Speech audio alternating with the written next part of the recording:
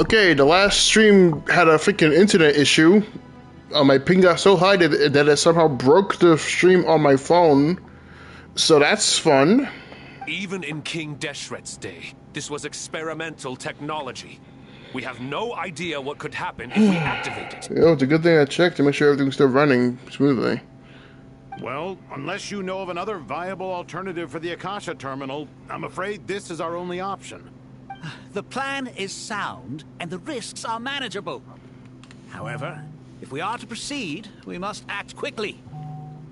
The scale of this project is enormous. Even with Carvey, Faruzan, and every other scholar of mechanics Faruzan's here too? full time, the proposed modifications won't happen overnight.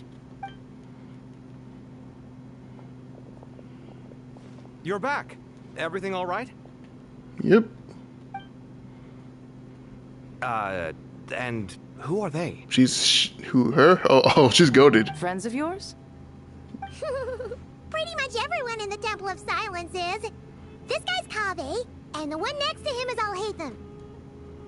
Hello, I'm Jet, and this is Lilupar.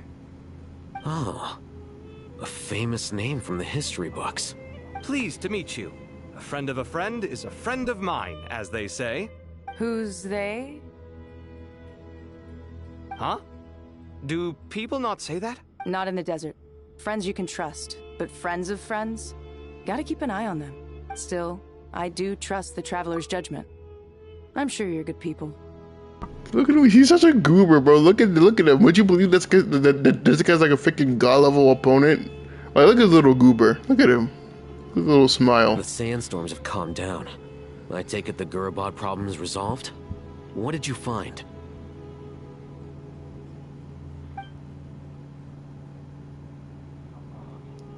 And after getting all smarmy with us, he trapped us there. Yeah. Luckily, Jet used the mechanism outside to free us, and then we got Lilupar to put a stop to the chaos. Wow. Thanks for being there to help them. So, this mystery man openly admitted that he was merely a Harbinger subordinate. Yeah? Is there something weird about that? I assume you aren't naive enough to expect answers from an enemy.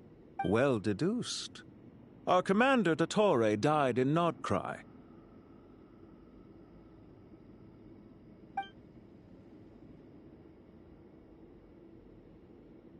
Are you wondering about his true identity?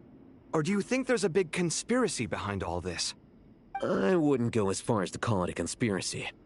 Just the simple fact that having someone to shift the blame on tends to prove useful, should trouble come knocking later. The most important thing for now is to solve the immediate problem. Perhaps that man knew you wouldn't have the resources to investigate his background and so didn't put much effort into disguising himself. This is all getting a little cryptic for me. I'll let you guys talk while I take a walk with Lilupar. Jet? Aren't you with the Blazing Beasts? What a coincidence. Didn't expect to run into you here. We're mercs. You can run into us anywhere. Who's this with you? So, did you find the solution you were looking for in the Temple of Silence? You bet we did. This place is incredible. It has everything. Watch there be 20 freaking fan arts in the span of a minute just because of that one scene with them together. So far, we've discussed a plan and verified its feasibility. Building a new system from scratch is out of the question. So our only option is to modify the Akasha using certain resources we hope to find in the mausoleum of King Deshret. According to certain sources in the Temple of Silence, there is a core device in King Deshret's mausoleum known as Aru. Little is known about this device in academic circles, which suggests it was hidden quite effectively. If these sources prove correct, the energy contained within Aru may be sufficient to power our Akasha renovation plan. However, this raises difficult questions regarding technological integration. The sages are still debating it. Yeah, but I'm sure they'll reach a compromise once they've argued it out. The people of the rainforest are always cautious when it comes to desert technology. But times of crisis like this leave us with little choice. Wait, Paimon has a question. Is this the same Aru we've heard of before? It's sealed off, right? Some sort of prison where the Goat King, Ibis King, and Crocodile King are locked up. Well remembered. Yes, that's exactly right. According to our records, Aru was the most brilliant creation King Deshret ever conceived of. Built by divine and mortal artisans working together. It was a miraculous accomplishment, and it lies hidden deep within the king's mausoleum to this day. That being said, what Aru actually does and why it was built, those are deep secrets we are not privy to. Until recently, I wouldn't have been optimistic that the place even exists. The only reason I'm inclined to believe it now is because we heard it from the Ibis King Thoth himself at his temple. The tale of how the 3 retainers of Al-Akhmar were imprisoned in Aru. Paimon totally gets that. When Paimon first heard about it, she thought it sounded pretty unbelievable too. Do you guys still remember that? The Ibis King told us they were trapped in Aru and that they had to answer 3 questions to get out. I think I remember. What causes our rise and fall? What obliterates love and hate? And what determines truth and falsehood? Those were the 3 questions, right? Yeah. Oh, if only Nefer were here. She's dealt with the Ibis King before, so she might know more. Oh, Nefer's a friend we met in Nod-Krai. Nod-Krai? Funny. She showed up here earlier. Huh? Yeah. Had another lady with her too. Both said they knew you. They contacted the sages, claiming they might be able to offer Okay, some who did she come with? Llama? Yehoda? Really? They came here to help out? Yes, really. It was just before you got back. One of them said she's made Nod-Krai her home. If she's the person you were talking about... Bina? Then... Looks like betting on Aru was the right choice. Wait, Bina's here? See? They're right over there. Oh, Nicole! I don't know why I thought Come with Bina would be the one here. Hey! Why, hello! We're here to help. Hey, guys. This is weird. This is such a unique feature. Where is she? There she is. There she is. Mage N. What's up, Nicole? Yeah, Baron is running right now. I don't know if she's worth pulling though. Good thing we left early. We almost got locked out. Locked out? What do you mean? Oh, you haven't heard? An invisible barrier has appeared around Sumeru's borders, cutting off all travel in and out. No one can leave and no one can enter. Sumeru has become a lonely island. She's like with Nod-Krai. Are the Fatui behind this too? Actually, no. This has nothing to do with them. I suspect it's a defense mechanism within Irminsul itself. Irminsul is the source of Tevat's ley lines after all, and Sumeru is the nation closest to it. I imagine this function was put in place to seal the entire region off in the event of serious damage, preventing the disaster from spreading to the rest of Tevat. It may have been implemented long ago. But doesn't that mean that the people here won't be able to escape to other nations if the anomaly keeps spreading? Currently, that does appear to be the case, which is precisely why I am here. This is a critical moment for the world, and Sumeru is the eye of the storm. Paimon's surprised you managed to convince her to come back to Sumeru. Indeed. Even for someone of my wisdom and eloquence, this tested my skills to the limit. And why should it concern me that Sumeru's in trouble? Surely you don't think I still have feelings for that place? Judging by your tone, I suppose you don't. Sounds like you don't know much about my past. And here I thought you knew everything. All I know is that the Ibis King is the source of your power. He was quite a prominent moon envoy once upon a time, so I do know a thing or two about him. As for your past, I have ways to learn the full story if I wish to. But everyone has secrets they'd rather keep to themselves, wouldn't you say? I'm glad you see it that way, Miss Nicole. I've chosen to call Nod-Krai home, which is why I did my part in its hour of need.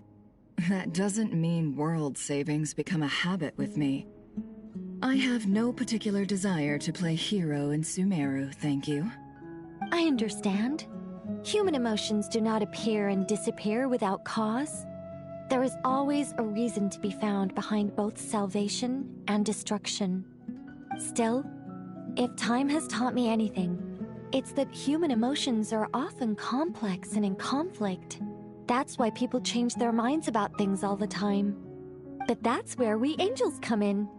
Our duty, ultimately, is to guide people towards their deepest, truest desires and help bring them to fruition. So I wish to hear about your past, because I do not believe you are motivated by hatred alone. And if we still arrive at different conclusions in the end, that's okay.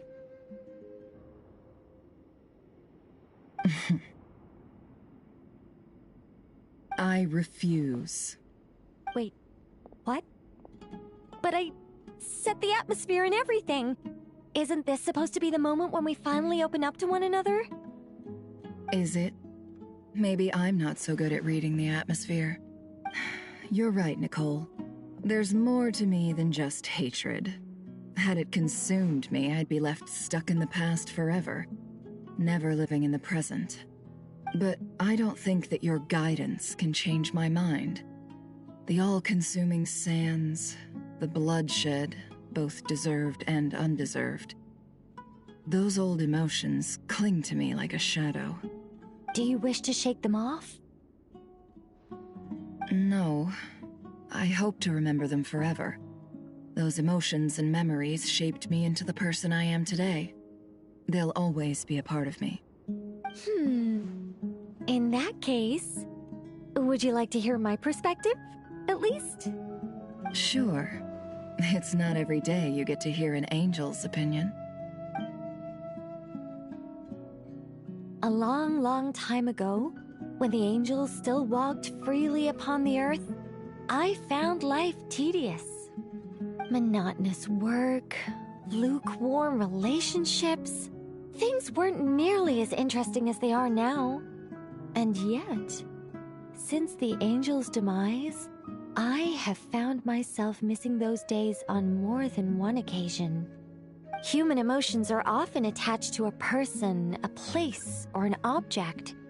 When those things are gone, the memories quickly fade, and the emotions slip away along with them. If Sumeru were destroyed, both rainforest and desert would be no more. With the object of your hatred wiped from existence, it would not take long for the memories buried deep in your heart to slowly fade. Both love and hate are intense emotions, but they are nothing compared to the void left behind when they disappear. Most sophisticated, Miss Nicole.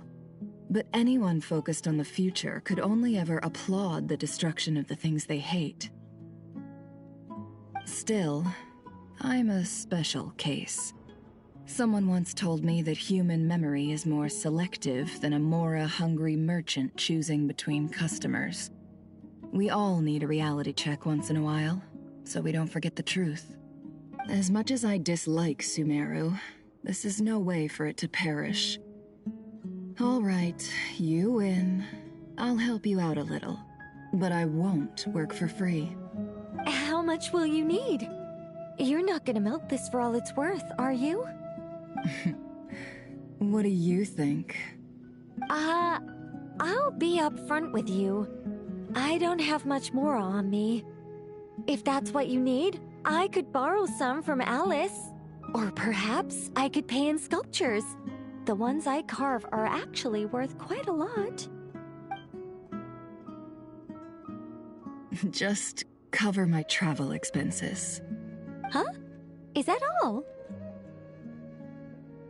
That's all. Given all the people I owe favors to, I can just about justify a trip to Sumeru. Yehoda! Here, boss! What do you need? The goat's here! I'm going back to Sumeru for a while. While I'm away, you'll be in charge of the curatorium. Promotion! Me? I'm in charge? Whoa! Don't so worry, boss. cute. You can count on me! What does that mean? That's adorable. Cute. And that was how the ingenious Angel Nicole brought you the perfect person Hip for the hooray. job in your hour of need. Hip hip hooray! She's so stupid. That was far more detailed than necessary.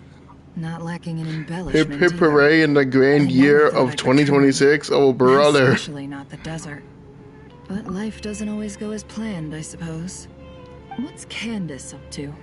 I don't think I've seen her yet. She is still taking care of things in our village. Should be joining us before too long. Oh, everyone's here. Perfect. Oh, and sorry. Hope we're not interrupting anything. We have some good news, though. We're planning to go to the mausoleum of King Deshret to look for the legendary Aru, then use it to try and restore the Akasha system. According to records in the Temple of Silence, the mausoleum houses something called Aru's Chute, which can be used to establish connection with Aru. We still have some time before we leave, so there's no rush. By the way, who are these two new faces? An angel, a hex circle, and never. Just call me Nefer. I'm based in Nod-Krai. Did I hear you mention Aru? Correct. Well, I happen to have a connection with one of the 3 retainers imprisoned inside, the Ibis King. I'm here to get things done, so if you don't mind, I think I should come with you. That sounds perfect. Miss Nefer, are you from the desert by any chance? She was once. Why do you ask? I don't know. There's a familiar air about you. Plus, you mentioned Candace. Sorry, I don't mean to pry. It was just a random thought. I'm Dia, an Eremite mercenary. My work usually keeps me out in the desert. I'm on good terms with Dory, and she's mentioned you all before. It's nice to finally put faces to I almost names. forgot that she and Dory are like However, acquainted. My associate here is probably less well acquainted with you. Why don't you all introduce yourselves? Actually, I'm a little better acquainted than you might think. Huh? Yeah, that's her. Huh. Are my eyes playing tricks on me? It looked like you spoke without moving your mouth. That's kind of her thing. Ventriloquism. I have heard tell of it before. What is it, Kale? It's you. You're the voice who's been speaking in my head. The voices! The voices! You encouraged me to report my dreams to the Dendro Archon, and got me to recite that magic prayer. Mm-hmm. I have many titles, but let's go with the most pertinent one. I am Nicole Rain, an Nicole angel Rain. who has lived since ancient times. An angel? Sounds like a big deal, but, what exactly is an angel? Ugh. Oh, Well, we're a rather long-living race of beings. Not gods, technically, but we can still tell you a lot of stories from ancient history. Yep.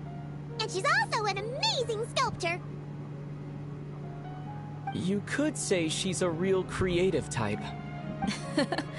Well, ma'am, if both the Traveler and Paimon give you rave reviews, you must be pretty impressive. She is. Oh, please don't call me ma'am. I find it so awkward when people get too formal with me. Just relax and be yourselves. No need to be nervous. Miss Nicole, if it's okay, could I ask you a few questions? Yes, you may. I can see your heart is filled with confusion, and you are desperate for answers. I also know which questions you want to ask me. Why did you dream of Sumeru City in disarray? Why did those verses soothe the Jinn only when recited by you? I can guide you to the truth. But It involves a personal secret of yours. I'd prefer to speak Is it the with you God alone, Remains? It might be the if God Remains, possible. actually. Okay. Ask about Kale's secret. Is it supposed to be personal? Why are we trying to pry?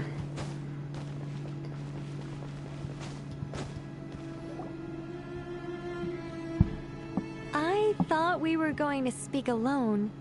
This is a lot more people than I was expecting. What's wrong with it?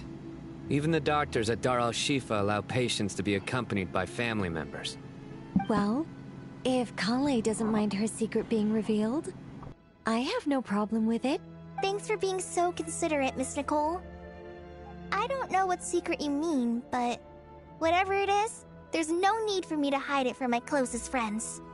Closest friends? It's so nice to hear that. All right. In that case, I'll get right to it. Kale, are you aware that there are god remains inside your body? I am. When I was young, I got sick with Elazar. Nothing could cure it. The Fatui convinced my mom and dad that they could help, and I was sent to an unfamiliar place. There were a lot of other kids just like me there. This creepy guy injected us with some strange medicine, which I heard contained god remains. I can still remember the pain like it was yesterday. But thanks to the friends who've stuck by me all this time, I've gradually been able to overcome those memories. Anyway, so you're saying that what happened to me has something to do with the god remains they injected me with? Yes. Those were the remains of Nabu Malikata, the goddess of flowers. What? Huh. Fascinating. You don't seem surprised like the rest of us. Why? The possibility crossed my mind when Kale recited the Goddess of Flowers song and calmed the djinn. You made Paimon jump! What are you doing here, Lilupar? I was merely passing through when I heard the name of the Goddess of Flowers. Be assured that I share your surprise. You, with the hat. Are you certain? I sense no trace of the Lord of Flowers within her. Well, it is a very small fragment. Unless special methods are used to manifest its power, even her closest acquaintances would find it near impossible to detect. After the goddess passed away, her remains were scattered across the desert. King Deshret gathered all the pieces he could find and buried them in the Eternal Oasis. But some fragments remained unaccounted for. Eventually, the Fatui must have found a way to track some of them down. Presumably for use in some experiment. It's not an uncommon occurrence. You're more shaken than I thought. In one sense, you've been extraordinarily lucky. So many people who yearn for this kind of power never attain it, yet you have coexisted with her all this time without even realizing it. I don't know what to say. I'm glad that I could help everyone with this power, really. But knowing that a fragment of the Goddess of Flowers is inside my body is... it's a strange feeling. Well, people value their autonomy very highly. Even a well-intentioned intruder can shake one's sense of self. I understand how you feel, Kale. But once you get used to it, you'll find it's nothing to be concerned about. Huh. I guess you, of all people, have a good reason to speak on this. 2 good reasons, in fact. Incidentally, 3 is the maximum number of Hermanubis' Ba fragments that I could bear. Let me guess. Because 2's company, but 3's a crowd? Thanks for helping to explain the joke, Tainari. Not my intention. Goddess preserve me. I should take my leave. This boy in his wolf's head hat speaks much too differently from the Hermanubis I remember.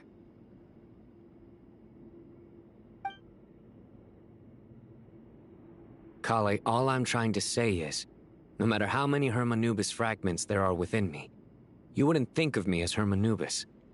In the same way, you are simply you.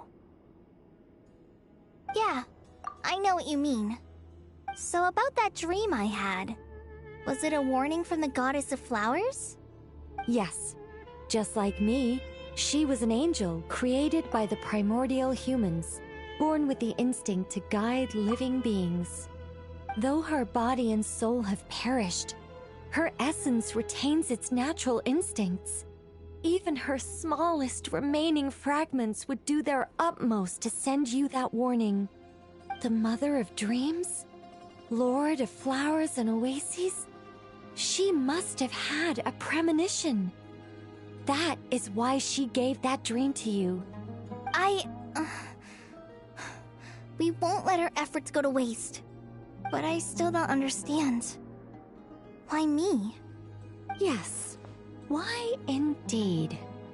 You weren't the only one injected with God remains, but only in you have her fragments persisted. I suspect it may be because of the firm will you showed in the face of suffering. She was likely assimilated by that will. Of course, this doesn't mean you have to shoulder any extra responsibility. As this young man said, you are who you are, and that will not change. All right, any further questions from the family members of the patient? If not, we should head to the mausoleum of King Deshret. Let's move out. Time to put our plan into action. We all hope it'll work. But will we really be able to open Aru? And even if all 7 pillars of King Deshret agree to let us proceed, the scale of the work to follow is daunting, to say the least. Haven't you handled other big projects before? I mean, the biggest project I've worked on to date is probably the Palace of Alcazarzaray, I guess? But this is orders of magnitude beyond that. It's a total nightmare. Look on the bright side. At least this time you're actually here when Sumeru needs you most. You won't have to come asking me for details after the fact. Mock me all you want. But now that I'm here, things will be resolved far more quickly and smoothly than last time. Kave's self-doubt disappeared in an instant. Like magic. Well, this confidence is most gladdening. Now, go and pack your things. We'll head to the mausoleum as soon as you're ready.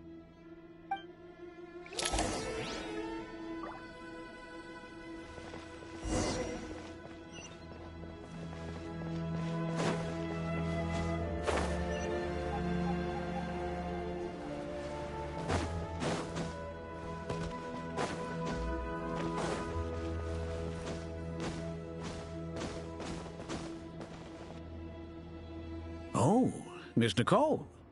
I heard you're a very talented sculptor. Is that true? Oh, I don't know. I wouldn't want to blow my own trumpet. Honestly, even though Kasharawar is best known for its focus on mechanics, plenty of Kasharawar scholars are quite serious about sculpting as a hobby. So if they rate your work, that's enough for us. We just have to take a look. Who's we? Myself and a few other scholars. Kashif, Daneshvar, come take a look. Oh, well, if you insist, I suppose there's no harm in showing you.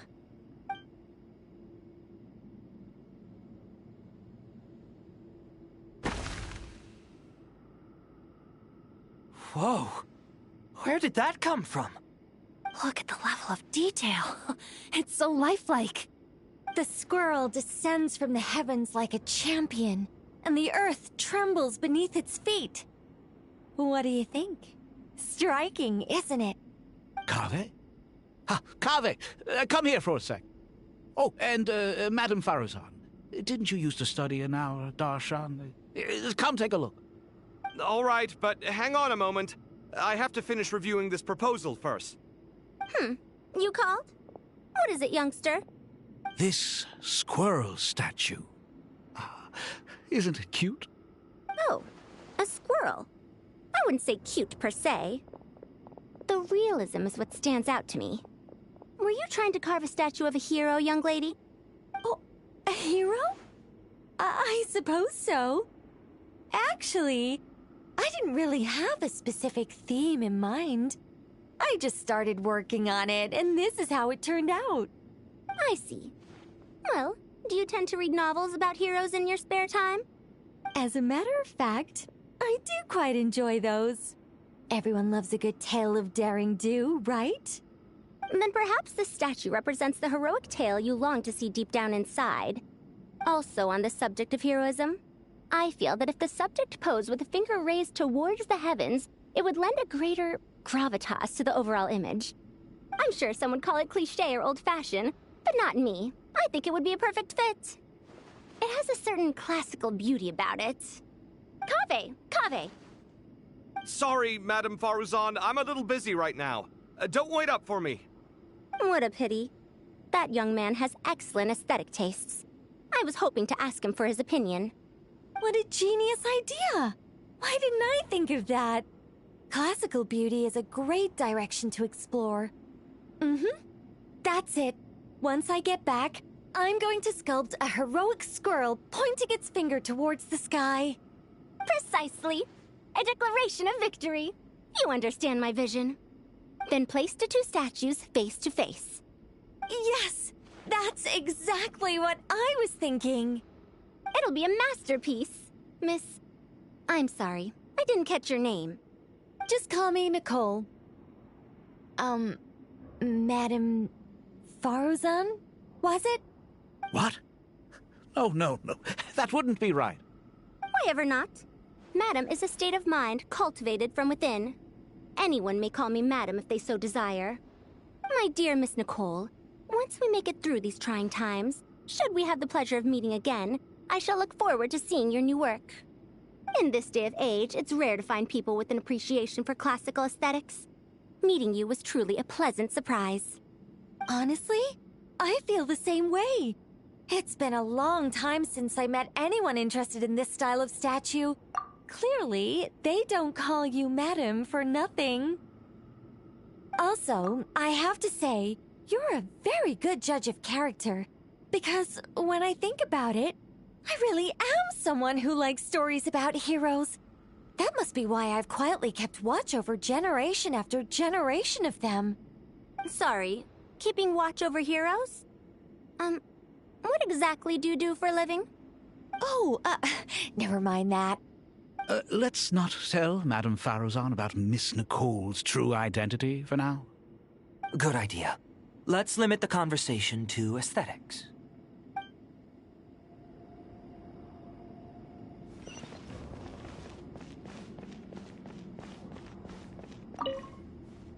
Oh, so many books. More than I could ever read in my life. But I've learned a lot that the textbooks could never teach me. I never realized that people in the distant past thought about some of the same questions we ponder today.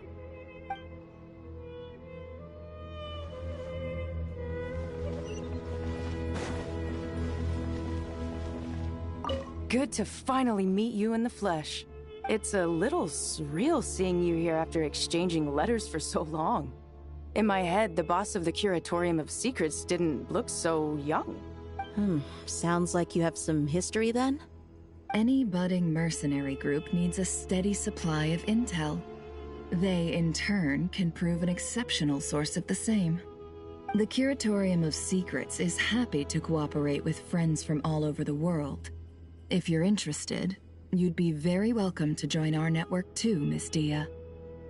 Can't say no to a solid partnership, especially out here in the desert.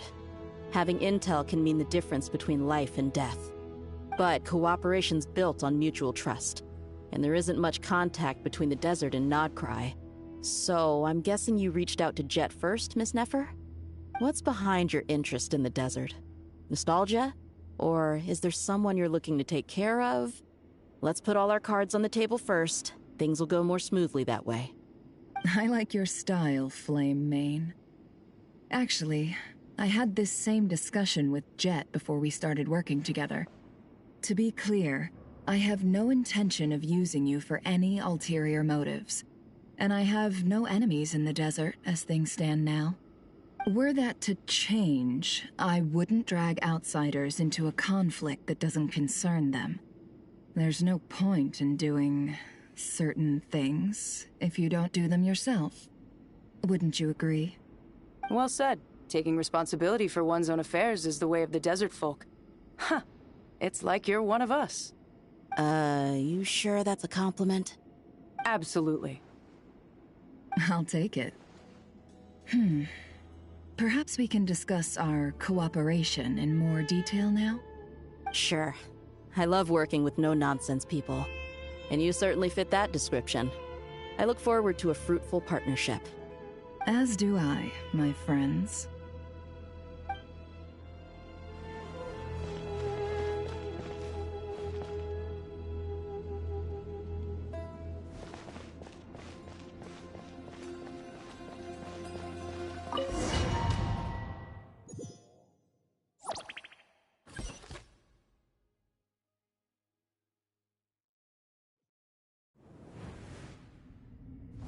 I hope everyone's ready. We'll be arriving at our destination very shortly.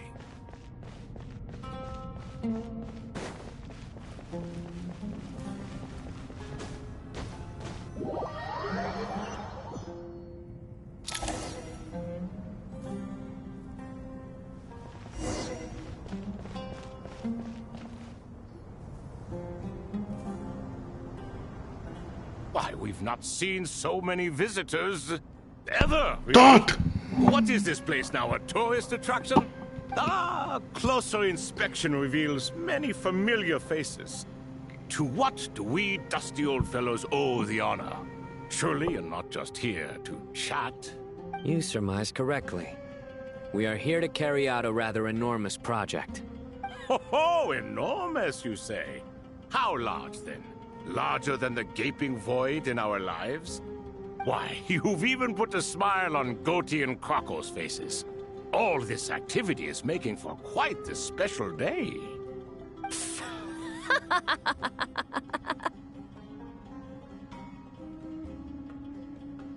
I know that laugh. Lilipar? What on earth are you doing here? Oh, this is hilarious. Turns out good things really do come to those who wait. As long as you stay alive long enough. When did you three get locked up in here? And still you act all high and mighty, putting on a show for the younglings. Truly hysterical. Why, you... Yes, I know. No need to shout. You're right, Lilipar. Goatee, Crocco, and I all have the same problem. But didn't King Deshret seal you away? How did you break free, and how did you get in here? Who knows? Perhaps you can ask my master one day, should you ever get the chance. Behold, the executioners of old. Some have turned into fragments residing in human bodies, and others are imprisoned eternally, leaving not a single shard behind. It's almost tragic, watching lowly prisoners like you act all self-important. Curiosity gnaws at you, doesn't it? Your interest in the outside world threatens to burst you at the seams. I'm starting to take a liking to this magic bottle lady. Time is of the essence. Let's get down to business. We come to you, O three ancient lords, to request your assistance on behalf of the Academia. If we can help you regain your freedom, then please consider lending us your aid. As for precisely what we need your help with, it's a long story. So, to demonstrate our sincerity, we are prepared to first resolve the problems that plague the three of you. All right, stop arguing, Crocco. And Goatee, don't you start. What's the harm in letting her speak? It's not worth getting so angry about. Forget about her. The three questions are the crucial thing here. But do you really have a way to answer them? You once answered the final question, Nefer, but the seal did not open. Unless, with the passage of time, you have found a new answer? You could say so. When you first asked me what determines truth and falsehood, my answer was a liar's soul.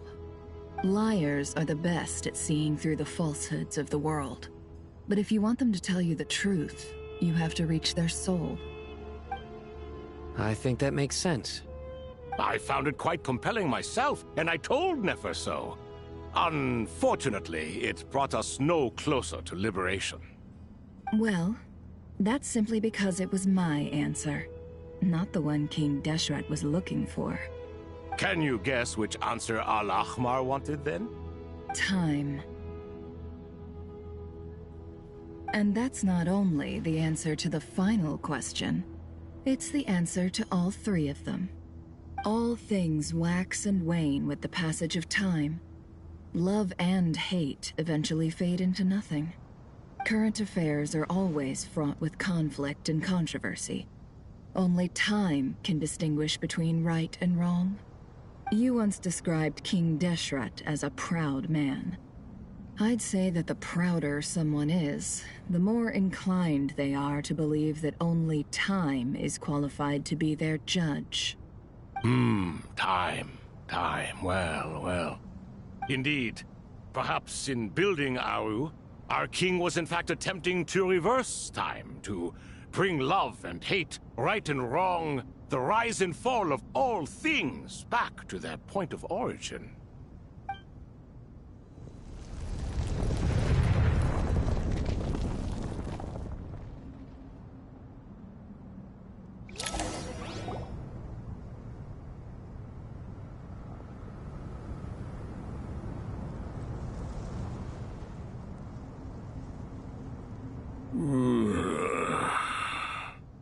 This is the most eventful day I have experienced in a long time. You have my sincere gratitude. Are those 3 of the 7 pillars? Turns out the statues were quite faithful to the source. You three seem to be in good spirits. Prison can help a person grow and learn to cherish what they have.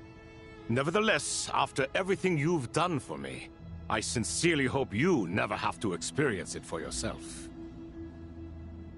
Hello, Nefer. It's good to see you, Thoth the Ibis King. Nice. Definitely puts my mind at ease, seeing you two getting along so well.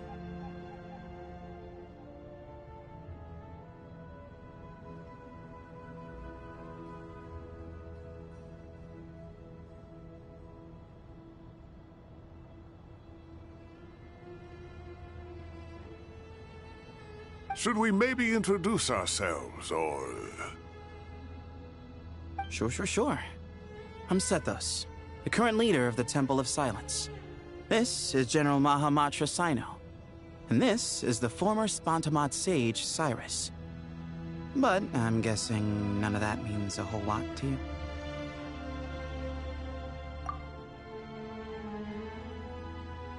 Everything is equally new to us, in truth. We've been gone from this mortal world for longer than you can imagine.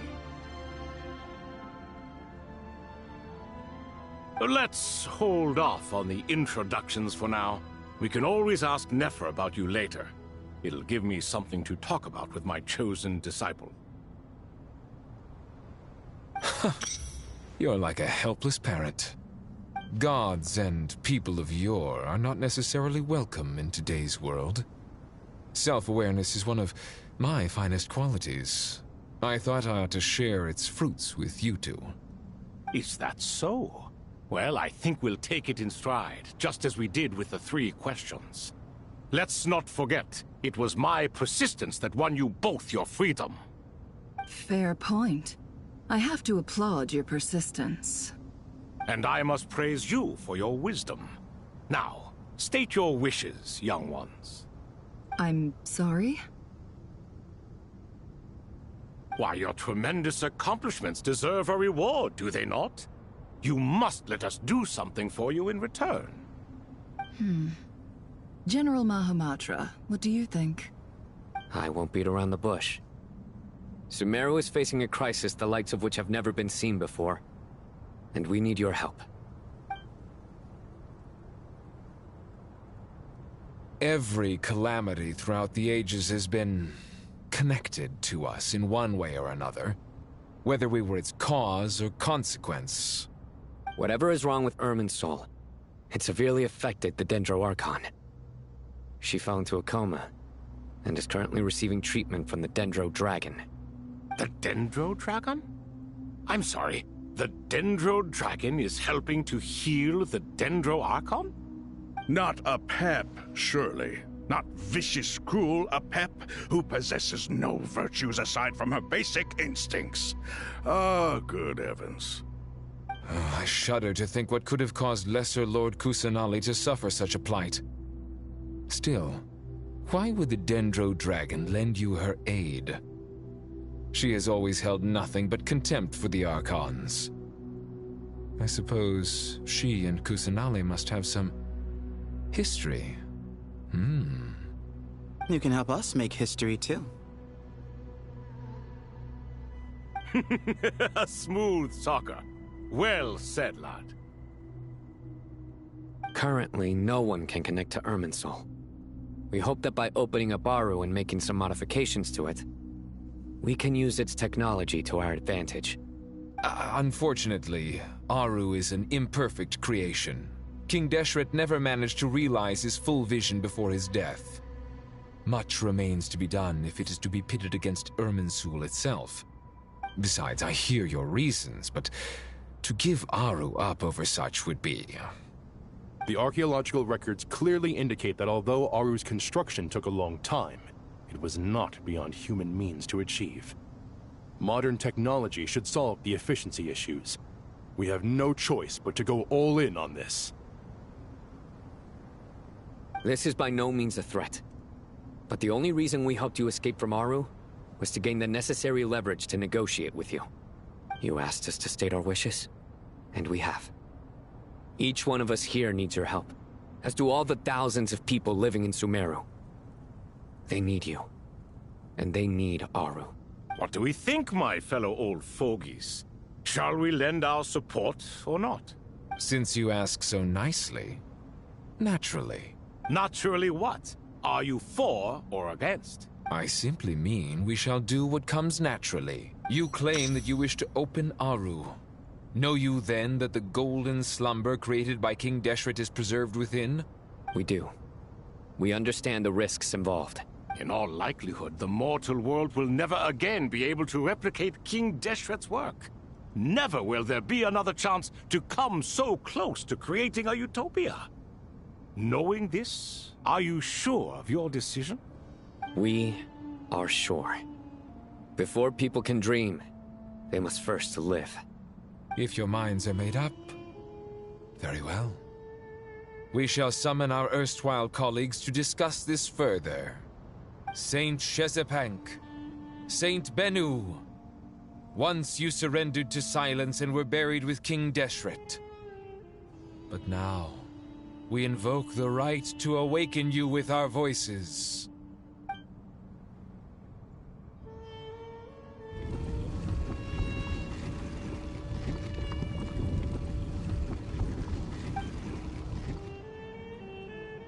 Saint Bennu, responding to your call.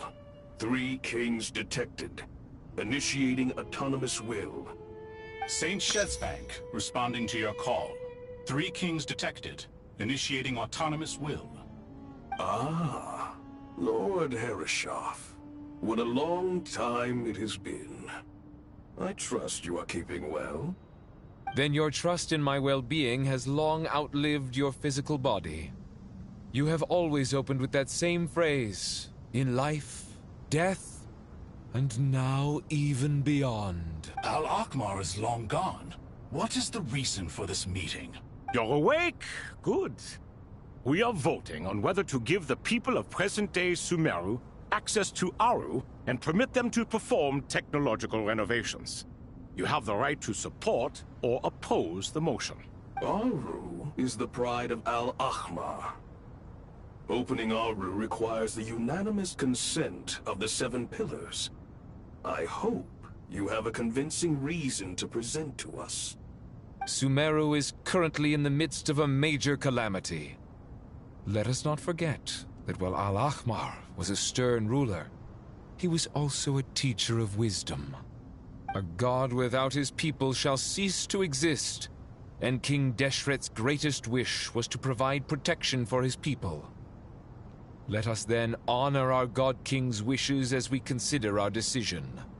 I do not mean to mock these proceedings, but what is the point of a unanimous vote when we know that the last of the 7 pillars, the Dendro Dragon Apep, will never communicate with us? About No that. doubt surprise your mechanical mind, and I have no intention of trying to persuade you, it is true. But Apep is, in fact, healing the Dendro Archon as we speak. Huh? Can someone attest to this? Do we have any proof? I ask the 3 kings. Can any of you vouch for the truth of this claim?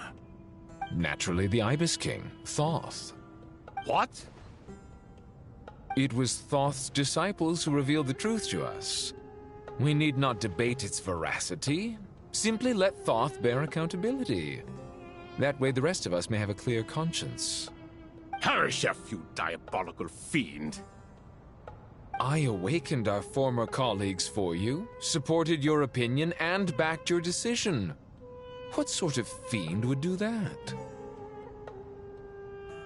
I miss the days when Hermanubis was still around. At times like this, he would offer to take accountability. What are you trying to say? Is my word worth less to you than Hermanubis's? Hypocrite though you are, Lord Thoth, you are humorous in equal measure. How could we bear not to associate with a character such as you? I, Saint Shezpank, approve the Goat King's proposal. Since King Deshret is no more, we shall receive no reprimand for acting beyond our remit. Nevertheless, I sincerely hope that those before us understand the significance of what they intend to do. Remember, the moment that Aru is liberated, the myriad souls residing within the Golden Slumber will return to the ley lines. And once the ley lines flow again, these souls shall in turn be received by Irminsul.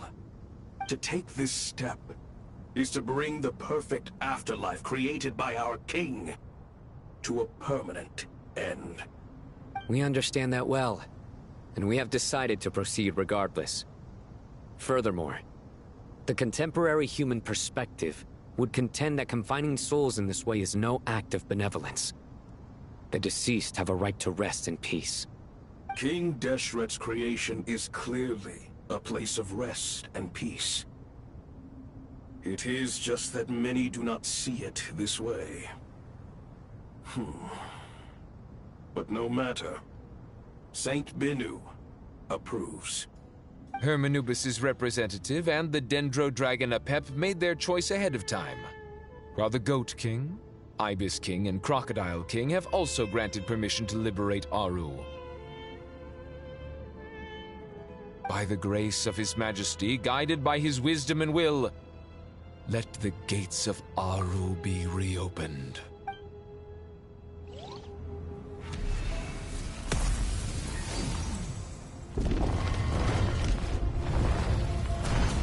We're making progress on helping Ida. Almost took us like, what, 3 hours to get to this? I said it because my last stream crashed for some reason. I don't know why. I think my internet was acting stupid. Hey! Look at that! What's this? Are we under attack? No. Wait, it's... Silhouettes. Here you are. Oh, spirits. Through the sands of time. I see you. Wait, no. Father. Father, is it really Your dad, man. It's Chet's father, Jibril! That's right! He entered the Golden Slumber, didn't he? Hey, man. I smell blood and sand on It's been a while. You've grown. Strong as a wild beast, and without shedding a tear. You have to leave, don't you? Please, just answer me this. What should I do for you? This meeting is a blessing from the gods.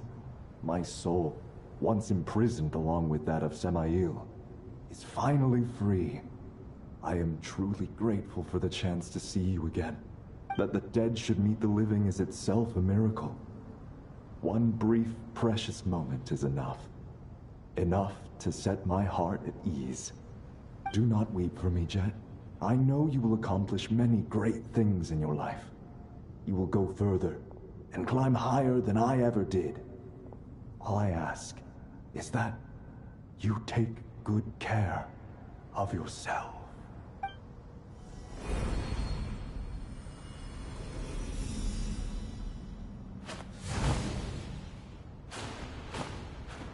Father! Father! Father. Hey, Jet. Do you want something to eat? Maybe it'll help you feel better. I'm fine. Thanks, Paimon. It was just a little sudden. The chance to see my father again meant the world to me. He was trapped in the golden slumber for our sake. And now, after all this time, he can finally rest in peace. I'm glad. It's a huge relief. You've grown strong, Jet. More than enough to fend for yourself. Yeah. I'll leave the past in my memory where it belongs. My family, the good times and the bad. Goodbye, Father.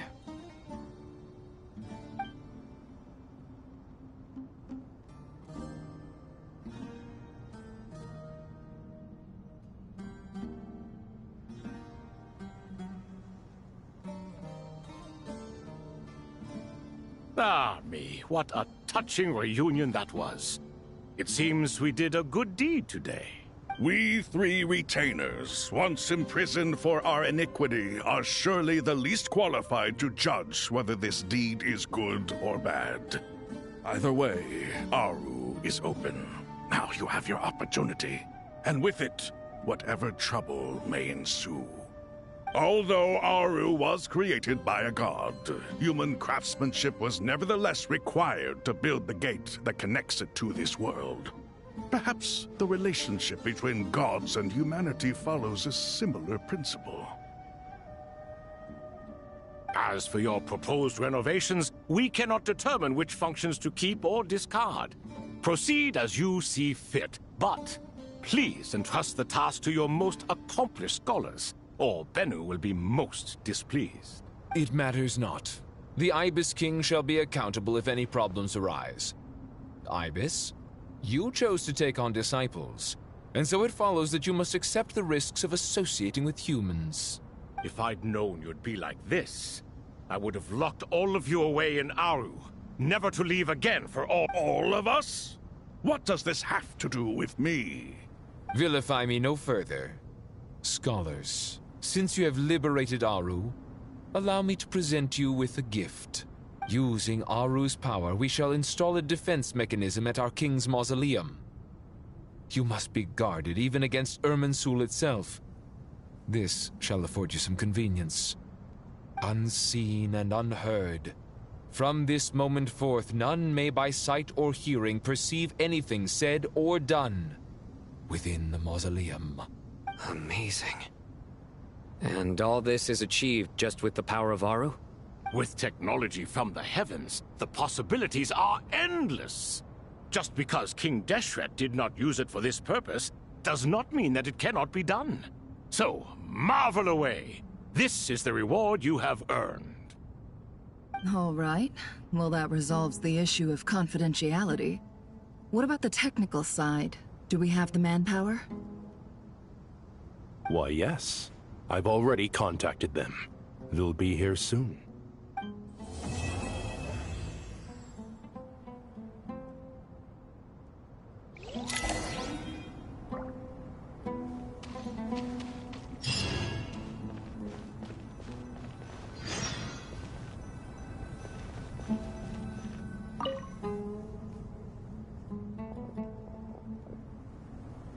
That was just Act 9. Must be the ones tasked by the Academia with renovating Aru? That's right. Good afternoon. I'm Kaveh, and these two are Termezi and Naisaburi. Hey, I'll hate them. Come and introduce yourself. We've met before. This is Thoth, the Ibis King, and everyone knows these two. Afternoon, gentlemen. I've only ever seen these two in murals. Ah, the paintings in the temple. They show us chatting, playing cards, playing chess. Precisely the activities we most enjoy, funnily enough. No, only you enjoy playing chess. We were just humorous. Oh my god. I wouldn't go that far. Back to the matter at hand. Right? Like, can we, like, Preliminary focus? assessment by the academia indicates that this project requires expertise in various disciplines, including the deciphering of ancient texts, mechanical engineering, the restoration of ancient ruins, and elemental theory. The most capable minds in their respective fields are here before you.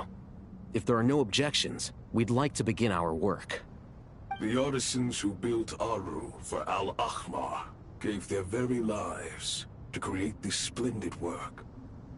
Follow their example by giving your utmost devotion to this project. I didn't know that. We'll do our best, of course, but we certainly won't be sacrificing our lives. Such brazen words. Humans these days are a far cry from their ancestors. What little respect you show for King Deshret. No, that's not what he meant. Please, don't mind him. He shares your sentiments, just not your, penchant for hyperbole. Assuming that's what you were going for? I just think it's important to manage expectations. Forgive my lack of courtesy, but we simply can't sacrifice our lives to the gods on completion of the project like people in the legends of old. Here's a first draft of the project proposal for your perusal. Please let us know if you have any requests. Normally, I'd have made it look a lot more visually appealing, but we were really pressed for time on this occasion. I hope you'll forgive me if it's a little rough around the edges. Naturally. If my fellow ministers deem this meager display of respect sufficient, I suppose I can consider agreeing to their proposal. Why are you so preoccupied with the ostentatious displays of respect to Al-Ahmar? We should be trying to make things easy for them. You never know. We might have to rely on these young people to look after us in our old age. Exactly. This is Aru's mainframe. Be reminded to use it with great caution. We certainly will. Thank you for your assistance. You may attempt to lay out punishment should you so desire, though I'm afraid it would be futile. You and I both know that certain components of Aru can only be operated by humans. King Deshret always believed in humanity. Still, the reason that Aru's modules are designed that way is not so much because he trusted them, but more because he was wary of you. Is that true? No wonder human artisans helped to build Aru then. He actually required human assistance to create his greatest work. Naturally. Have you noticed that the Goat King keeps giving superficial responses? It's like he's just going through the motions and leaving the real debate to his colleagues. He understands the art of perfunctory speech. That's what earned him his position as the Minister of Ministers. It seems the rumors about King Deshret being a poor judge of character are baseless after all. Excuse me for being blunt, but it sounds suspiciously like you're putting yourself on a pedestal and mocking me. You're mistaken.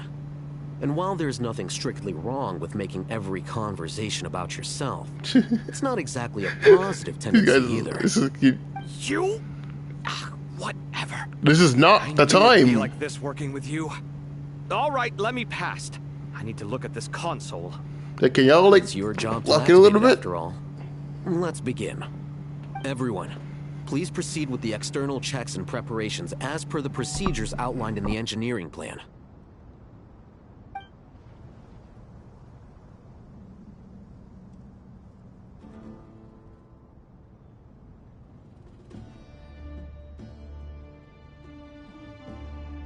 Hello there, youngsters. Whoa, the Ibis King came to life. What do you mean, came to life? I've been alive the whole time. You did say we could start our research, right? Are you having second thoughts now? I've reviewed the proposal. The work you're planning to carry out on this grand device is ambitious in its scope. You have ample confidence in your abilities, I take it? I wouldn't say I'm feeling hugely confident. But given how bad things are, I'd rather at least try something than sit around waiting to die. You are the top scholars of your day. I trust you are aware that there are countless links between Aru and the Akasha? Aru and the Akasha? But... I thought the Akasha was the Academia's greatest technological accomplishment, created years ago by the Dendro Archon to help her people access knowledge. And you too? Do you not know either? You've read the instruction manual, right?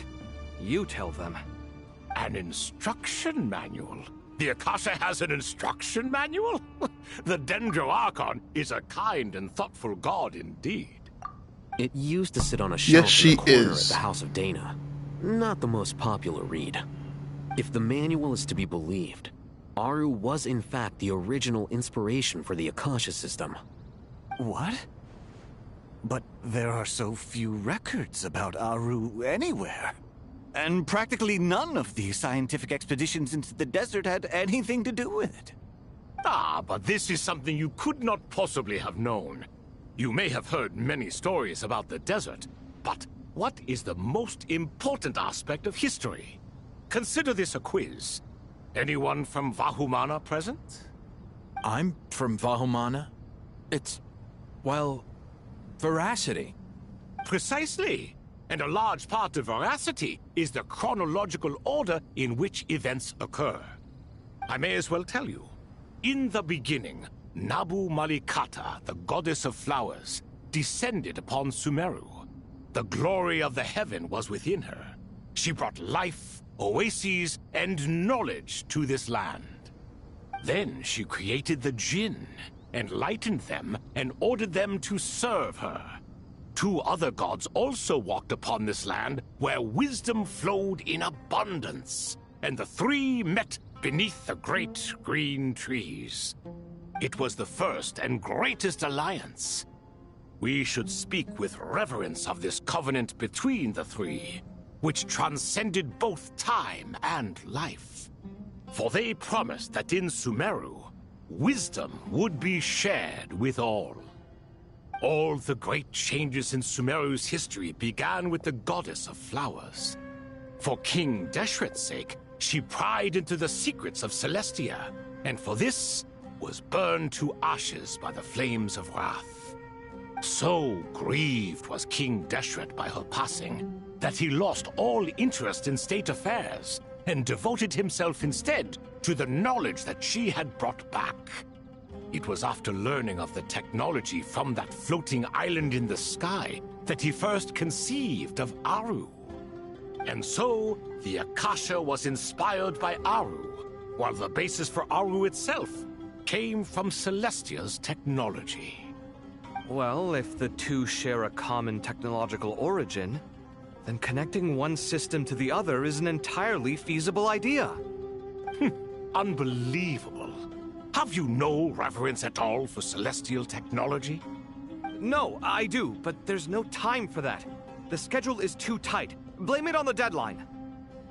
Perhaps you could try coming up with our cutoff dates. You know what it's like having to turn around 5 different drafts in one day?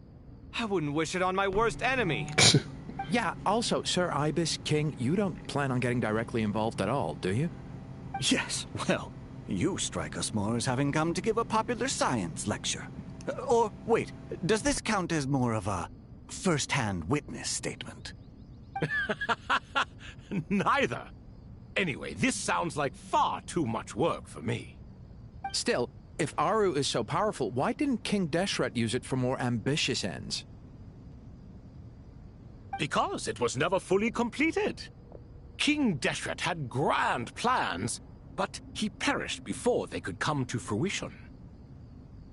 In the beginning, his wish was to create something that could rival the very world itself. The Lord of Flowers sacrificed everything for that ambition. What he desired, she bestowed, and thus was knowledge brought into the world. Her courage and sacrifice had to be honored with the most splendid of monuments, or King Deshret would surely have deemed it a grave injustice. And that monument, built from knowledge and technology, etched with a sacrificial and courageous love, even in its unfinished form, it deserves to be treasured. At that time, King Deshret said the following to the Lord of Dendro. Since we share an eternal covenant, I shall never be your enemy. Hence, the fruit of wisdom from the heavens is not to be devoured. Remember, it is not that I lack the power to become the enemy of wisdom. Yet you and she have taught me much and shown me kindness. For this, I cherish you both. In the end, Aru was only used to store a portion of the souls. It was but a primitive form of the masterwork the king had envisaged. His final hope for Aru was to return to the past, when she yet lived. So the point you're making is, King Deshret was both powerful and ambitious, and he only ceased his imperious ways out of affection for the goddess of flowers and the Dendro Archon. You could see this as an act of mercy, but you could also see it as the sentiments that lay between these three gods placing constraints on him. This was, after all, the foundation of the alliance between them. This explains why Aru was both a prison and a monument.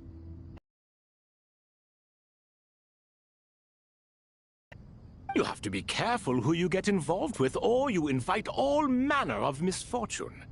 This is as true for gods as it is for humans. Love is the same. It is both a prison and a monument. All right, let us pause the story here for now. Seeing as you've been so diligent, I'll offer a little help. Who's in charge again? Is it you two? Ah, yes, me and him.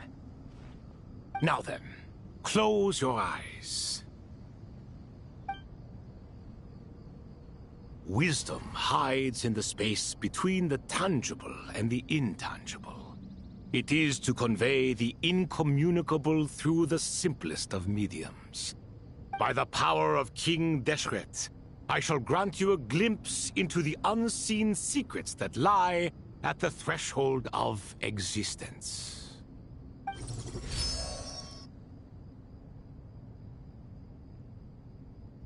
Where did this come from? Is it a new mechanism? It looks more like some form of externalized information. You've rendered it visible? Just as the Akasha allows you to access a greater range of knowledge, the power of our king permits one to perceive ingenuities that do not belong to this world. This is no ordinary mechanism. It reflects the internal structure of Aru.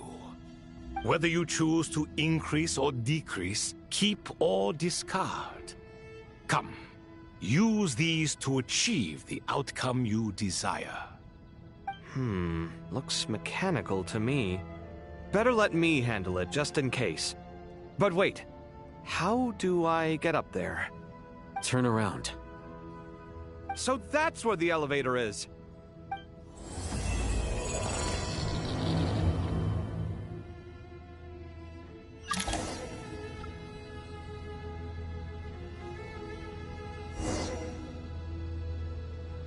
Act 10. With a lot of dialogue. I'm still kind of processing it.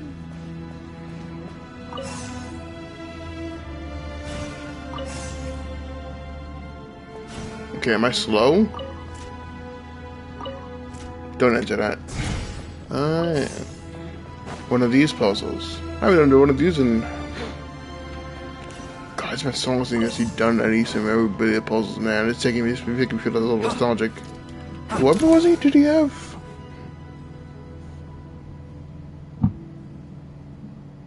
Obelisks were used to record important information in the ancient desert civilization. Hey, Al-Haytham, there's some writing here I'll need you to decipher. I've sent it to your screen. Do you see it? Got it. It's a little blurry, but I should manage. Take a look and tell me what it says. Oh, and I'll send any other similar text directly to you from now on. Let's start with this one. It's a variant of an older script. Herein lie verses written for the Yellow Sands. Looks like cultural information from the age of King Deshret. If so, I suggest you delete it. Words thrown together merely for fun. I had no idea Aru kept a record of this. Well, as long as you're certain that this is strictly private information, that's fine. It is unimportant. All right, well, I guess I'll start now.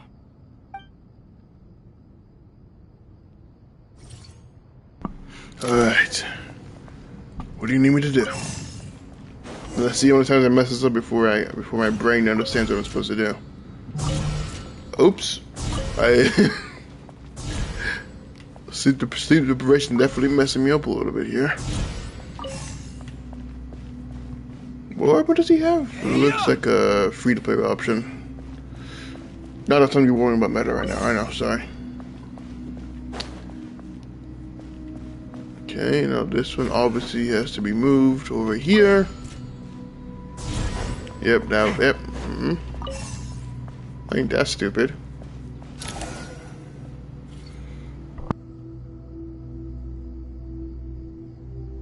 Found some more. Sending them over to you now. These are all reports about the Gurubad conflict. Can we delete them? I'd say so. Most of this information has already been archived anyway. What if there are details in there that Vahumana missed? What are we supposed to do if they come after us in the future? They'll just have to live with it. If we don't resolve these issues now, there won't even be an academia in the future, let alone a Vahumana Darshan. Yeah, you're right. Okay, done. There's some other similar monuments nearby. I'll check them out.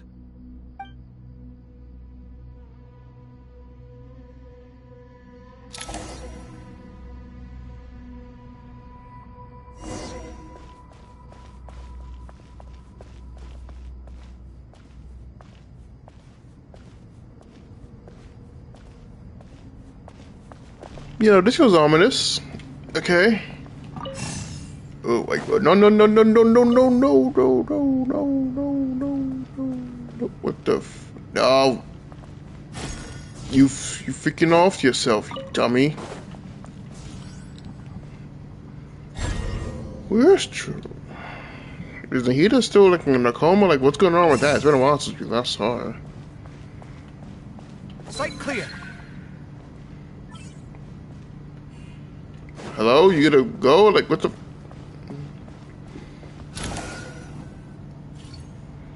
It's really hot where I'm at right now. This is a freaking heat wave. I don't know what's going on. We're not even in June, bro. Hold on.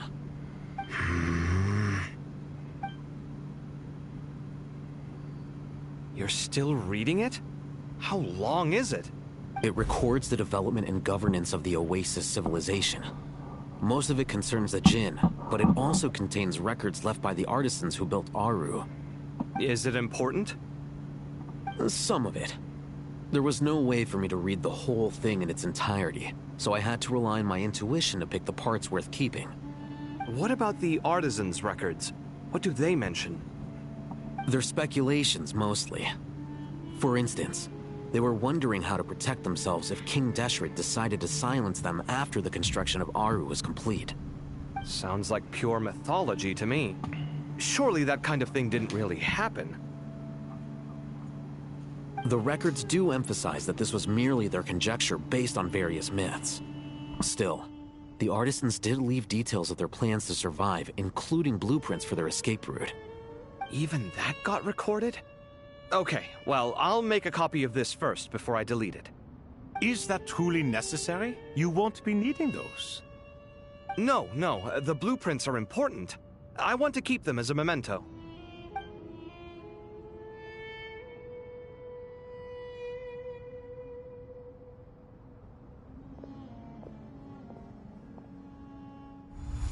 I think that should just about do it. It meets the requirements of the contingency plans, so we should be good. I gotta say, it's the strangest feeling, this cross between reality and the intangible. It's like drifting between life and death, or in and out of a dream, using my own hands to manipulate illusions that are forever out of reach. Chasing dreams in the most literal sense. Definitely a novel experience. What happens if my spirit just floats away? That won't happen. Anyway, I wouldn't celebrate just yet if I were you. There's likely to be a phase 2 of this project. All right.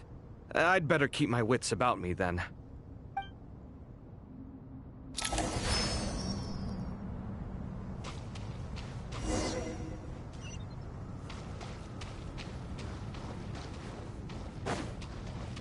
What's up, Tainari? Why are we swimming? What's up, Tainari? How's it going, dude? Best for a while. Is this back to the traveler's perspective? Yep. Head to the mausoleum. Let's go. I could have sworn we were already there. I guess not. Maybe I'm just slow.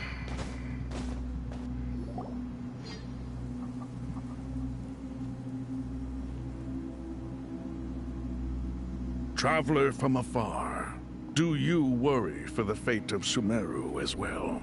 Whoa! It's Sobek the Crocodile King! Greetings, Crocodile King. Please be at ease. I'm just here to chat with you about Lesser Lord Kusanali. Sounds like you really care about her. Yes, although to be exact, it is a mixture of both concern and curiosity that I feel. Speaking of Nahida, Paimon was wondering how she's doing. Wait a moment.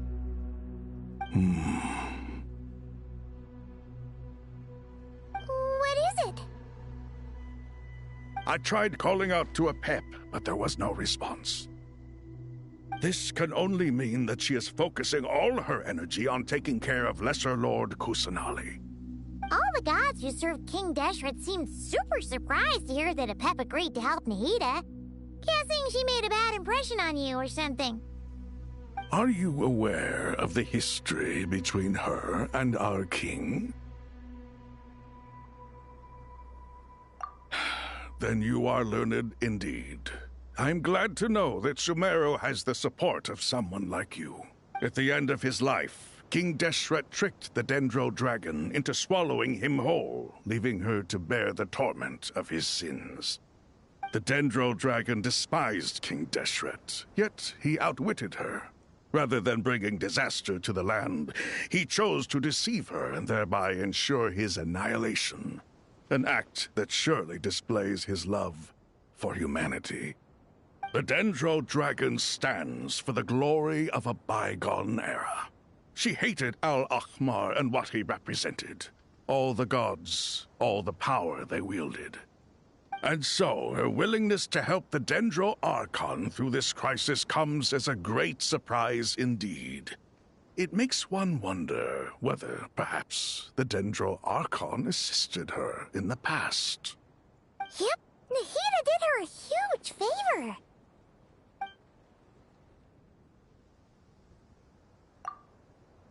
So Lesser Lord Kusanali put an end to the Dendro Dragon's many long years of torment. As much as she loathes the Seven, a pep knows kindness when she sees it. No wonder she was willing to make an exception. Yeah, that's the sense we got from dealing with her too. She is not incapable of coexisting with other living things. Rather, she actively chooses to avoid coexistence. And this despite the fact that she symbolizes life itself. How ironic. All of this being said, I wouldn't expect too much from her if I were you. Nothing will change her hatred towards humanity and gods. We'll keep that in mind. Anyway, how much longer do you think Nahida needs to stay with the pep? For all we know, the Fatui might still be in the desert. Just to be on the safe side, why don't we grab anyone who isn't busy right now and go look for her? I'm alright, Paimon. Huh? The cabbage! She's okay! It seems the treatment was effective. Nahini! Since when do my deeds require your evaluation? Oh, hey, Pep. How's it going? She's okay. Air will do just fine. I had no intention of taking you any further. One ought not expect greater generosity than they have earned. You always hide your kindness away like an oasis within a sandstorm. Only those who make it through the swirling winds can know just how beautiful that oasis is. And how much hope it brings. Give her head pat. She's so cute. You dare appraise my being? No. I'm expressing my gratitude. I want to thank you for sharing your precious life force with me.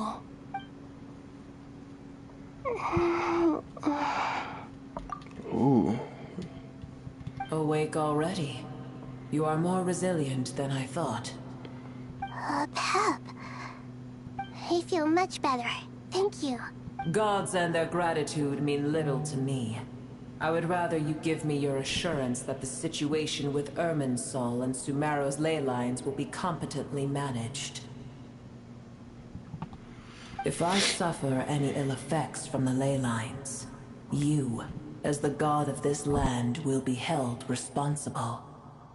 And you would not enjoy being held to account by me. I understand what you require. But I would assume this task even if you did not demand it. Sumeru is my responsibility. I must resume my duties as soon as possible.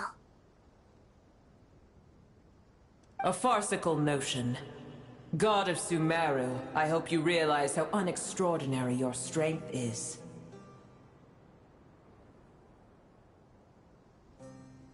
And yet, maybe it is precisely what defines me.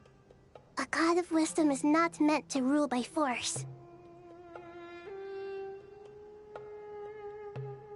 Then hold steady. We go forth. Well, I'll be. Is that a pep?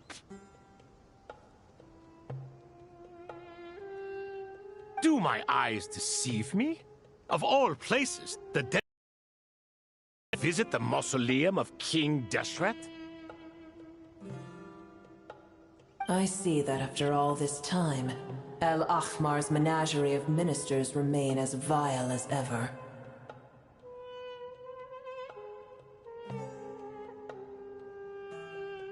It's a pleasure, Dendro Dragon.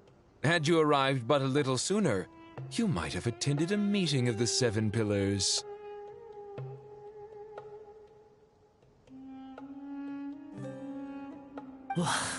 What a nauseating thought.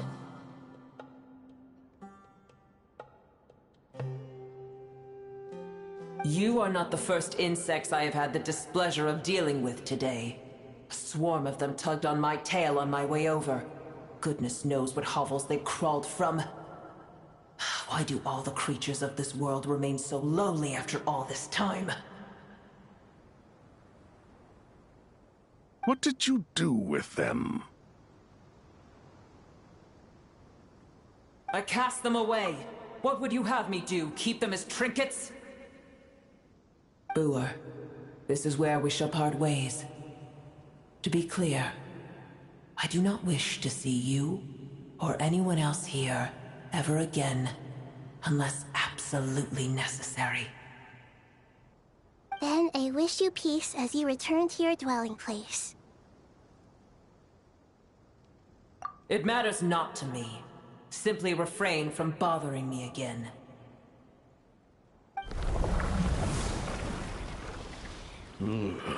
A force to be reckoned with. At times like this, I feel glad that she has no interest in any of this. Hold on, just hold on, okay? We're almost there.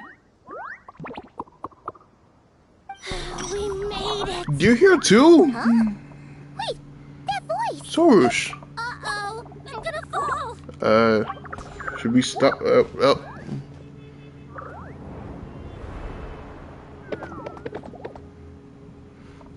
Oh, Nara here too? Oh, this is gonna be. Oh, is he into dirt? It's so stupid. I got you. A pair of safe hands indeed. The Dendro Archon's familiars. They are the last thing I expected to see here. Huh? Wait, what are the R&R doing here? Don't you guys hate the desert? Obviously I was worried about the Dendro Archon. I've been supporting them with my Pari powers the whole way here. Oh, you seem pretty nervous. Is it because there are too many people around? Not just people. It's all these non-human beings, too. It's hard on them. I can't believe you made such a long and dangerous journey just for my sake. I appreciate your support so much. Thank you all. I'll have to ask everyone to wait while I help our new arrival settle in. Once I'm done, I'll gather everyone to discuss our next steps. Traveler, Paimon, shall we find a place for our friends to stay? Awesome! Let's go! Well, first I have some questions. Okay, I think that covers everything. Thank you. We can get going now.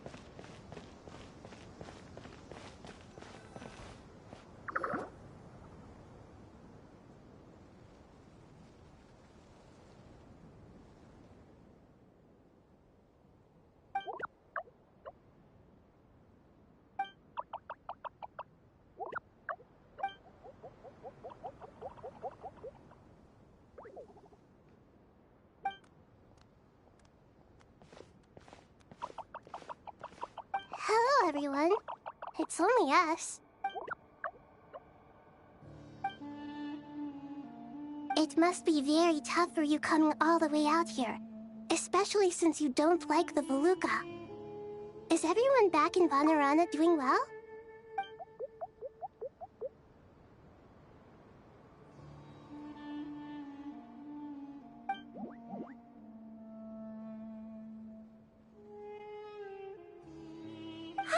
Everyone's here.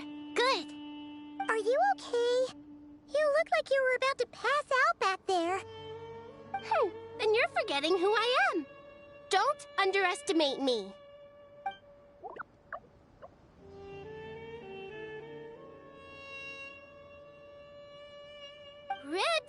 Oh, excuse me! Are you comparing me to Paimon?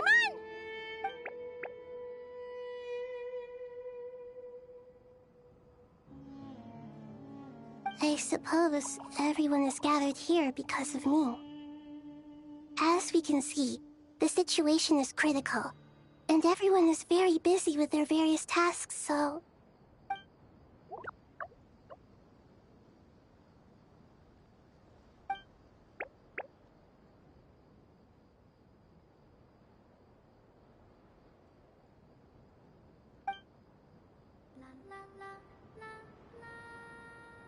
I can't thank you enough.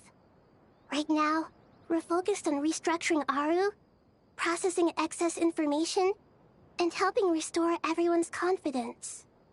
I'm sure you'll find it all very straightforward. I can help too. Just let me know where I'm needed.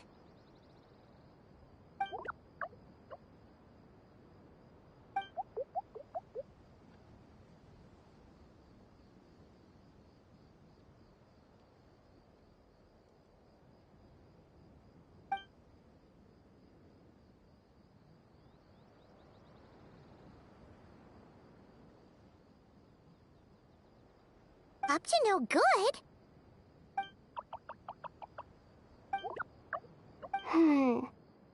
That definitely sounds suspicious. Traveler, Paimon, I have other work to attend to here that needs to take priority. Could I trouble you to investigate the situation Arabalika spoke of? No problem. Leave it to us. Thank you. I'm counting on you.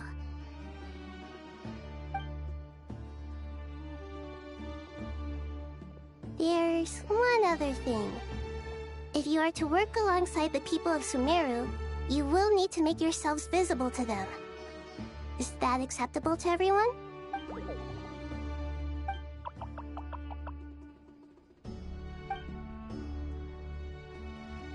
There's nothing to fear.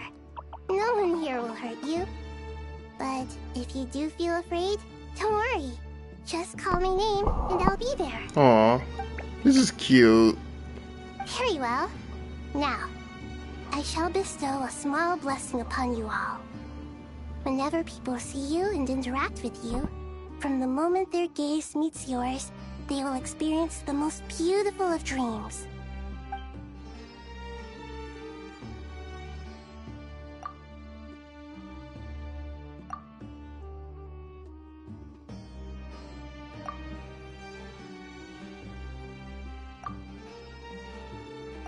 Do not fear. We will face it together. This too shall pass.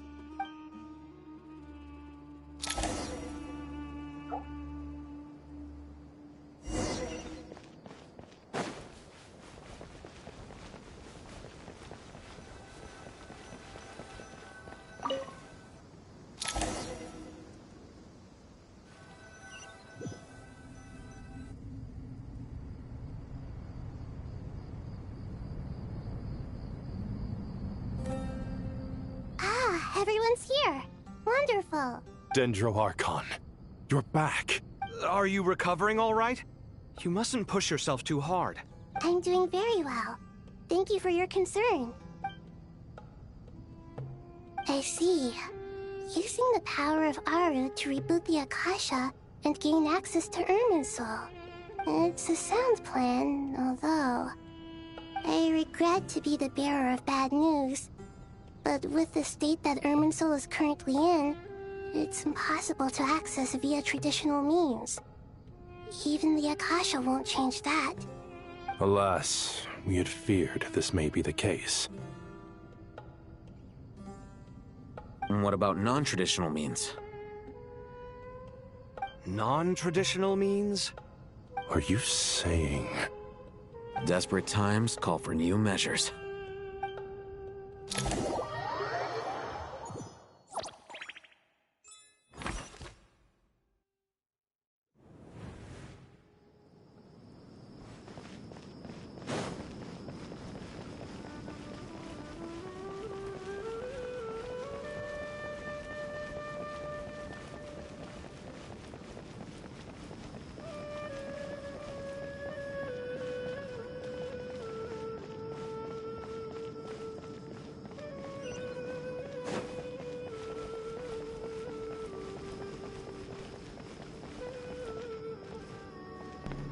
I just noticed the team. What? I didn't even know what the freaking child team I had. Hold on a minute. Wait, we got Wanderer, Nefer, and obviously the goat. And actually, they didn't force the trial version on me. Hold on a second. Wait a minute. No, they didn't force the trial version on me. Unless maybe because mine is actually built that it didn't. Because normally they would force a trial version on you. Okay. C3, C3, C6, C12 technically, but that's beside the point. What's going on, my man? Hey, we're here! Been a pretty crazy quest so far. It's you. Is there a situation? The heat is okay, and yeah, a lot's happened so far. The Aranara have good intuition when it comes to people. In other words, there may well be a traitor among us. Given everything that's going on, I'd be more surprised if there wasn't. I don't think there is. Miss Nefer, as a professional intelligence broker, I trust you. Who would be the traitor, if assuming there is one? Not one that I'm willing to volunteer. What's in it for me? Oh my God, Nefer. Let's say I'll treat this as a pilot not the project time. aimed at expanding your intelligence operations. Whatever business you're in, an avenue to demonstrate your abilities could never hurt. I like the sound of that. Glad we're on the same page. Given that you rarely set foot in Sumeru, practically no one at Caravan Rebot knows who you are. I take it you've read the files on everyone in the area? Yes. I also skimmed the list of evacuees, and am more or less up to date on where everyone stands. Any initial suspects? Limiting the scopes to males whose recent activity could be viewed as suspicious. I've identified 3 names. The Aranara saw 2 people talking, but currently we only have 1 suspect. The other person was probably just a messenger, and in all likelihood has already left Caravan Rebat. Everyone is heading for the desert per the evacuation order. Anyone willing to turn back at this stage is almost certainly with the Fatui. There's no way it was a spur-of-the-moment decision to act at a time like this. This spy must have been planted long ago. We need to smoke him out from wherever he's hiding. Sounds like you have the beginnings of a plan.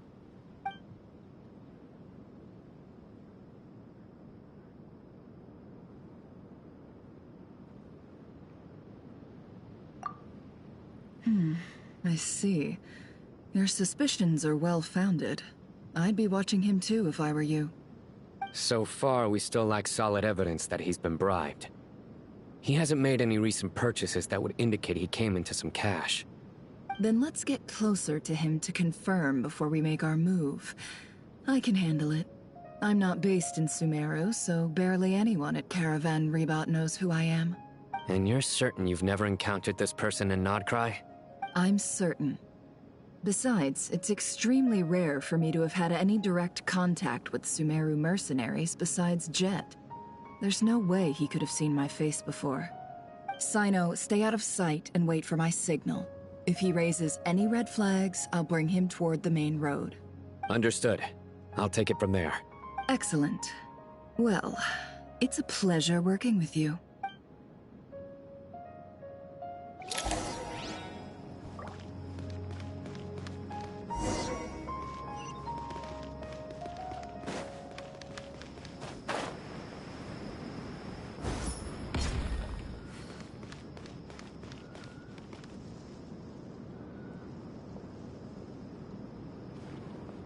Darker skin, scars, frequents the desert and has ample combat experience. Bro might be freaking Fatui scout. Nothing unusual about how he dresses or acts.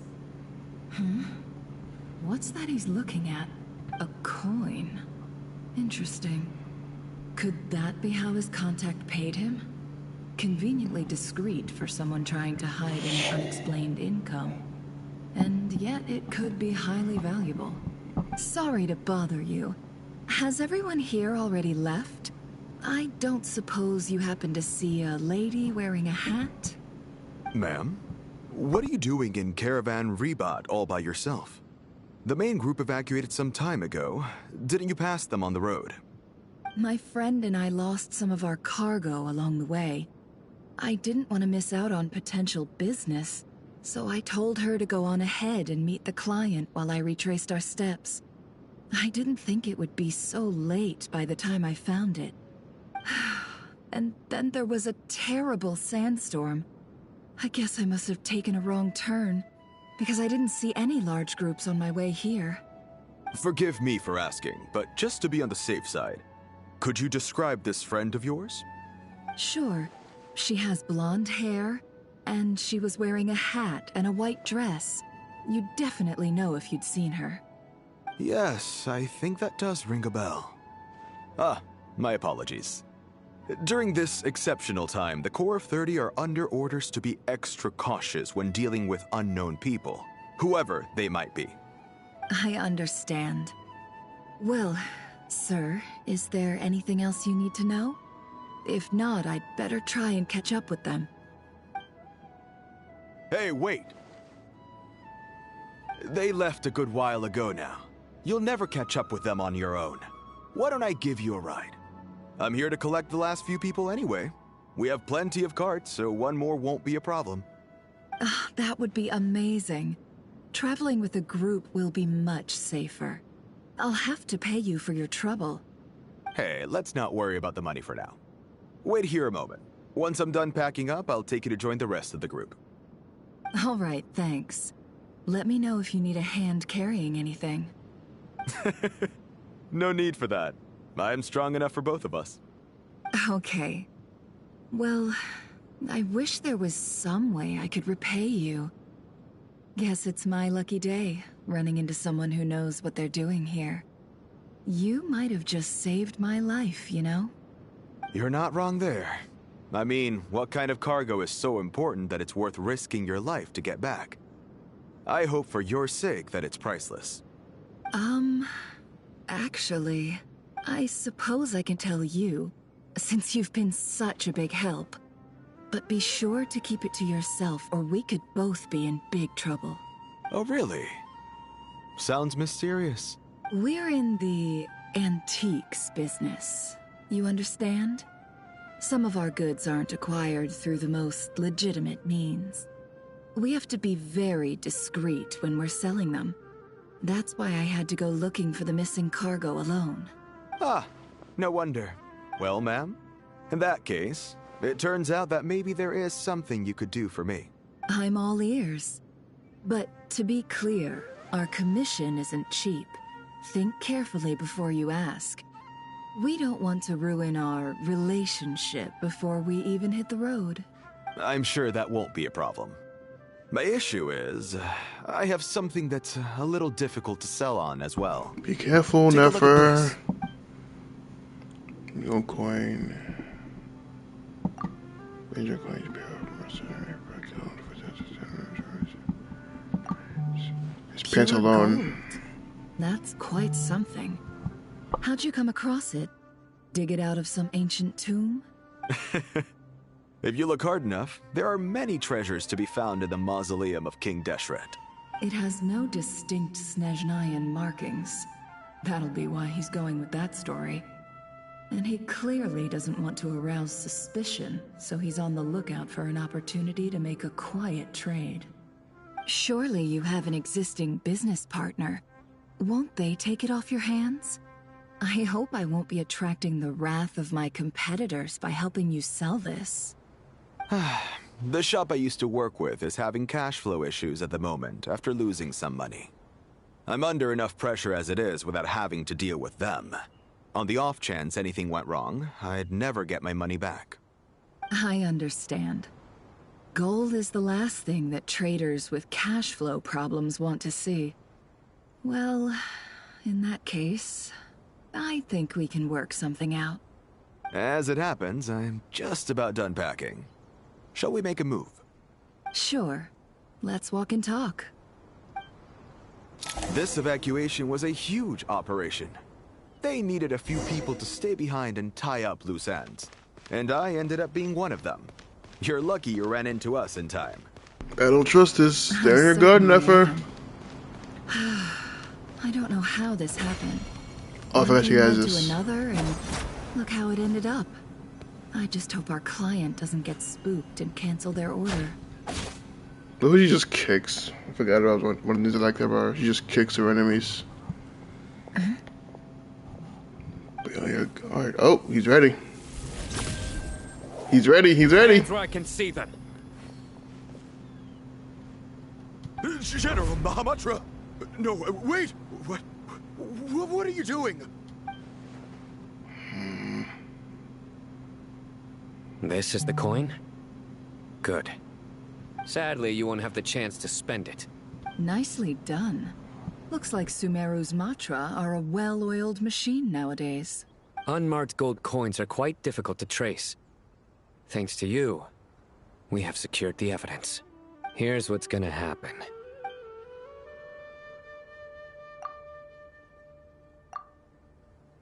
Southeast from here, leeward side of the hill.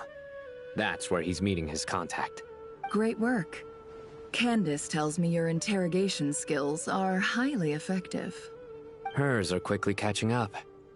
She's improved a lot in recent years. Looks like it's over to you for the next step. Because I'm quickest on my feet? Because you know how to trail a target. Plus, it'll be easier to monitor their activity from the air. Fine. I'll be quick. One more thing. The Traveler just brought a message from the Dendro Archon. Once you're done with this, we're to meet up at the mausoleum of King Deshret. Got it. Will do. Are you sure you'll be okay on your own? Gee, I don't know. Maybe you should come with me. Okay. Then Paimon's coming with you. Really? You do know this is a stealth operation, right? Meaning, you have to be quiet? Paimon, Are you sure about this? Well, Paimon at least wants to give it a shot. Like everyone says, if you never try, you'll never know. Besides, being the best guide into that has to count for something. This should be a piece of cake. Fine. Join me if you want. But be warned, if anything goes wrong, I'll have to gag you and shove you into a bush. No need! Paimon will be super careful. Promise! Good. Then what are we waiting for? Let's go. Ah! Coming! Coming!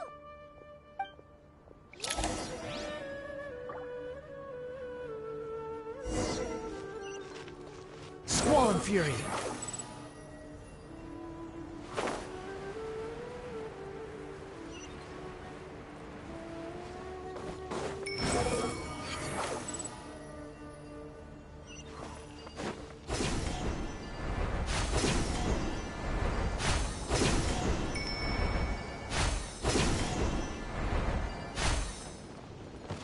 The wind rises.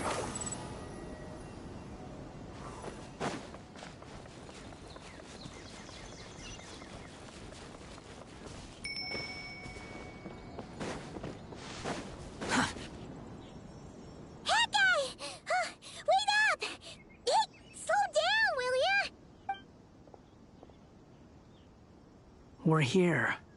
Now we wait. Okay, yeah, cool. Cool. What's on your mind, Paimon? Huh? Oh, nothing? I thought all you cared about besides being a guide was food and sleep. Why the sudden urge to go on a dangerous mission? What's that supposed to mean? Paimon's been on plenty of dangerous missions before. But never on your own. You hardly ever leave the Traveler's side.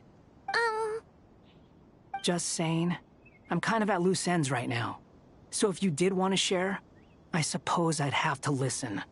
If not, suit yourself. Makes no difference to me. Hat guy?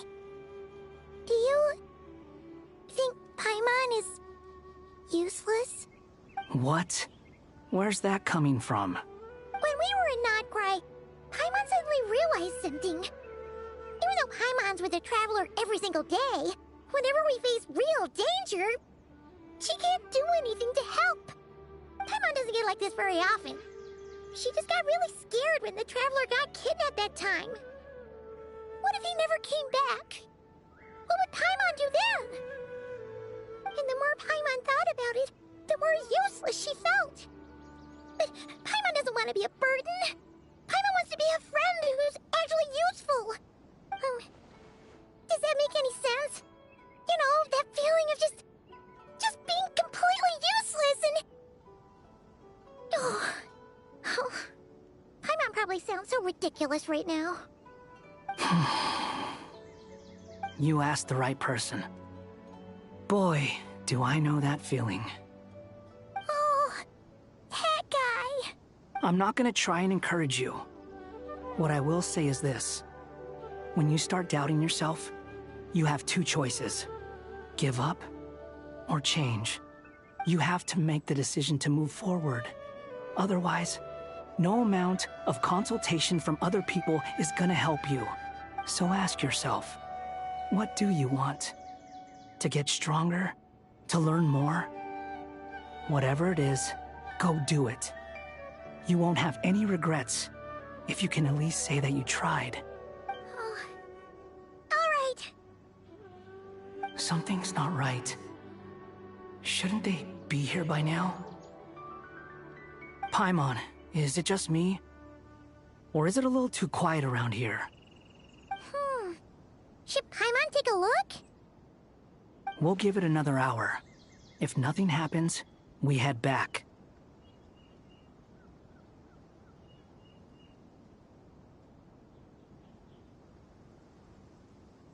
Okay.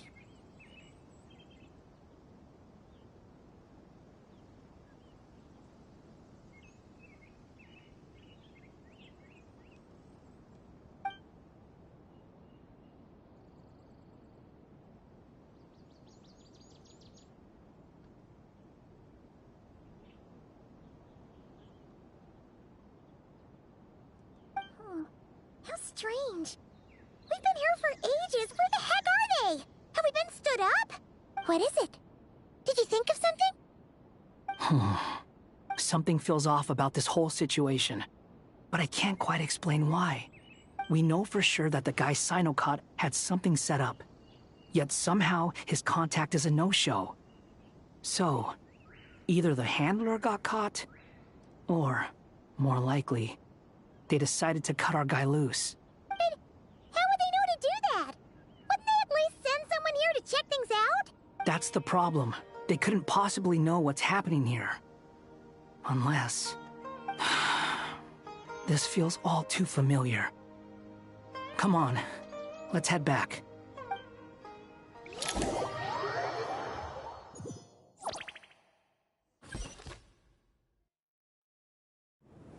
Even though this isn't a formal meeting, I'd still like to start by saying how grateful I am to each and every one of you. Thank you all for coming here and standing by our side. Shesipank and Bennu are currently assisting the scholars with the maintenance of Aru. Please forgive their absence. As for Hermanubis, may he rest in peace. We remember him with great fondness. There have been times when I imagined what it might be like to meet you all. Now that it's really happening, I feel quite emotional. Time has taken many things away, but that which remains is all the more resilient.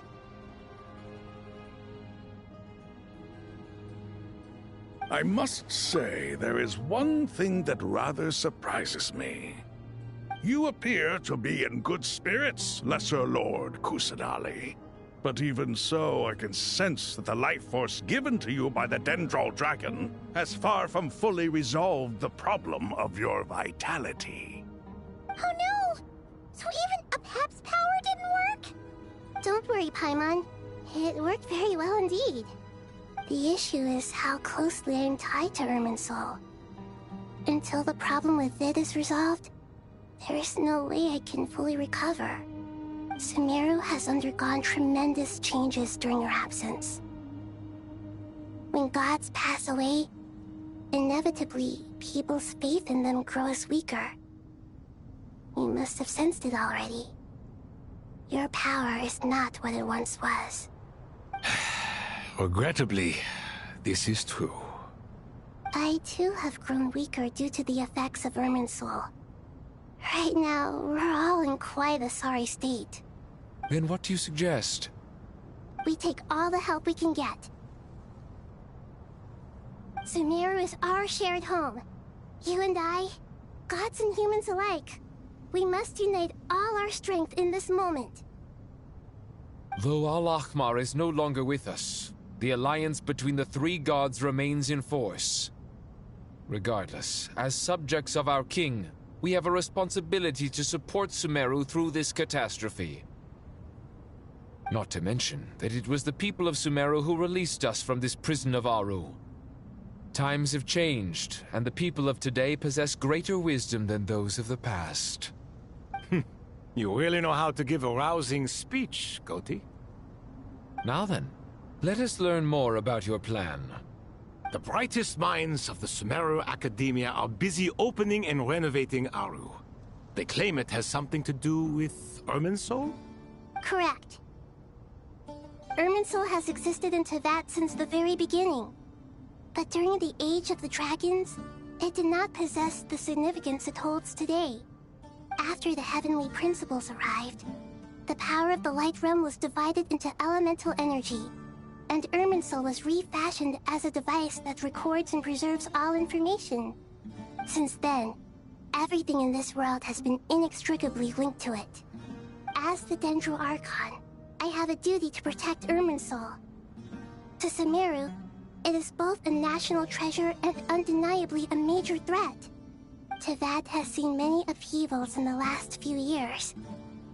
The most recent of these was a major crisis in Nod-Krai, which forced Sumeru to be even more vigilant than usual. I made sure to monitor all the pathways through which an outsider could potentially transmit themselves into Irminsul. But despite my efforts, a major problem still arose within. I still believe that someone has actively invaded Irminsul. But rather than taking any of the pathways I referred to, the intruder chose instead to utilize the most direct route. And the only one that cannot be protected against. By entering Irminsul through death. I see what you mean.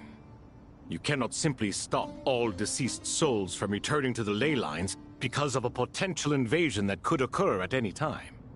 That's right. As important as it is to guard against external threats, I couldn't allow myself to stop the souls of the departed from finding peace. Please, understand how difficult this predicament was for the Dendro Archon. Defense has never been an easy task. After Irminsul was invaded, my authority was quickly restricted.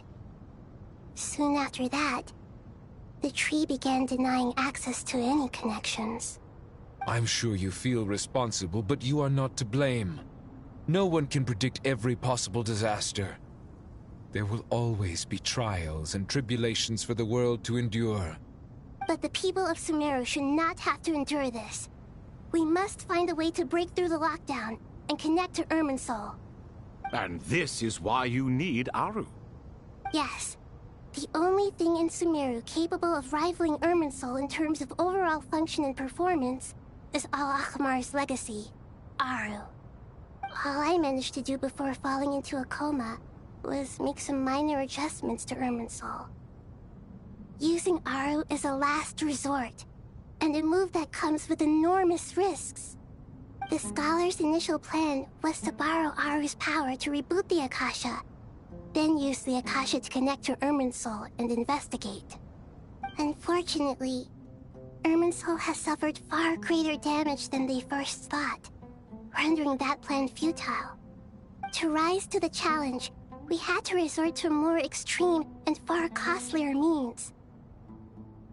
This has led to a number of new contingency plans. To reclaim Irminsul, our brightest scholars have made further modifications to Aru with multiple goals in mind. I thank you all for giving them your blessing in this endeavor. Human wisdom has clearly improved over the millennia. You have not only our support, but that of the Jinn, the Aranara, and the Pari. Together, we will do everything in our power to save Irminsul. By the way, when you spoke earlier of an intruder, it almost sounded as if you knew who you were dealing with and what they were capable of. Well, since you ask...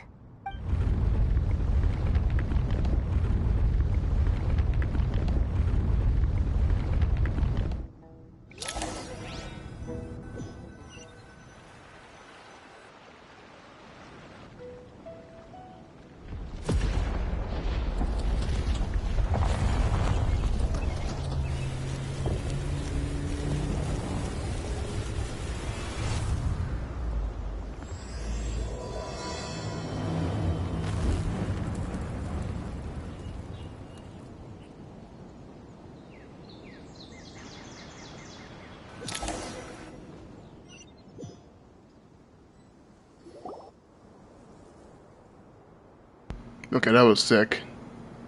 Master Tignari! What is that? Is this... Irminsul? How did this happen? What's going on inside? Luckily, we managed to evacuate everyone. What in the world was that? That was terrifying! Oh my. I understand now, Dendro Archon. You make yourself quite clear indeed. Not once over the millennia has Irminsul been so terribly afflicted as this. Please continue, Dendro Archon. Irminsul's root system is what comprises the ley lines. In the past, it has always been hidden away, going unseen by the general populace. But now, an evil intruder is making it reveal itself. It has become a tree of unbridled greed. A clear sign that a deranged experiment has advanced to a new stage. Blasphemy. From where I stand, an experiment in the name of blasphemy sounds rather improper. But If we are to honor Dottores' will, this is what we must do. The birth of this tree proves to me beyond doubt that this incident is connected to him. But to explain the situation in full, there is someone I need to tell you about.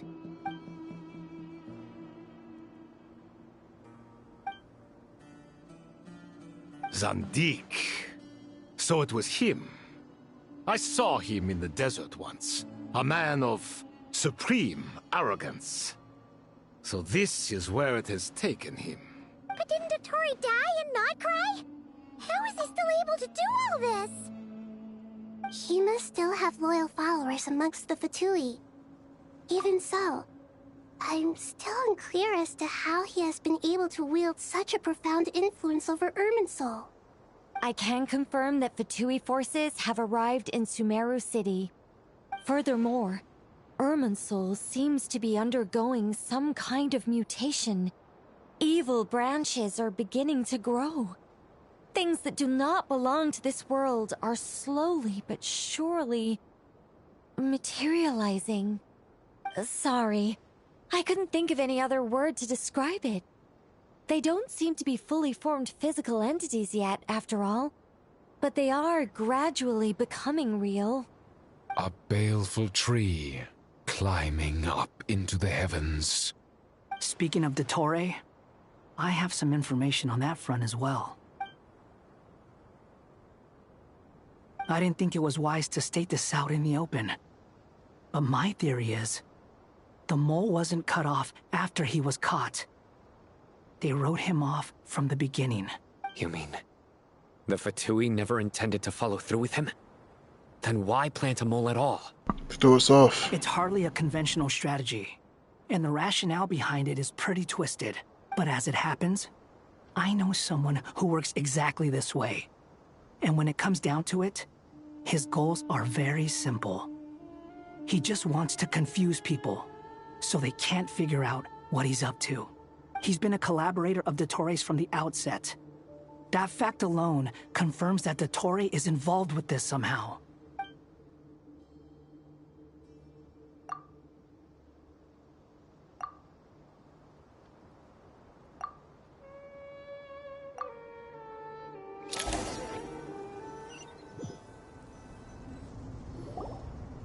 There is still much to be done. Everyone, please remember our core strategy. As per the discussions, the following groups must act immediately. Mr. Alhaitham and Mr. Kave, the next phase of the Aru renovation project must begin right away. Godspeed to you both. We'll give it everything we've got. The plan looks feasible, but the implementation will require certain resources. General Mahamatra Sino and his team will help to procure the materials required for modifying the terminal. No problem. I've already spoken with Sethos and Hat Guy, and they've agreed to assist me. This kind of thing is best left to the fleet-footed, right? Hat Guy? If it's efficiency you're after, we're the right people for the job. Following up on the elemental energy amplifier we discussed, Miss Dory, I assume you're the one most familiar with the status of this project. Aside from the Dendro Archon, of course. Yep, that's right. Leave it to Lord Sangama Bay. Got it. Well, I'd like Madame Farazan, Kale, and Nicole to support Dory on the technical side. You can count on us. Will do. Rest assured, I'll take good care of Kale. Dia, Candace, and Nefer, you'll be in charge of negotiating between the various parties. I trust you remember our goal. You bet. We can handle it. Good. I believe that covers everything. Tainari will provide ad hoc support as needed, if that's okay. Poor Tainari. Must be tough being Nephis' student. Getting bossed around all day, every day. Hey, don't try and drive a wedge between us, you old rascal. All it says to me is that Master Nephis has faith in everyone's abilities. While I'm nominally here as backup, I doubt there will be many situations where my help is needed. Exactly. Finally, Traveler, you and I will head to the border between Sumeru and Natlan. Once that task is complete, I'll be asking some of you to accompany me to the Eternal Oasis. The Eternal Oasis? I thought that was just a legend. So it does exist after all. Regarding your trip to Natlan, under normal circumstances, a meeting between our two nations would be a far more formal affair. Unfortunately, Sumeru is all but completely cut off from the outside world at present, so regretfully, we won't be able to give the Pyro Archon Mawika the grand reception that she deserves. My apologies for the inconvenience. No point putting too much pressure on yourselves. That goes for everyone. Right. Especially you, Dendro Archon. I'm sure you're still feeling quite weak. Don't worry about me. The Dendro Dragon's life force will sustain me. Plus, we'll be there every step of the way. Nahida will be just fine. Yes. I believe in myself. And I believe in every one of you. Well, time to get going.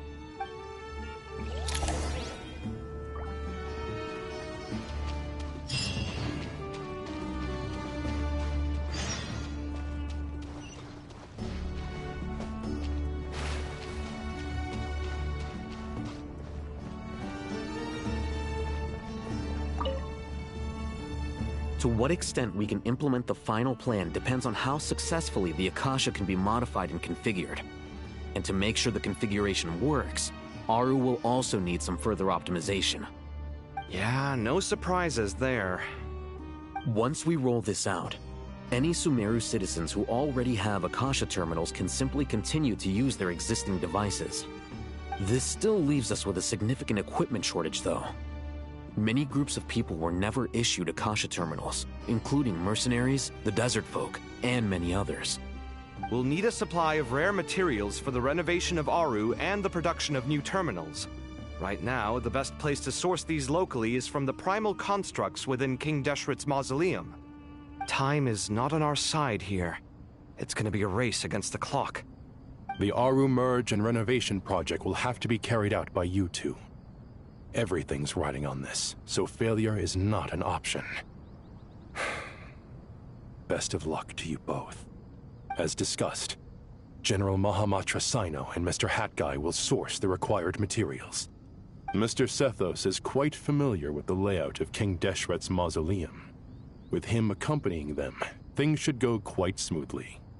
I have every confidence. In the meantime, we may as well take a breather. Makes sense. There's not much we can do until the materials arrive. Get in formation and stay close. What is this, boot camp? Knock it off. It's just Sino being Sino. You know what he's like. Everyone clear on our mission objective. Look at the excess primal constructs, dismantle them, and extract the required materials.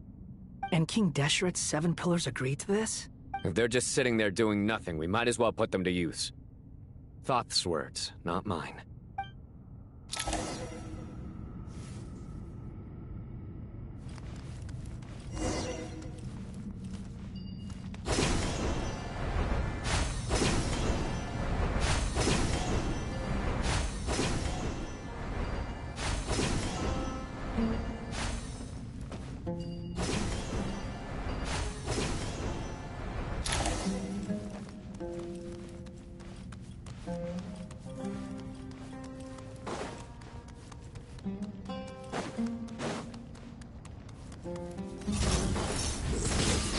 Swarm Fury!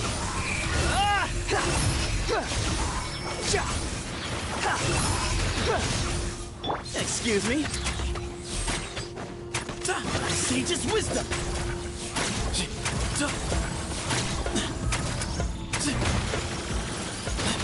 Give me some space.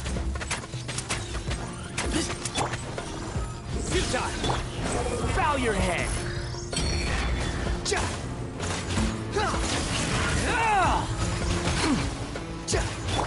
Surrender!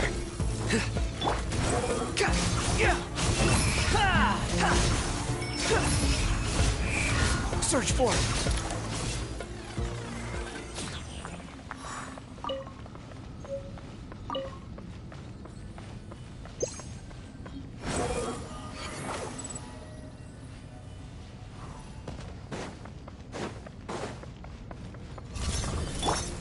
Your sins weigh upon your soul!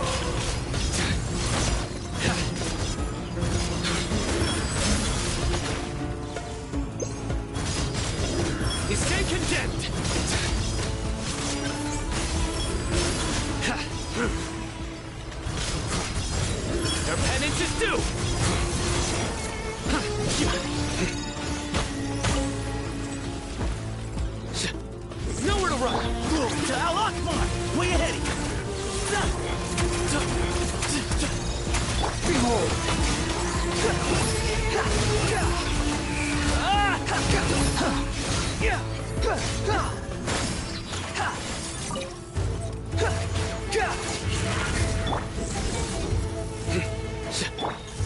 Excuse me?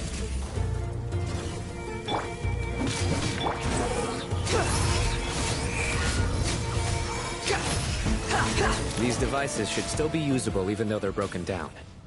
Let's take them back for the others to review.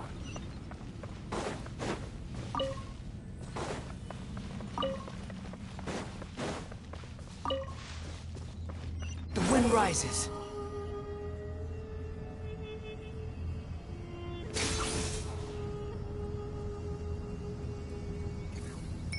Yeah.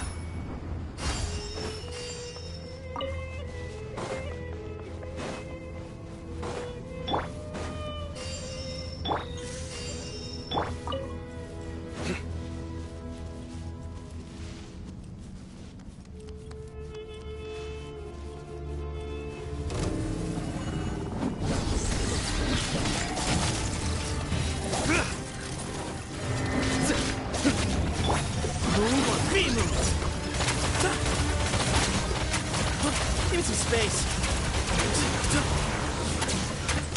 Unsightly insects. Judgment is upon you.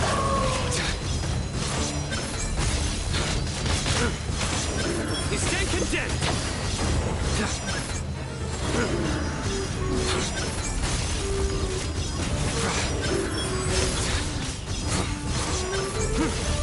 Your penance is due. How many do we need again? Enough to make an Akasha terminal for everyone who doesn't own one. I remember you telling me how revolutionary these Akasha terminals were. You've used one before, right? The Academia declared the Akasha to be the most powerful and comprehensive wisdom dissemination system in history. That should give you an idea of how powerful it is.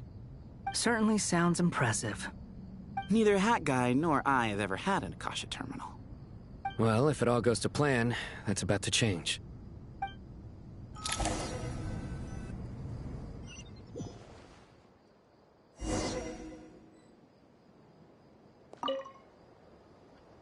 Oh, goody! Thank you so much for handling the delivery. What a long way it was.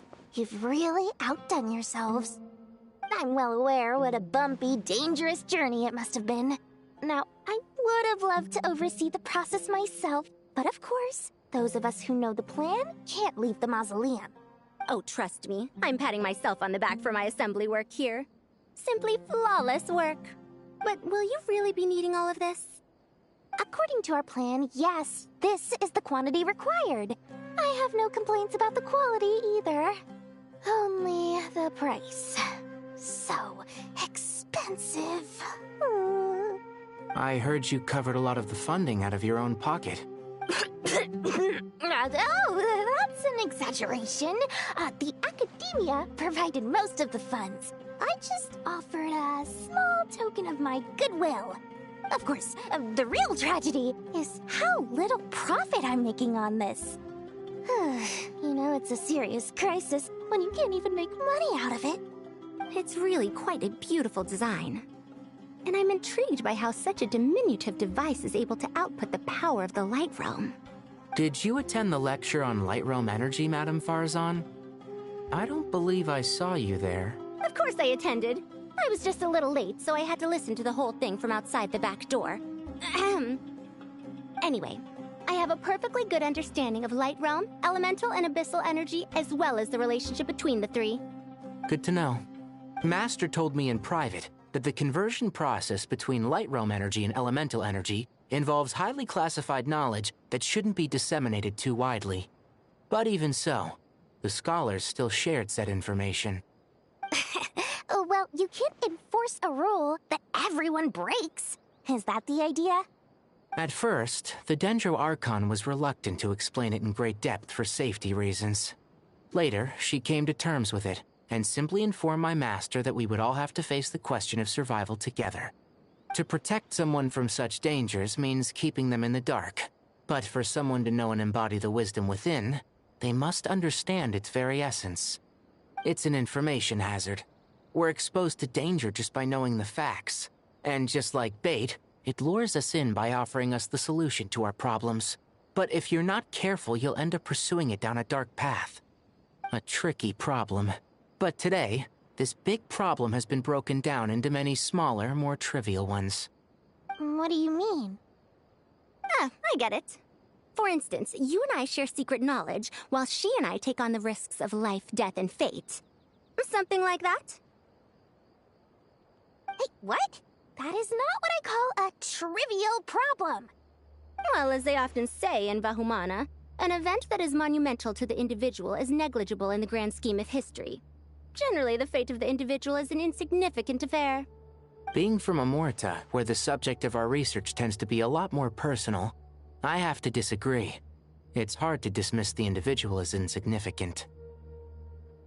In other words, the big problem of survival has been broken down into many small, interconnected factors, and each one of us represents one of those factors. When the same secret is shared with a group of people, the same fate binds them together. Most people would find this unimaginable, but to us scholars, this is the path that has always beckoned to us. Sharing knowledge is a good way to fight against fate. I will always believe in that. All right, I think that's everything. Thanks a lot. But don't go anywhere just yet. I'll still be needing you to calibrate the equipment.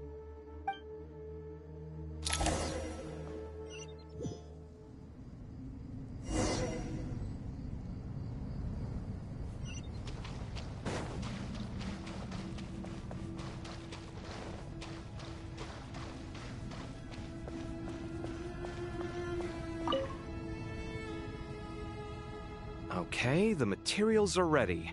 We can proceed with the next phase. Al-Haytham, how are you getting along? Most of the information in Aru is written in ancient desert scripts. Some of this is written in a tribal language, while other parts seem to be a variant of an Oasis script, based on the glyph forms. Oh. Not lost to history, I hope. Some are. All we can do is infer the meaning based on the rules of related languages. Although, this section actually fills in some of the missing historical record. I'm transcribing it so we can bring it back to the academia. After Aru started up, 2 more lines of text appeared here. Can you read them? Humans may not read what is written by the gods, except by not reading. Victory should not be easy to attain, for it symbolizes divine wisdom. Knowledge must not waver, for it has external borders. Is this a clue to solving a puzzle? Or is it being symbolic? You can't read it unless you don't read it. Victory is wisdom. Knowledge is confined by borders. Wait, I think I've got it. It's a metaphor, isn't it? It's talking about... a chessboard.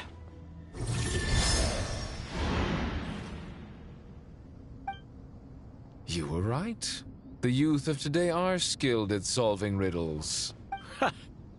Have the secrets buried in the desert not been unearthed over the years all the same? Since Aru is a place reachable through wisdom, this day was bound to come sooner or later. Oh, I've always been against overly cryptic sentences. Don't you get tired of reading and writing all that? Ah, it's you 3. Just in time. We've been delving deep into Aru, and now this board has appeared. I've heard this was how you'd while away your free hours. You must be quite the experts by now in that case. It is true. King Deshret's chess games are some of the most well-loved of all his wonderful creations. If you have ever been to Safhe Shatranj, you may well be familiar with the chess pieces you see here. Is this chessboard supposed to be another visualization of the interior of Aru, then? Naturally. Visitors, everything is ready. Only by completing the challenge on the board in accordance with the rules will you be permitted to overwrite Aru. 1 second. It's not dangerous, is it? Dangerous? Why, yes, of course. I should be the one to go, then. Wait for me here. Sounds like the self-confidence of our present company has rubbed off on you. Don't be ridiculous. I'm your upperclassman, and that means I have to look out for you. I appreciate the sentiment, but a game of chess typically requires 2 players. Besides, I'm sure they won't let things get out of hand. Keeping things relatively safe is in your best interest too, isn't it? Fair enough.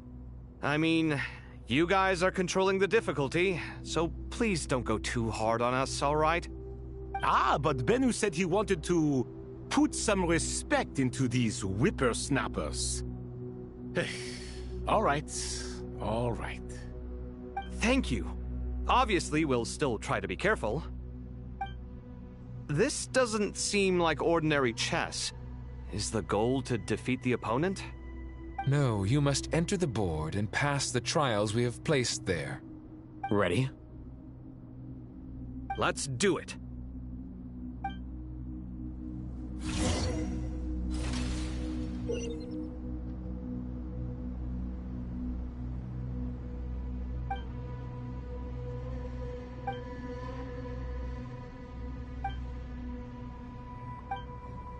The first trial is posed by me. I don't think this is gonna stop us. Ah, but the key to this game lies in working together. Otherwise, you will be deemed to have broken the rules. Looks like it's up to me. Marak, can you open it? King Deshret's favorite primal construct. Living on in suitcase form, of all things. Amusing. Ho-ho! Excellent work.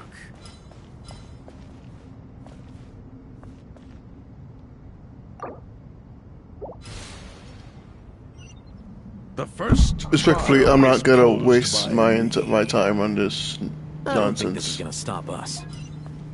Like, respectfully, I'm sure they put onto this puzzle whatever this is supposed to be, but Otherwise, you will be deemed to have broken the rules. respectfully, I just Looks like it's up to me.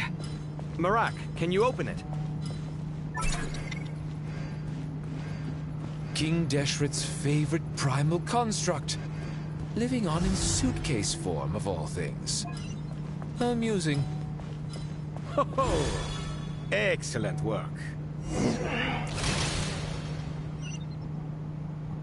Now is the time for my trial.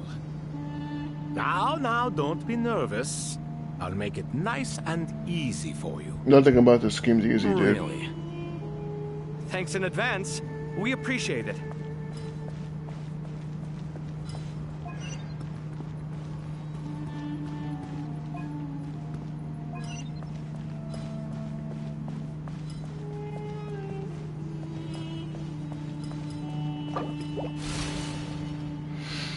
Okay.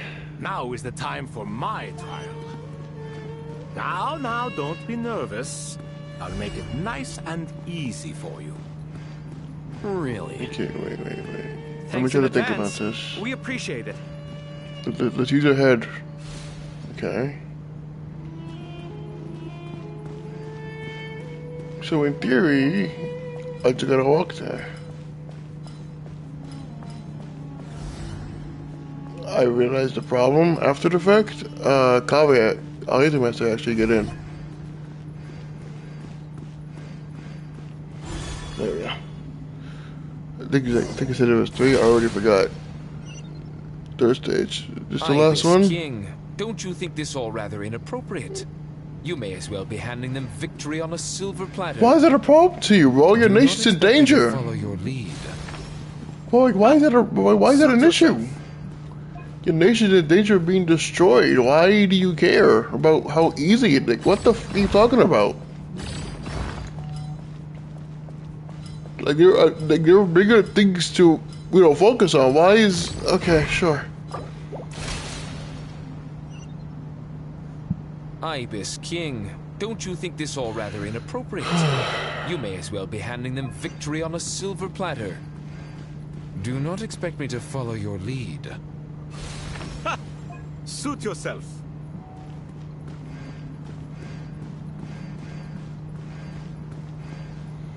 Okay, let's get Kevin there first. Alright, Hatem, your turn. I think this is the last one. Oh, we're like one short. That's awkward. Okay, what's my game plan then? What the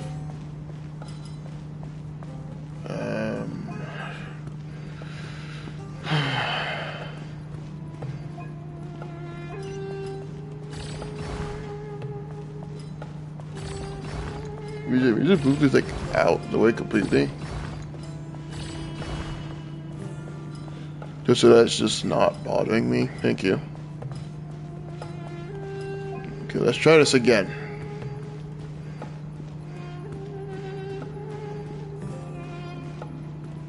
I'm gonna lose it.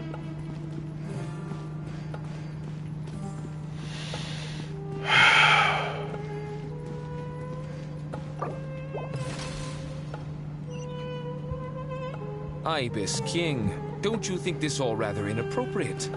You may as well be handing them victory on a silver platter. So Do what? not expect Why? me to follow your lead. Your ward. Suit yourself. I'm gonna have a freaking energy to try to understand the nonsense of how stupid this dialogue was. Like, your nation is in danger of being destroyed, and I'm worried about how easy they're gonna win the game. Like, what? Get your priorities straight, dude. I'll hate them. Okay, I'll hate them's the one I gotta get over there.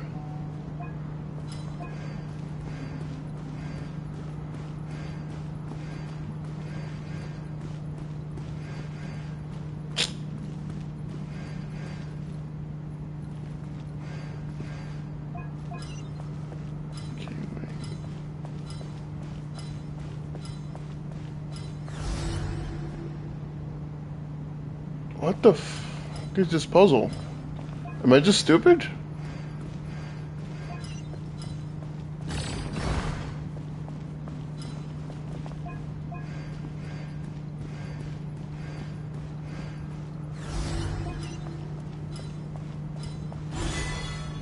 Let that be the end of it, please.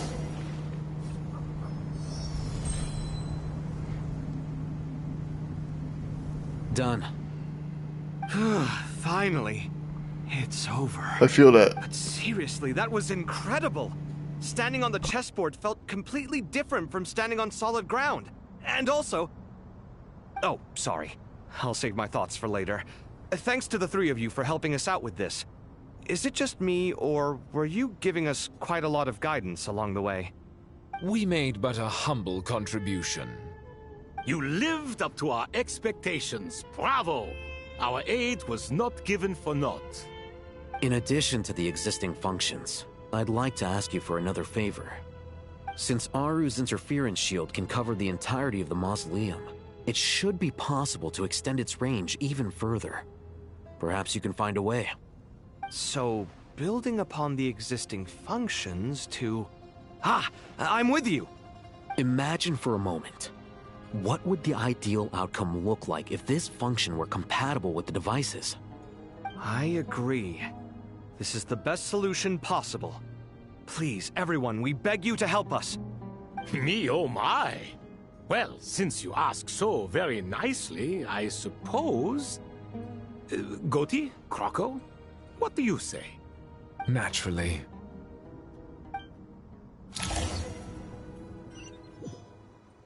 Time to go! Let's go find Nahida!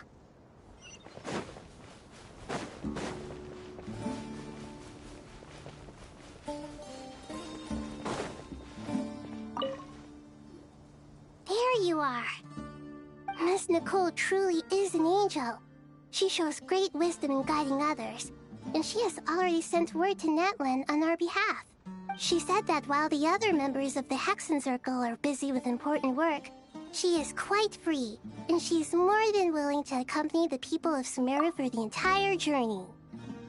Oh, there's Nicole, all right. Always super patient and loves to help everyone out. She is. So kind and enthusiastic. Well, Time for us to get going. Let's head out.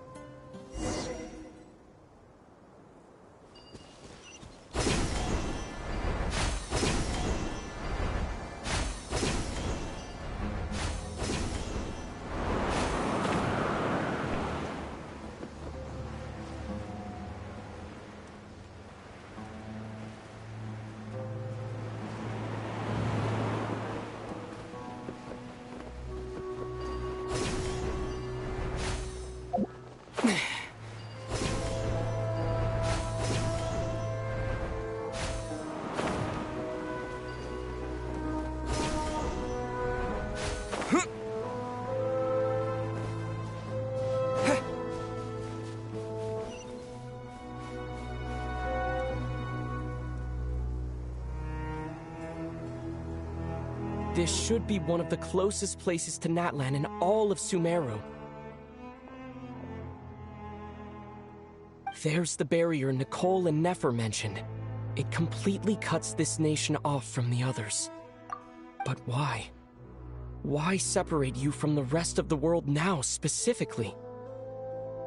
And if I'm not mistaken, Irminsul was polluted once before, wasn't it?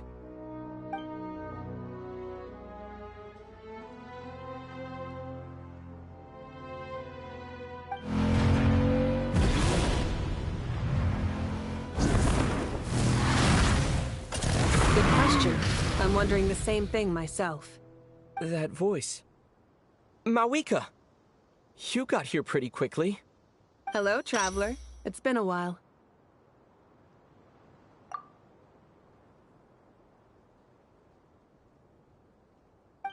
Hello there.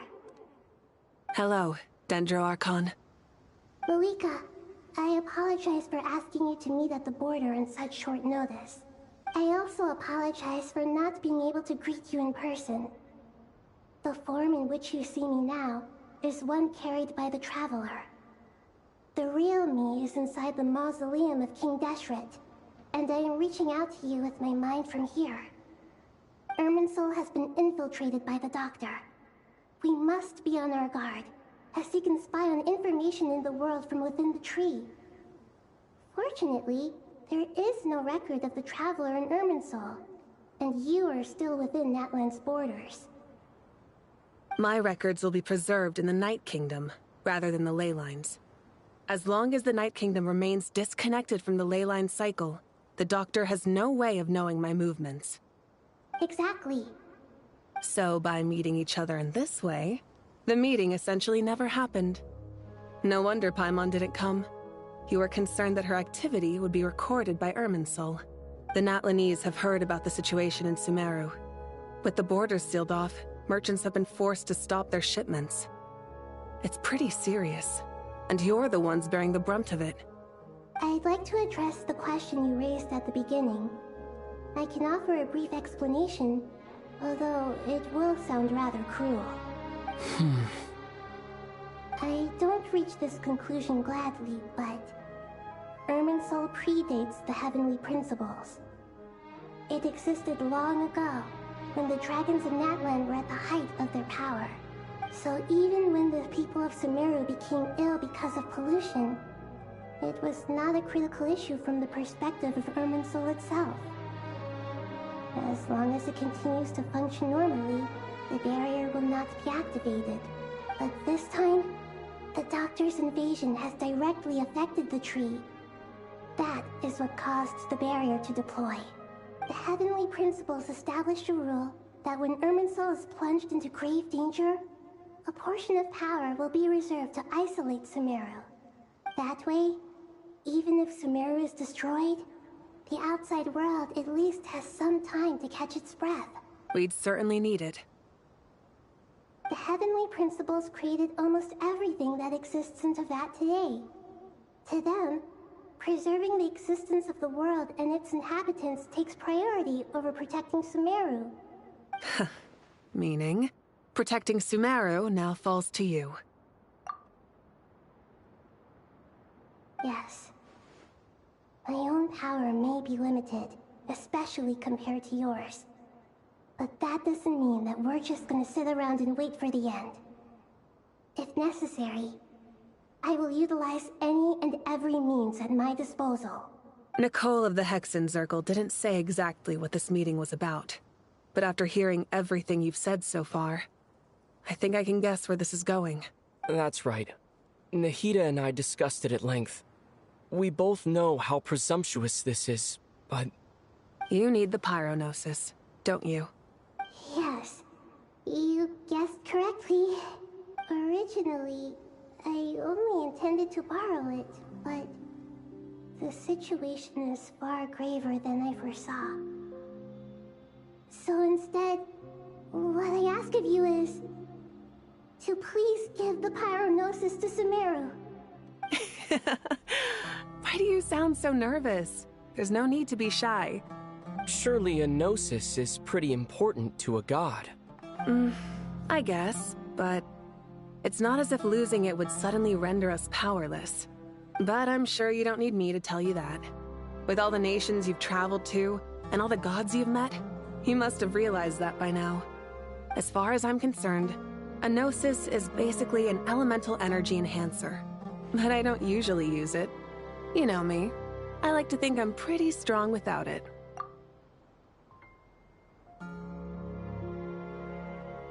Yeah, not about to dispute that. So you see, you don't need to sweat it. Here, take the Pyronosis.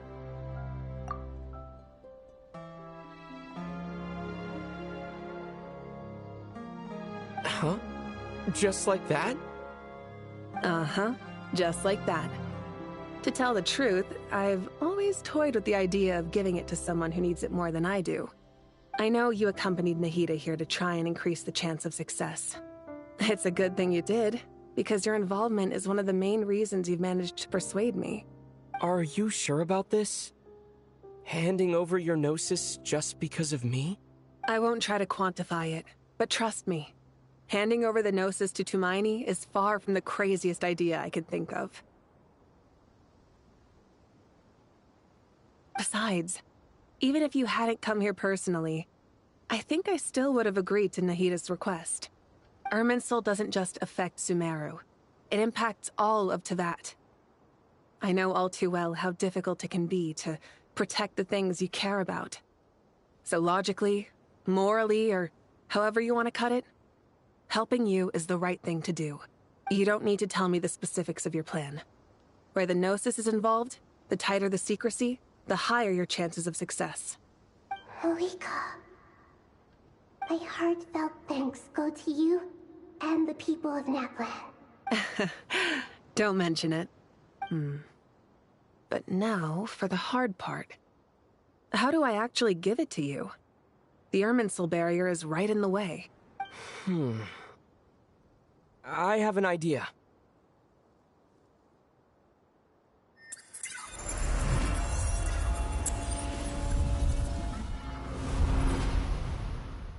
Just as I thought.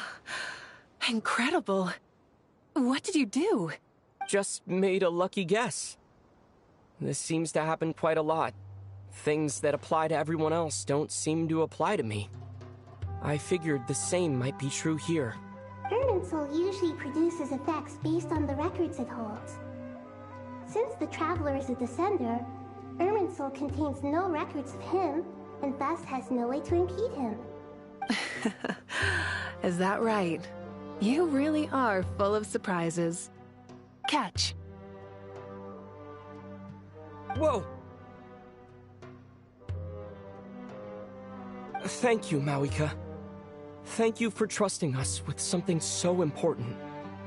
All right. No need to get so formal. It's not like we're strangers. Besides, there's still one problem. You might be able to pass through the barrier, but I don't know about the Gnosis. Any other surprises for us, Traveler? Let me try something. I have the Pyronosis in my hand. It feels strangely ordinary. Not particularly heavy, and yet this tiny thing symbolizes the mighty authority of a god. I need to think hard about my memories of Pyro. My memories of journeying through Natlan. All those important experiences I've had.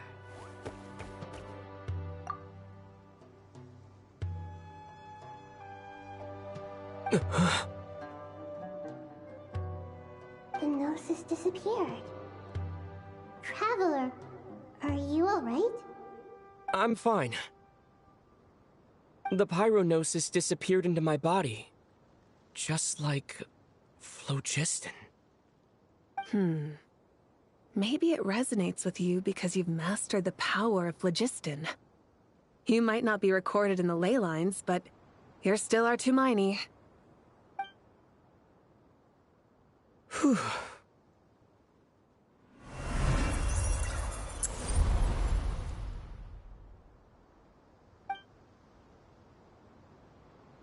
Please allow me to express my gratitude once again, Malika. Pleasure. Well, I've given you all the help I can. The rest is up to you. Good luck. We won't let you down. Yeah, we aren't about to lose.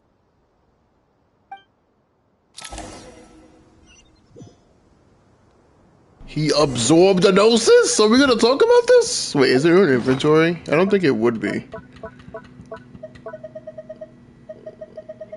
Oh, I forgot about this. Yeah, I figured it wouldn't be in our inventory. It'd be crazy if it was in our inventory. That would be nuts. So we just have a gnosis in our body right now. That's kind of wild to think about. Traveler, Paimon, how are you feeling? Paimon's a teensy bit nervous, but only a teeny tiny bit. Seems like she's gotten way braver over the last few years, huh? How much time has passed since the start of the game to now? Like, in the universe? Like... Of course. After all the adventures you've had with the Traveler, I'm sure you've gained a lot of experience and grown as a person. I'm doing alright. What about you, Nahida? How are you holding up? She's so casual, like, I'm chill. With the negative effects of Irminsul, I'm a bit like a piece of fruit that's been burrowed into by Oh god, they're faking metaphors again. I'd be lying if I said it was nothing. But please don't worry. We all know what we're getting into, and we've prepared as well as we can. I believe in everyone. I believe in you. And I believe in myself. Stoking the fire inside oneself is certainly one way to live, but knowing when to rely on one's companions is also a form of great wisdom. I've been quietly learning little things from everyone, like plucking tufts of fur from a sumpter beast. Me too. With the constant traveling, I'm always learning and growing. That's the journey of life. I think there's someone else here who would share that sentiment. Don't worry about what I think. I was just passing by and happened to overhear your conversation.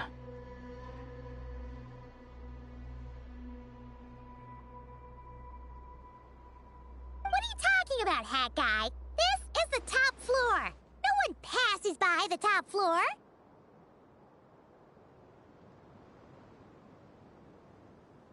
Says who? You can fly just like I can. I would have thought it makes sense to you of all people. I don't know why, but I feel a little more relaxed now.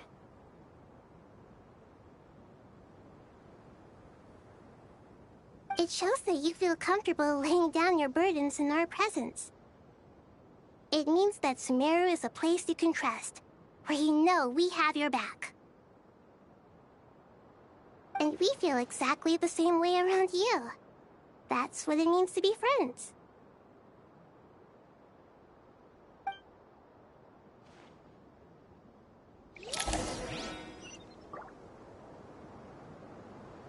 Okay, there's a lot of talking we gotta do. Okay.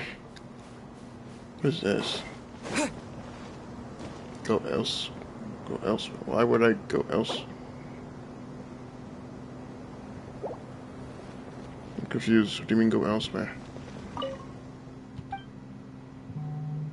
Oh.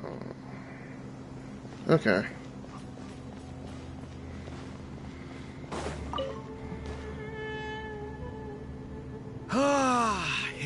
finally done. Ugh, but I have a nagging feeling that there's something I've forgotten. Oh, there you are. Everything wrapped up on your end?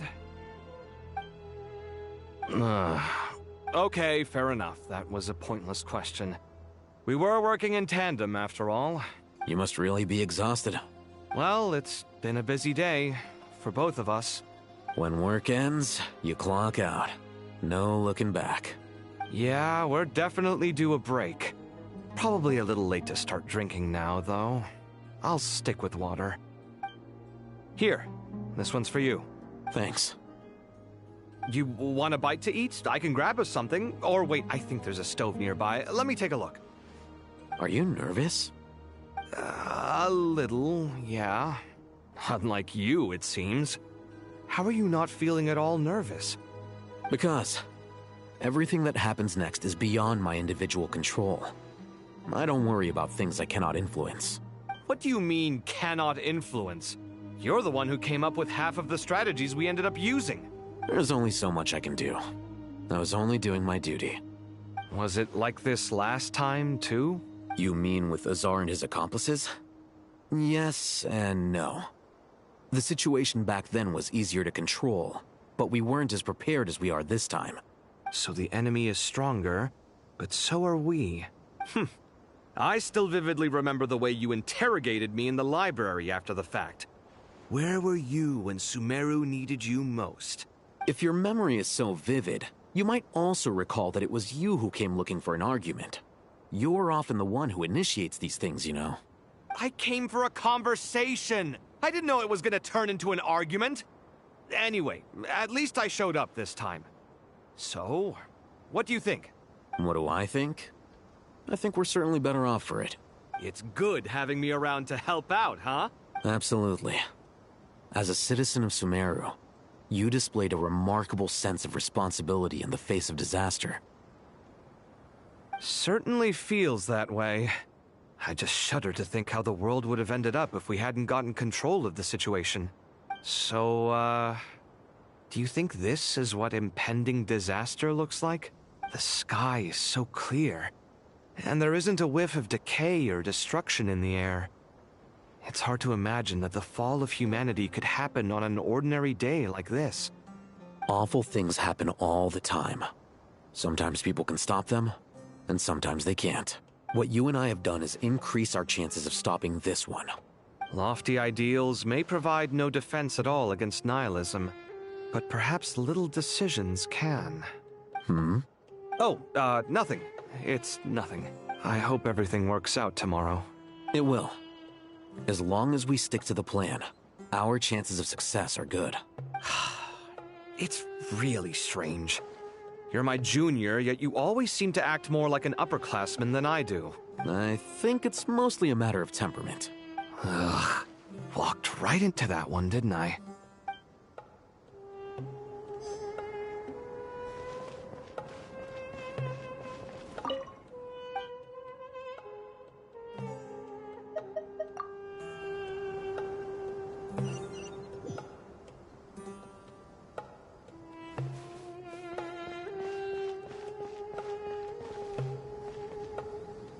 Paige is here too? Awesome. Everyone's here. They're literally thinking of Smash Ultimate of Genshin quests. Look at the time. I should head back. Paige, I'm so sorry. I was in a hurry and didn't look where I was going. Are you all right? I'm fine. Wait, you're...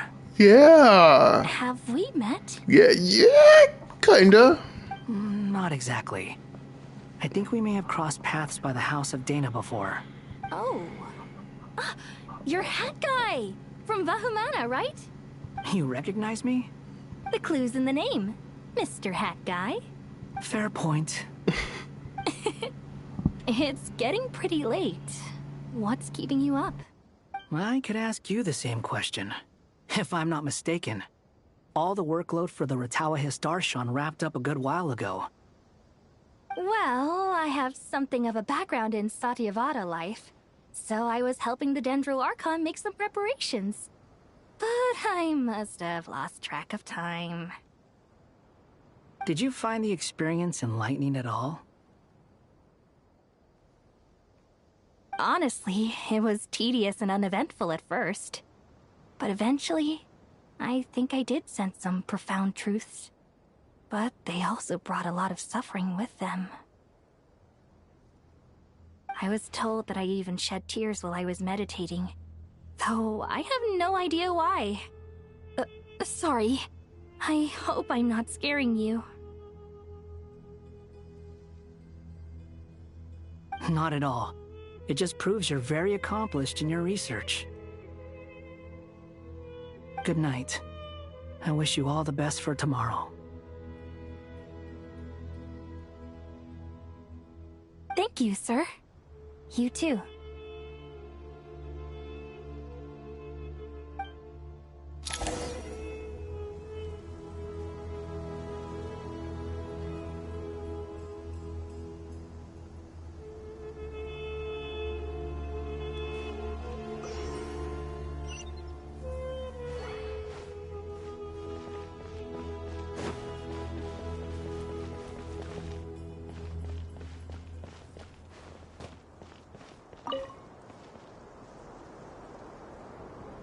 Too bad we've got a fight tomorrow. I could really do with a stiff drink. Let us pray instead. Prayer. How nostalgic. Lord Sangama Bay. Came to get some fresh air too, did ya? That's right. Actually, I was hoping I might run into you, Dia. I wanted to let you know that I've stocked up on that perfume you said you were so fond of. No, really? I'll take 2. Any chance of a friends and family discount? I knew you'd ask that. And I'm afraid to say that... Surprise! It's free of charge. That's very generous of you, Lord Sangama Bay. Does this mean you've made a fortune in Nod-Krai? Nope. Turns out, it's not that easy to turn a profit there. I even ran some assorted losses. But anyway, that has nothing to do with why I wanted to give you and Dia a small gift. Remember that merchant caravan you two rescued in the desert last month? That was transporting my goods! No way! I had no idea that was your shipment. Explains the, eclectic mix of goods, though. Lord Sangama Bay's investment in the desert and generous stockpiling of goods has helped many people over the years. The shelters you funded especially have made life a little easier for the children and the elderly. Wait, how did you know about that? Oh, I see. Nefer told you, didn't she? Ugh, that pesky lady. Aren't intel brokers at least supposed to charge for divulging people's secrets? She and Candace go way back. It's normal for close friends to share things you wouldn't tell to everyone else. Sure, but why did they have to be things about me? That's how Nefer shows that she cares. She wishes for all of us to know what a generous person you truly are. It must be hard trying to make a living far away from home. Just because we can tell what kind of person you are doesn't mean everyone else can. Well, maybe her intentions were partly good, but I don't think that's the full story. I'm sure she enjoyed knowing how much it would annoy me. I'm telling you, Nefer's got a mean streak. Definitely with you on that. Does praying help you stay calm? Defending one's home is a just cause. My heart is filled with a mix of anger and hope. Anger. You know, being able to get angry is a good thing. It shows that you're in touch with the real world, and that you have the passion to pursue something you believe in. Oh, my lady? What are you doing out here? Just taking a walk to clear my head. And look where I ended up. Were you praying just now? Yes, Miss Dunyarzad. Would you like to join us?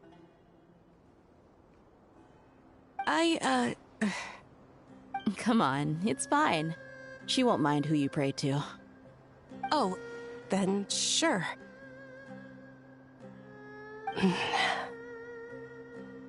remember you, Miss Dunyarzad. You visited my shop before. If I recall correctly, god you worship is the Dendro Archon, correct? That's right. She is such a gentle and kind god. But to me, she is more than just a god I worship. I see her more as a friend. And so do many others. She's not some almighty god who reigns on high, but a genuine friend. Agreed. She's a wise teacher and a good friend. I spoke with several people during the evacuation.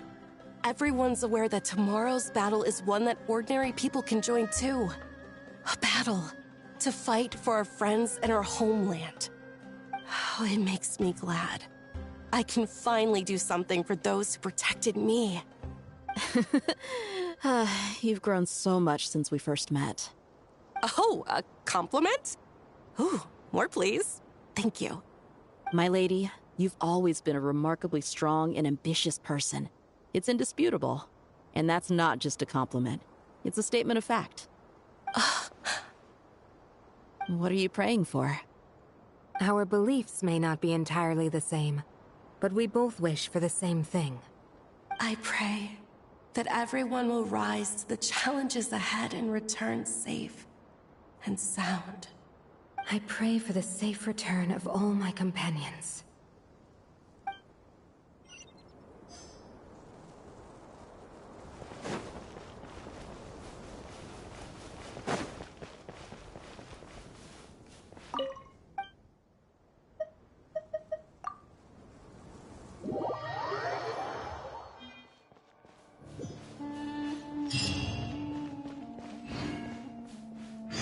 Time to go! Let's meet the others at the mausoleum of King Deshret.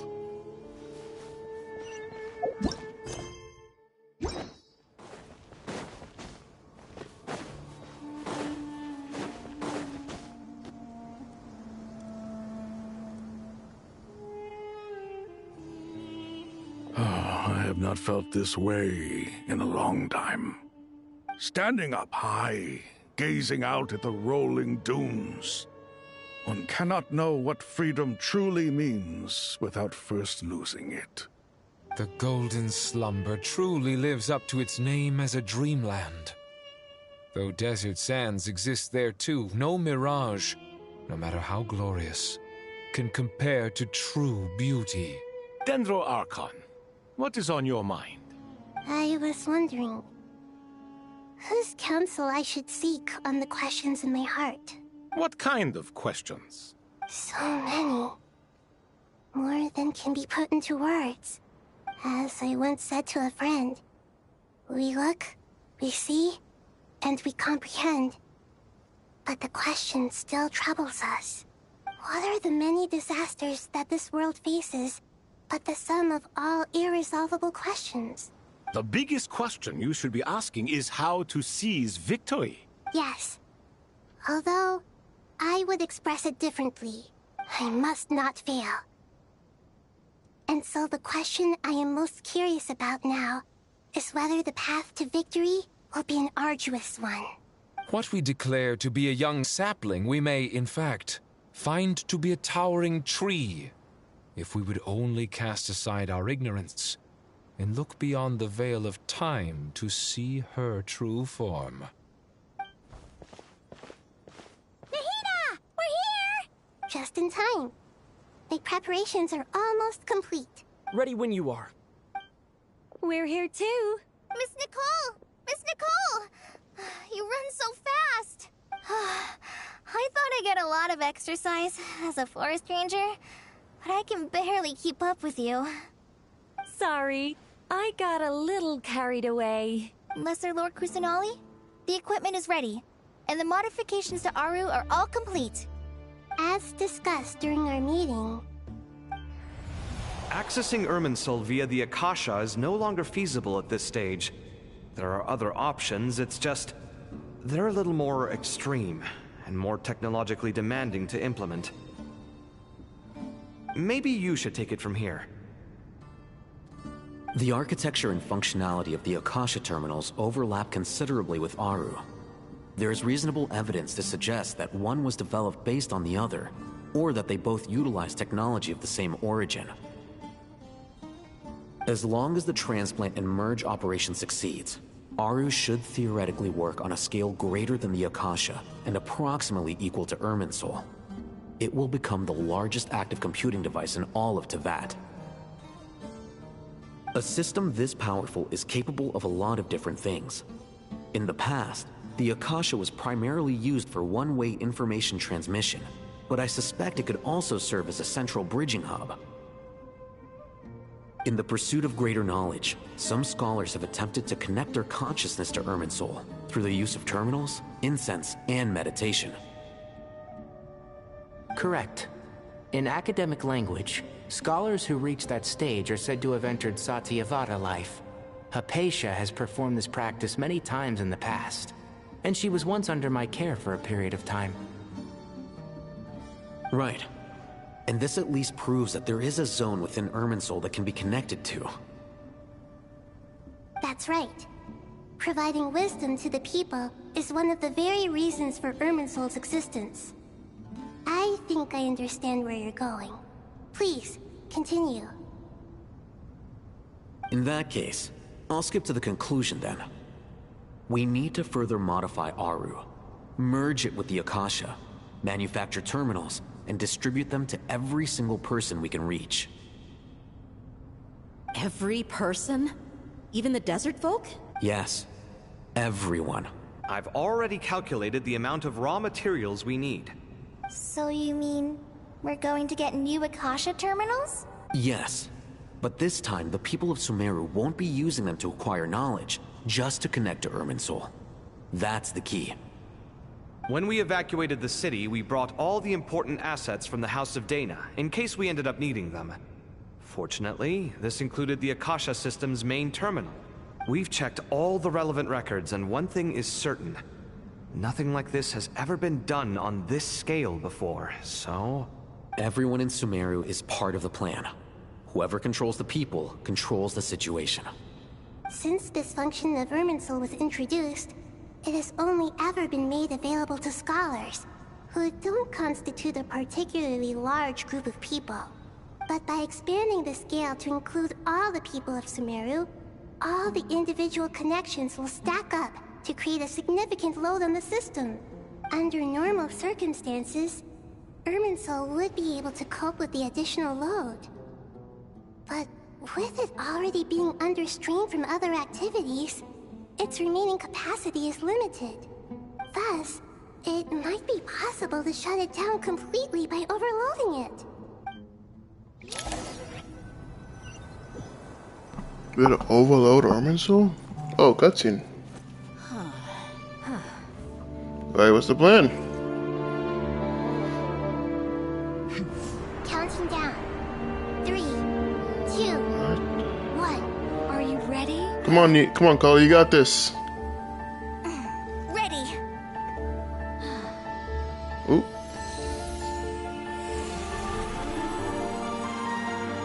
She's so majestic.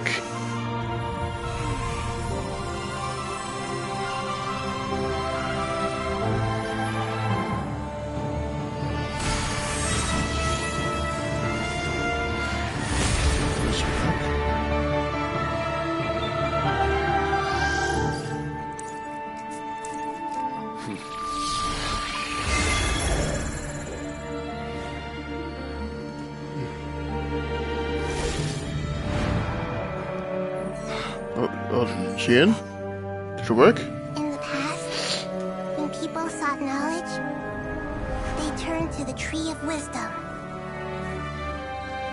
Hello. You like 4 hours till I saw her, you. We use it to save Sumeru and the whole world. These boughs that nurtured learning must not become tools for destroying the world.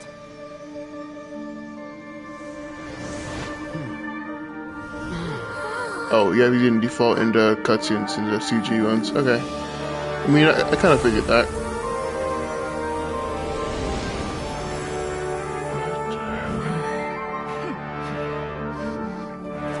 Stop. Please stop. End this transformation.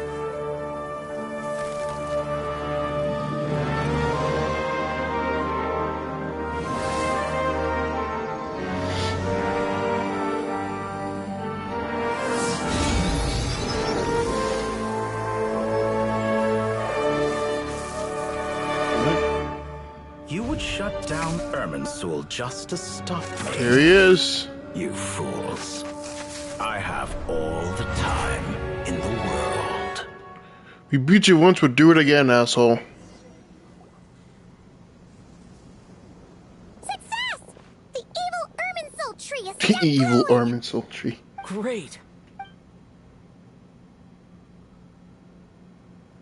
What a display of true courage. The courage to think and the courage to act. I never thought I would witness the shutdown of Irminsul with my own eyes. Perhaps this is human wisdom in action? Indeed, only humans could do such a thing. Gods are few and far between. What was once created for spreading knowledge is now used for another purpose. A rather ingenious plan. I am grateful to you three for your help. Only thanks to you were we able to extend Aru's interference capabilities to cover all terminals. Now, nobody who wears a terminal will have their activity accurately tracked by Irminsul. No matter how many eyes Dottore possesses, he will not be able to see us clearly. Now for the next step. I will need the help of your supreme powers once again. How might we be of service, Lord of Dendro? I need to reach the Eternal Oasis immediately. Right now? In that case, Ibis King, would you agree that this is a fine opportunity to dust off our old tricks? Never. I assume you have that chess set with you? You mean the one you gave to me as a gift? Asking for it back, are you? How could I? You misjudge me. I just wanted to show you another way you can use it. Connect to Safei Shatranj.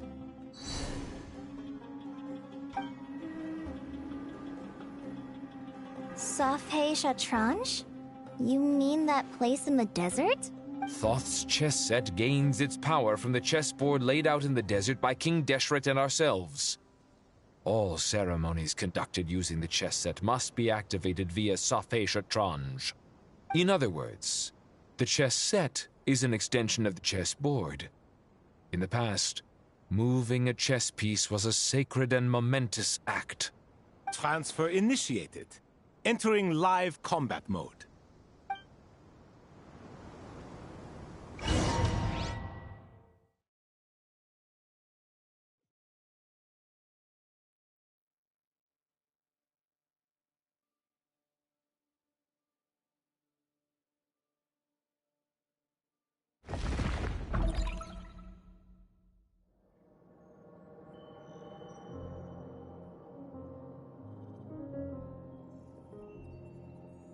We haven't heard a single word from our spy in the desert. I'm afraid he might have been captured. Never mind. But we spent years turning him. And a lot of Mora. Nothing comes for free in this world, but the loss is not without its purpose. For a small price, we have wasted a precious amount of the limited time they have. Quite a bargain, if you ask me.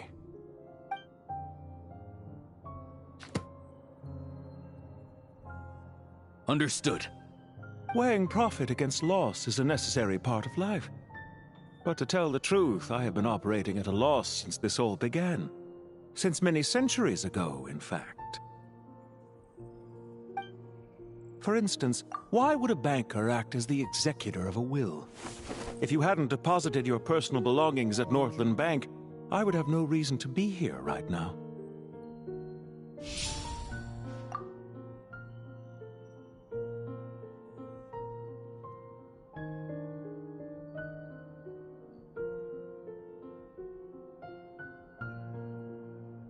Dottore, I've placed your final data backup into the ley lines as per our contract. I trust we are now square for the safe deposit fees you paid. Is it not a little petty to split hairs like this, given our amicable relationship? I consider sound bookkeeping a matter of principle. Do not forget that you only live to see this day thanks to me. In fact, every day of your life since you met me, you've been living on borrowed time. Why, that's hardly a fair assessment. I will concede that my survival was perhaps at your whim, but I became a harbinger on my own merits. Managing money is not like other professions. Mine is not a role I could have acquired based on your recommendation alone, and certainly not one I could have lasted so long in without genuine ability. The information stored in the ley lines is quite comprehensive. Rest assured, I have not forgotten how strong your pride is. Well, I presume you have no sense of fragmentation while talking with me? How could anything possibly go wrong with such strict measures in place? The remainder of your soul was split in two, with one half sent to Nod-Krai and the other stored in the most secure vault of the Northland Bank. Though I must say, your disdain for the other segments is quite amusing. Zandik is you, and you are Zandik. Zandik created the segments, yet you, a segment yourself, reject him.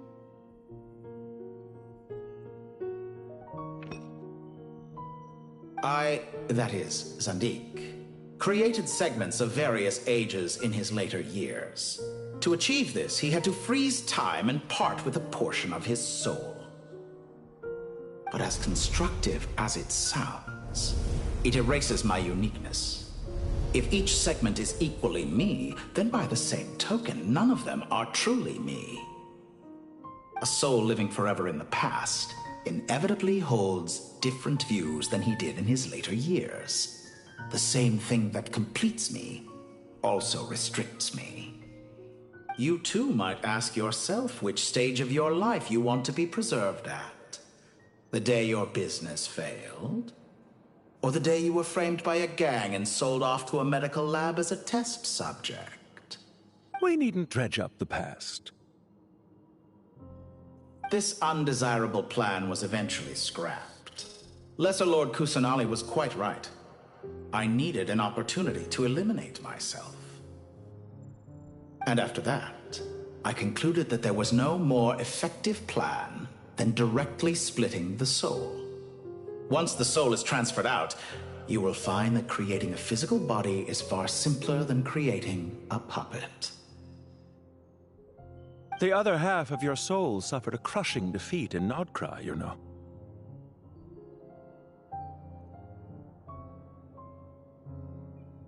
And yet in the process, I obtained the information I always wanted, did I not?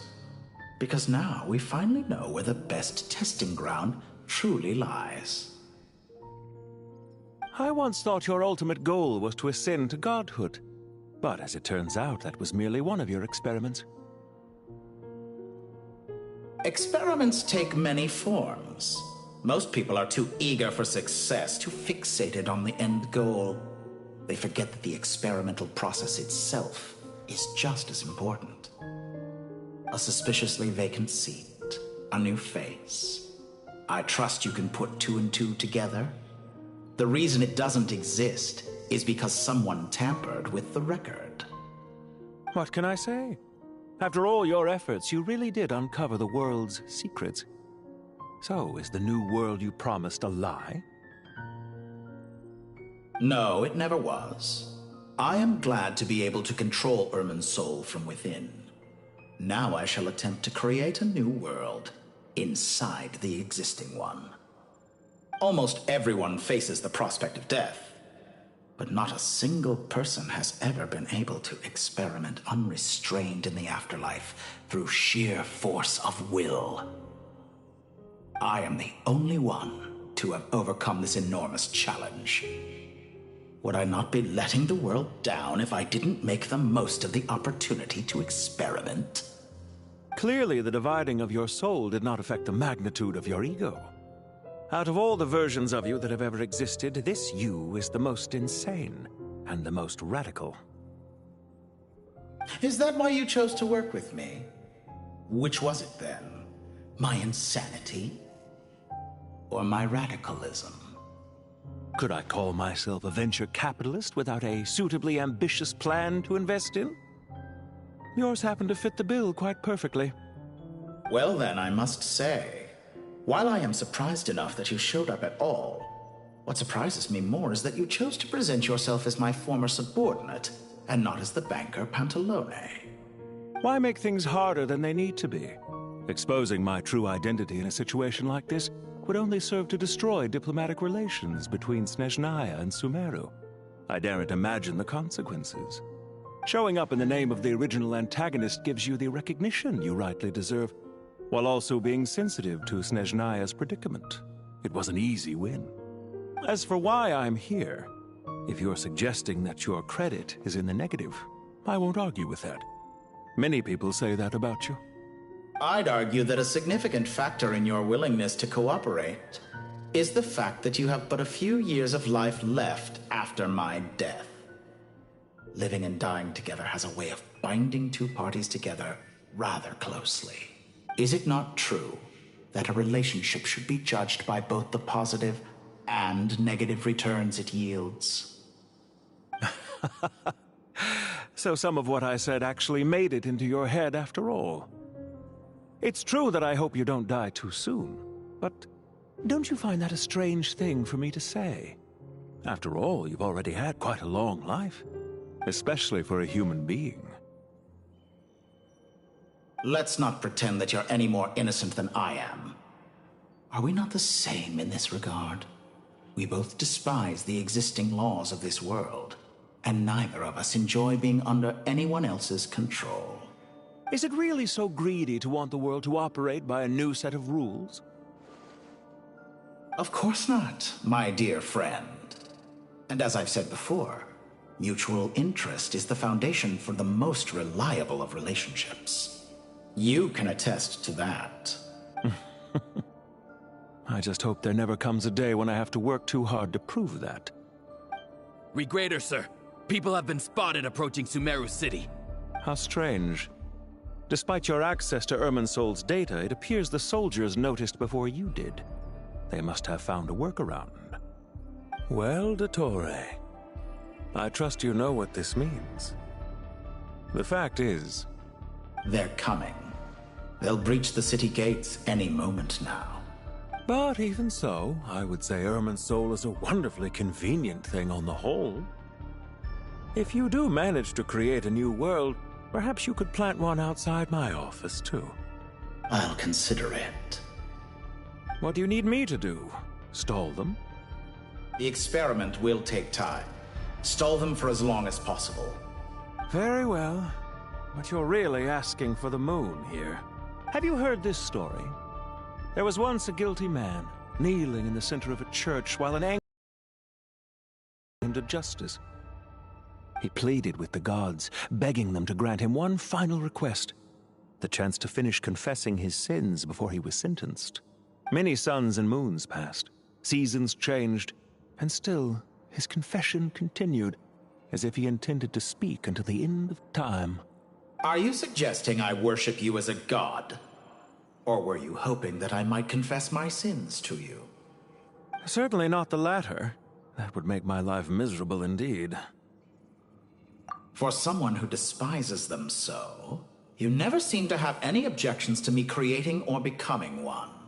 At first, I thought you'd be furious. Concerned I would terminate our partnership, were you? Not at all. You had reasons why our partnership must continue. Don't you find people's attitudes toward gods amusing? A god descends from the heavens and people worship it unreservedly, blindly following whatever rules are given to them. And yet, when they see an ordinary person gain godlike levels of power by virtue of their own hard work, they treat him with nothing but suspicion, even if he is a compatriot. Is that supposed to be a compliment? No. I was just thinking. I pity the man who would call you a compatriot. There's no need to be so self-critical. I know it's a little late in the day to be asking this, but how have you been keeping? I'm flattered that you would take the time out of your busy schedule to consider my well-being, Doctor. The part of your soul that went to Nod-Krai caused quite a stir, sending our organization back to the drawing board on numerous fronts. It was quite a headache for everyone involved. Dear me. I must have caused you no end of trouble. You certainly did. I had the rare honor of being summoned before the Tsaritsa with Pulcinella to answer for myself. A terrifying ordeal. Don't worry, I pulled through. At most, it's a public relations nightmare. I made sure of that. Now I'm curious. How did you explain yourself? Oh, it was quite simple. I just pinned the blame on someone who wasn't there to defend himself. I could hardly be expected to defy the demands of someone as insistent as the Second Harbinger, now could I? How you slander me. You know full well that I am perfectly amenable to reason. There's no question that you are partly to blame for the ruin of my reputation over the years.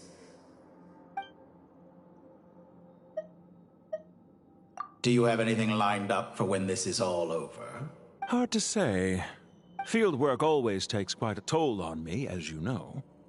Once I'm back at Snezhnaya, I'll start with a well-earned cigarette. Why are you so eager to ruin your lungs after I went to the trouble of replacing them for you? If you have an issue with it, feel free to try to stop me. What's on your mind? The limits of humanity. It's a pity.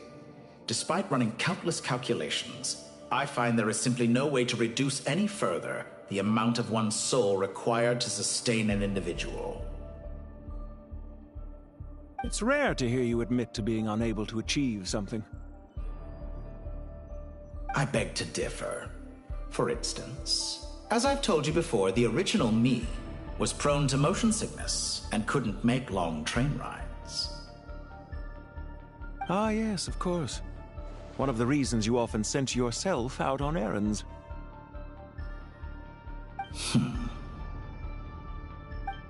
What are you thinking about now? A new experiment. In the event that my soul was depleted, say we extracted my data from someone else's memories, yours for instance, and then combined it with your intact soul as the base material, what would we create? Such a scenario would be impossible. Oh? As long as your current soul survives, there will be no need to create a new individual. Don't forget, you were the one who approved of the present situation wherein only one Dottore remains. And if you ceased to exist, who would be capable of performing this experiment? Since the day I met you, you've always excelled at talking your way out of a quandary. Isn't it a little too early to be saying goodbye? Not that I wish to keep you from your business, of course. Very well. Let's leave the conversation there for now.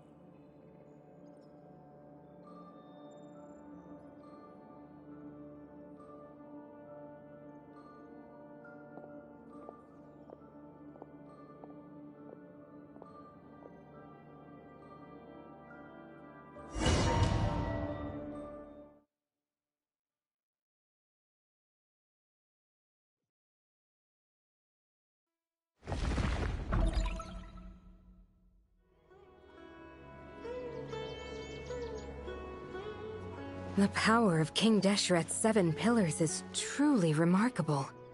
With just a chessboard, you can move an entire unit across the material plane. Yeah, sets us up for a much easier fight. Really makes my day. The last time we stormed the city, it involved a lot more running around. I wonder how many people can say they stormed a city twice in their lifetime. I was just thinking that. I've definitely had more than my fair share of unusual experiences in my life. This is my first time here, actually. We never usually leave Gandharvaville. I hope this will be my last time. Does everyone have to chime in? Can't we just fight? What an amusing comment, my dear lady. Yet humans often alleviate tension via small talk, do they not? Whoa! Why is Candace's shield talking? Because the image on her shield is one of me. And I, of course, can appear wherever I wish to. Well, la-dee-da. Isn't that fancy? Could I get in on this? You wish for your gauntlet to speak? Why, certainly. Ahem. I think you'll find that it is I whose image is carved hereupon. Thanks. Definitely feel stronger now. You're welcome, my lady. I am glad to lend you my power. Sino, what's the situation? There are troops stationed at every entrance. As we expected. A frontal assault will suffice. Everyone, stick to the plan. We'll take the main entrance. You head for the House of Dana's side door. Move out.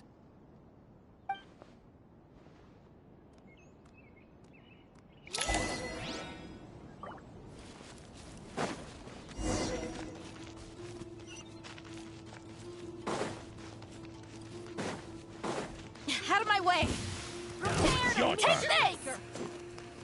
Watch out! Ah! Get lost. Whew. Thank you, Jet. You gotta be more careful.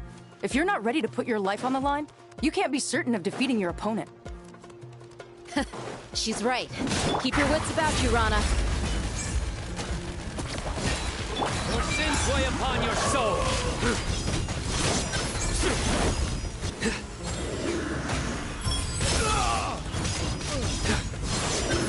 Guilty!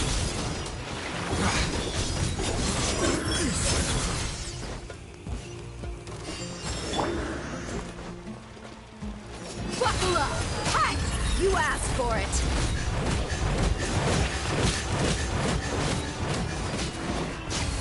Cha! Do your work! Grant us your blessing!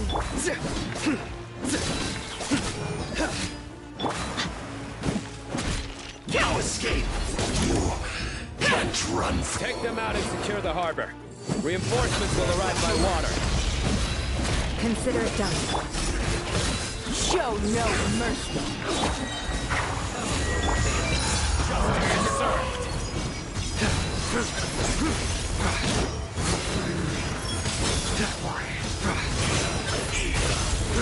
Stay condemned! Guilty! Hurry up! Please!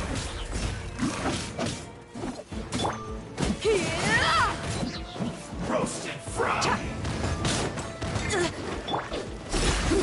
An unfortunate Pin them down!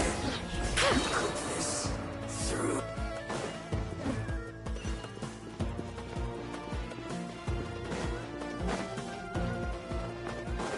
Looks like we're in for a tough fight. Grant us your blessing! Yeah! Gloves off!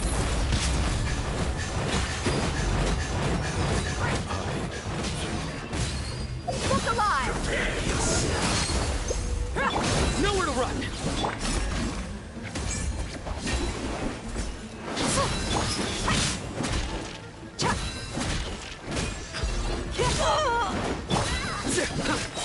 Judgment is upon you.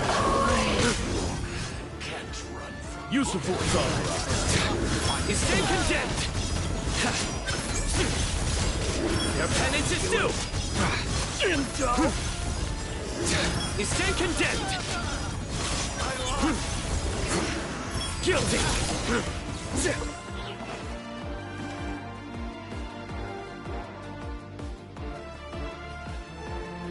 Waterway secured.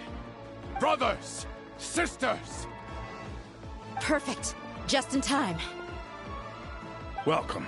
Once we've linked up, we'll continue the advance. The team has arrived at the north entrance, as planned. Good. Press on.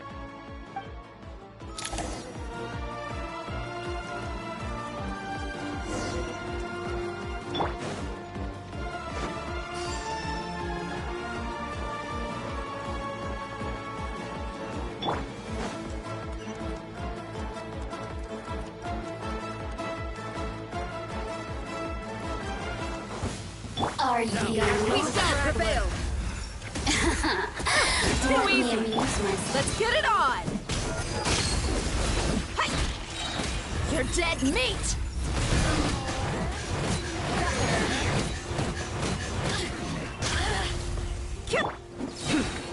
Through me, justice is served.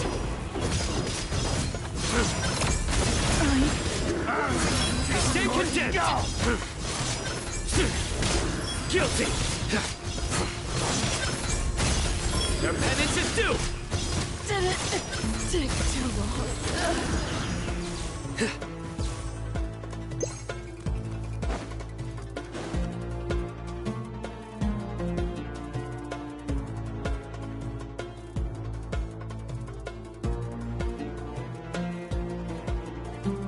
Look out! It's an ambush!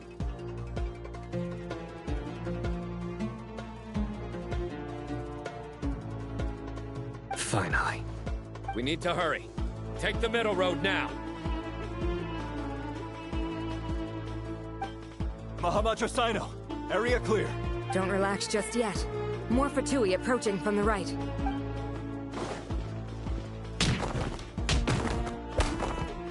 Irminsul cannot track our movements. If necessary, we could split up. Don't worry. We'll wipe them all out. As you can see, our people came raring to go. Good, good. How are things with the Traveler? Can Tainari keep him safe? Don't underestimate Tainari just because he's a forest watcher. He can handle it. All right. You know that's not what I meant.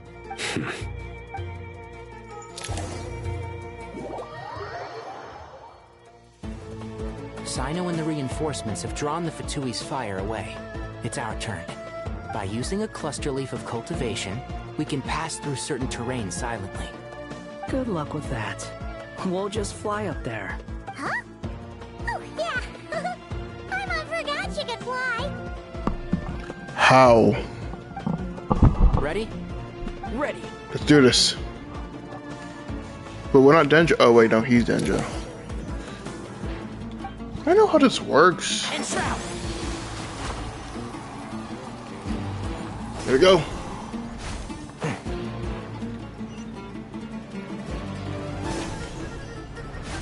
Yeah. They can fly up there. Proceeds to not fly up there. By stealth.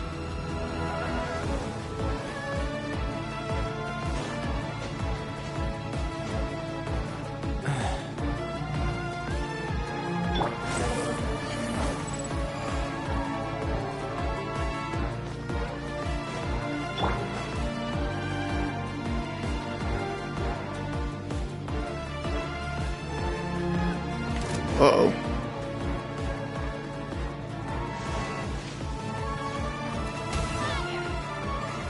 Let's go. Adios.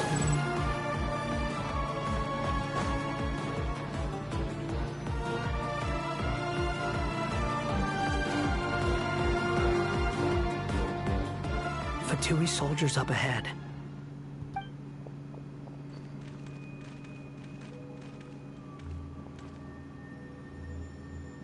Careful. Prepare for battle. Hey! There's people over there. You have some nerve showing your faces here in the center of Sumeru City. Oh, there he is.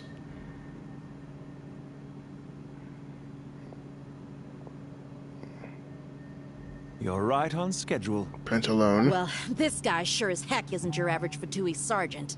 They've stationed quite a few people nearby. It definitely looks like they were waiting for us. But something feels off. Everything about this guy feels too deliberate. I highly doubt he's just a subordinate of Dottores. And he's no mere sergeant.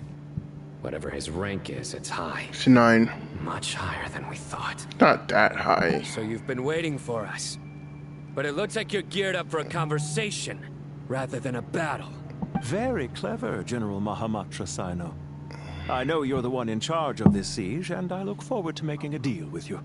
A siege? Sumeru City belongs to us! Historically, yes. But things can always change.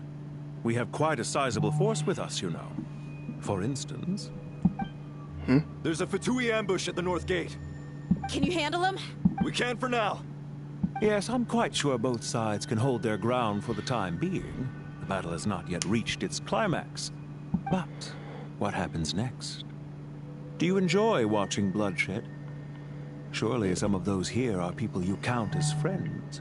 Once a war begins, some people must die. I doubt you wish that fate upon anyone you know. Wait a second. It's a trick. He's not even there. Silence! Oh shit. He disappeared.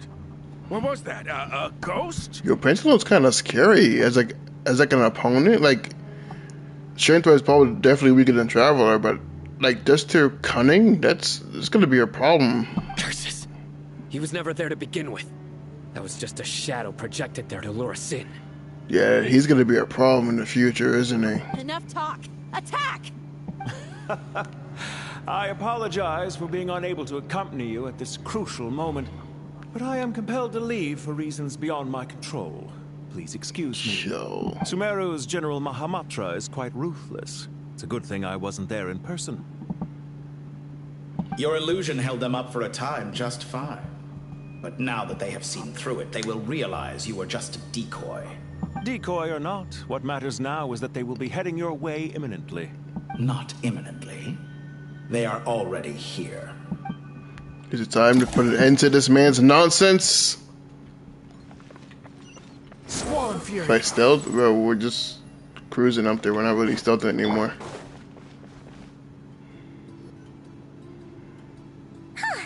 We made it! This is far enough. Tainari, you go help Sino. Don't worry about us. We'll manage from here. Are you sure you don't need me to stand guard? No need. Once the connection is established, we'll disappear from the sanctuary of Surasthana. Go help the others. Let's go, Dottore. Goodbye for now, then. Please tread carefully. Killed you once, we can do it again.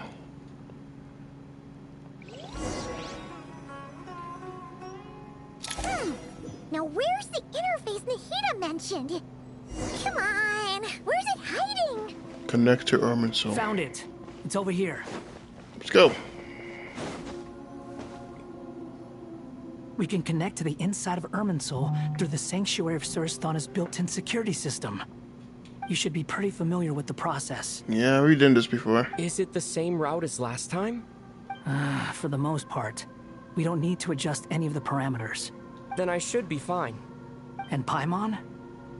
Once you're both ready, we'll set off. Wait! The stakes are way higher this time, right? Maybe Paimon should stay outside and help the others. Then, you can focus on the fight without having to worry about Paimon. Huh? Why are you staring at me like that?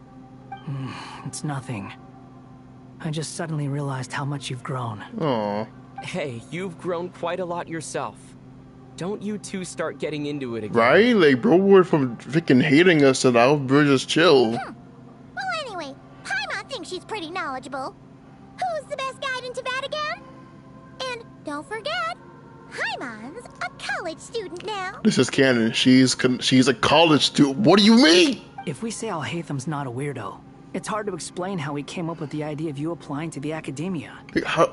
But for all that he counts, She's canonically a high school surprisingly student. well This in is studies. so stupid. Just goes to show how important it is to have someone supporting you. And Paimon's not the only one.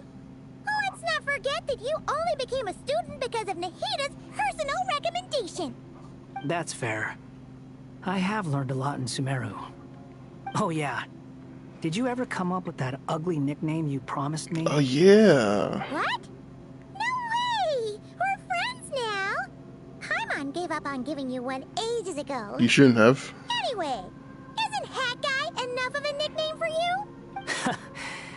Fine. Suit yourself. We need to go. Paimon, if you're staying, look after yourself. Aww. Will do. Paimon's gonna link up with Tainari and Sino. You guys are the ones who need to be careful. We beat him once, we could do it will be. again. Bye for now. And we don't need calling beings up this time because Traveler has restrictions lifted, so they're Initiating already connection. stronger than last time. We got this. I'm not worried at all. I'm a little worried. Oh. We're in. And we're back in our default outfit. I guess we just changed clothes mid-fall. That's the headcanon I'm going with. Quick outfit swap. Well, here we are again. Come to think of it, I still don't even know where we're going. Thanks to our terminals, it should be impossible for Irminsul to read. I can... Don't tell me. Only you need to know. That way, whatever happens to me next, it won't affect your progress. Listen to me. Your safety is just as important as mine. Don't even think about sacrificing yourself for the greater good. We came here together, and we're leaving together. Talk your shit, traveler. All right, if you insist. I won't argue with you. No sacrifices is absolutely necessary. All right, we're back in our default fit. Yep, I need to give me a trial. Let me just look at it. Let me peep it real quick. All right. Okay, at least they gave him like the DPS oriented set. That's a good sign at least. Not triple crown for some reason. The buff is active at least. That's good at least. Yeah, they definitely want Wanderer to be the damage dealer here, but that's not going to be the case. We know this already.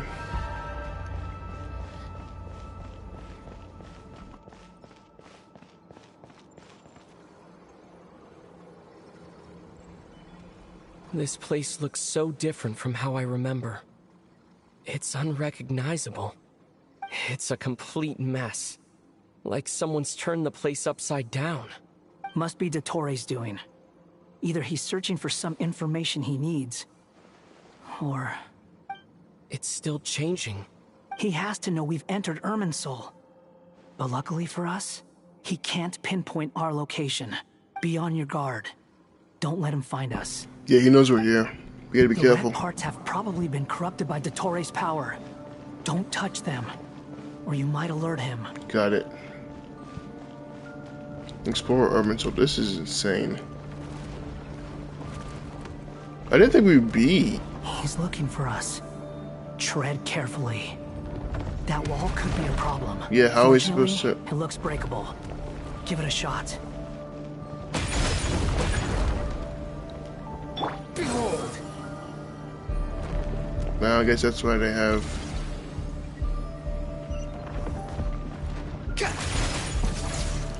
This is gonna be a fun fight, I can already tell.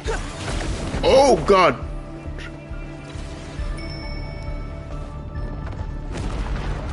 Why?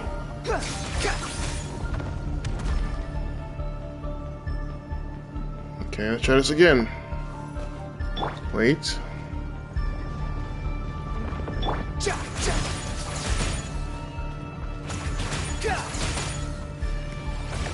Nope, we gotta wait. Wait. Wait, did the wall reform itself?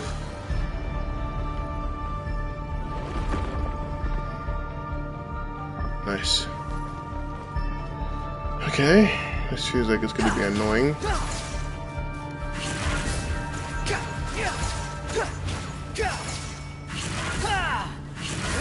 Behold!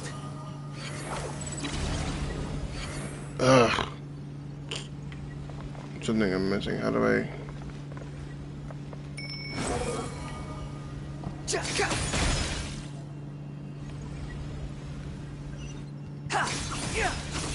I destroyed his damn walls.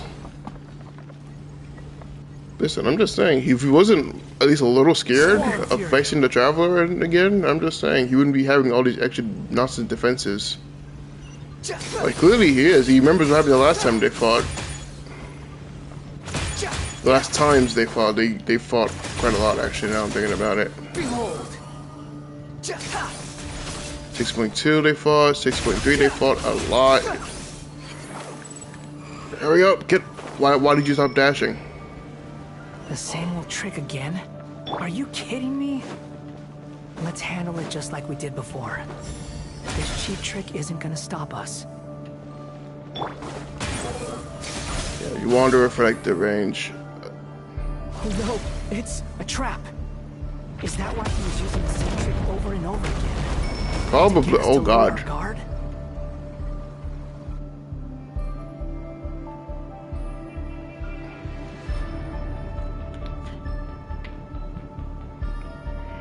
I'm trapped!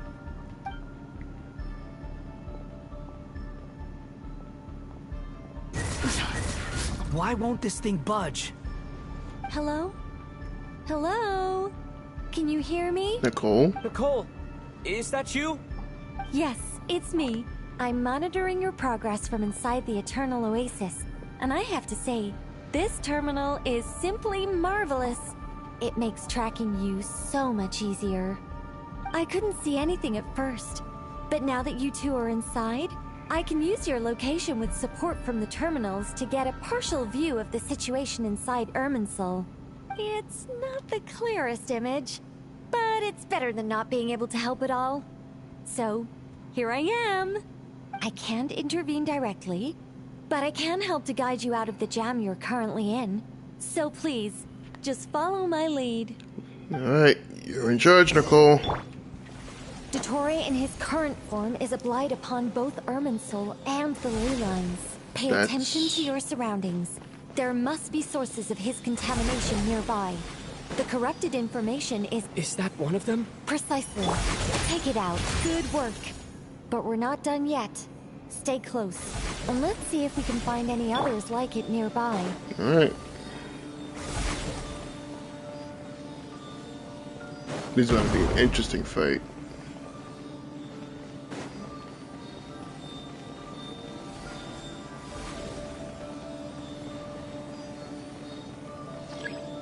The wind rises.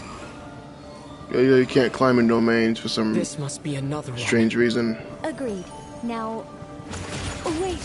Watch out! It's Dottore. I think he's... The seal is broken. I mean, he might have found us, but it doesn't matter. Get out of there! Unless it does, in which case, oops.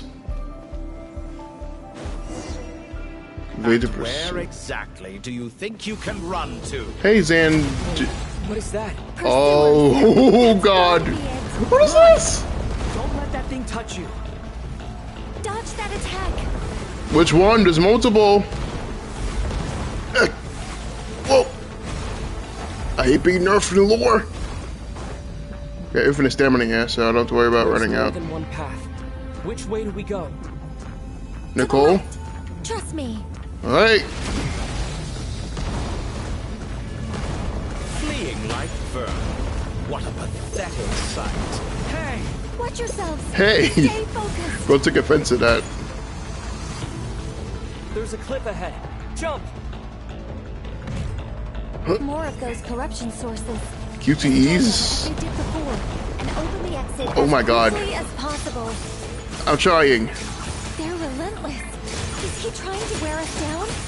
I mean, obviously. Destroy these two. He's trying to weaken us before the fight actually starts. I think the pursuit is over. I've seen a strategy. Hard to say. Stay alert. Let's end this. Nowhere to run, Doctor.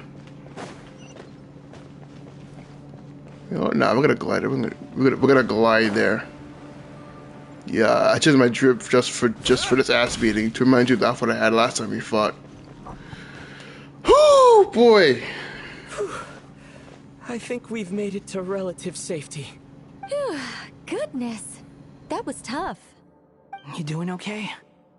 I'll be fine. Don't worry. Take a short rest, and then... Nicole? Nicole! The connection's been cut. But that means... Look at you supporting one another. How very touching.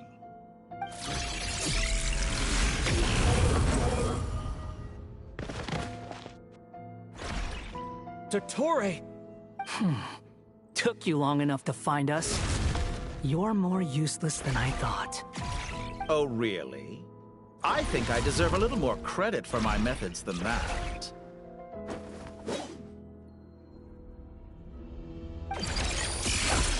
Rather than hunting you down, I chose to let you roam free.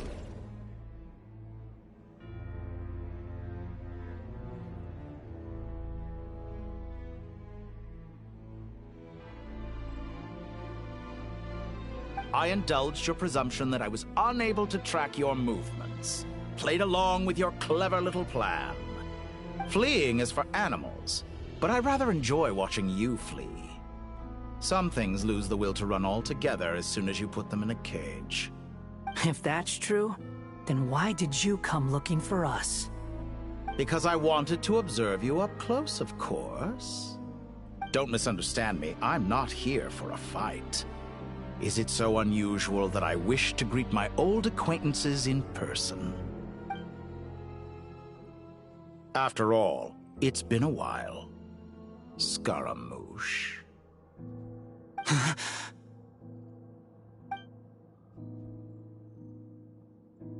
Why are you so afraid? I have done nothing unprecedented in discovering the truth. Nor did I go to any great lengths to uncover your story. You made a bold series of moves in deciding to erase yourself. And with the power of this great chronicling device called Irmin's Soul, you were able to achieve something quite remarkable. Once most people form an opinion about someone, it tends to imprison their mind. Yet you managed to erase every trace of your existence. A novel take on death indeed. However, this meant that you stood out to me all the more when I saw you in Nod-Krai. I didn't even have to go looking for you. Just the sight of you was enough for me to intuit the truth.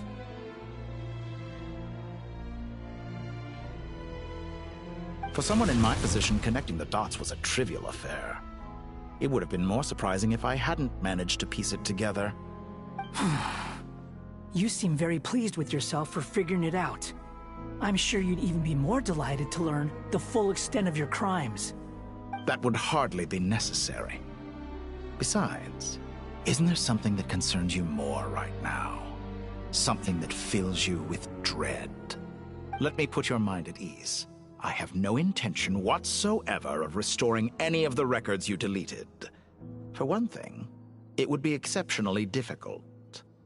But more to the point, I doubt that the prospect of losing your current life is all that frightening to you. Because in your case...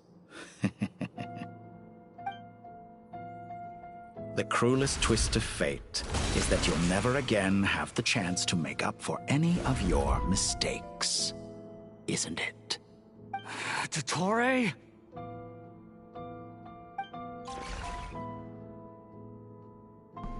Let's do this. All here shall bend to my will. Alright. Oh, God.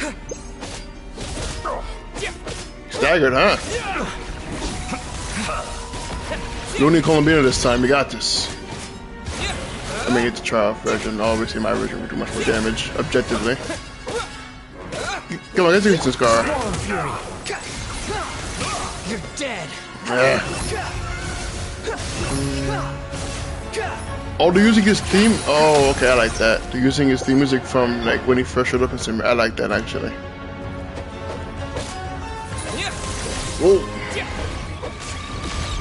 So, I gotta learn this. I'm afraid you'll need to do better than that to take me down. You said it last time we fought. You to have grown stronger. Ah, how foolish of me. I forgot that you lack any means to increase your power. I don't. You will pay for everything you've done. Oh, will I now? Okay, resistance. Oh, already a cutscene? Go, go, go!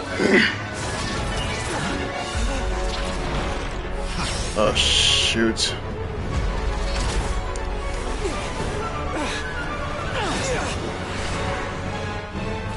What's the plan here?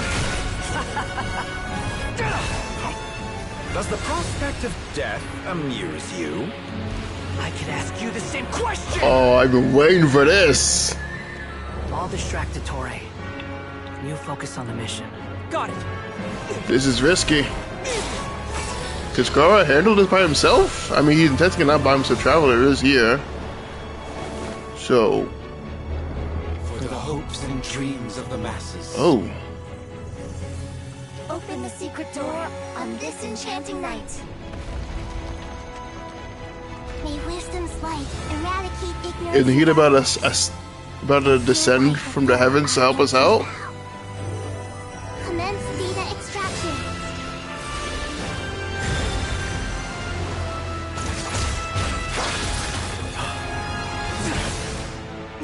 Mmm.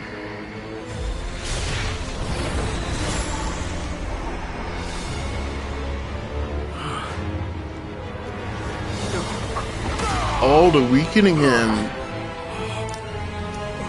How's that feel? Attack him! Yes, end him. Go. Should know it'd be that easy. You cling to outdated ideals and stand in the way of progress. You will pay for interfering with the grandest experiment of all time.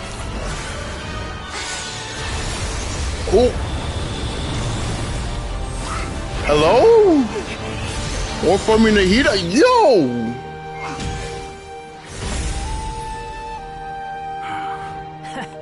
Good timing. Dottore, as clever as you are, you fail to understand wisdom. Wisdom takes many forms, but the path you have chosen eschews them all. Huh.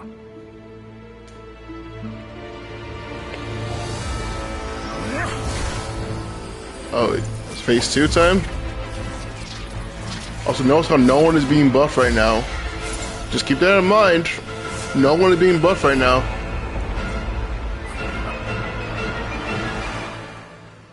Oh, is we use the weekly bosses attacks? It might be actually. 4 energy now. And we had a few heal. My strength is fading. Good. Since you are within Irminsul, it stands to reason that any power you wield comes from it. That's... Also, Traveler almost died. Just to strip me of my power. What is he doing? I will find his weakness.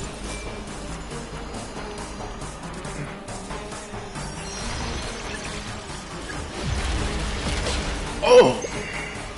Also the music?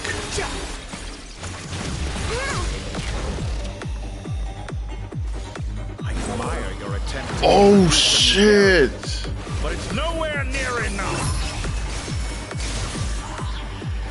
What's the matter? Why you running?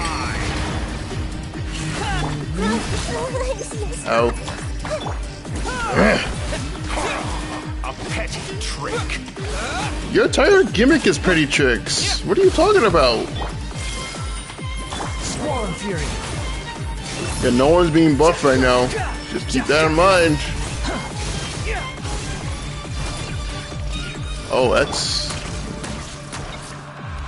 Okay. What's the next weekly boss attack you're gonna use, huh? What's the gonna steal next, huh? Oh! Oh shit! I didn't like think I get hit by it like so quickly. Time to ignite. Ow. You're so close. Just hold on a little longer. I'll hold him up. Traveler, Hat Guy, the rest is up to you. If you get everything you've got, alright. We certainly have a knack for surprising each other, don't we? I'm just getting started. Ow. Huh? It's time. Say your prayers. Woo! Stay on the offensive, but watch your back.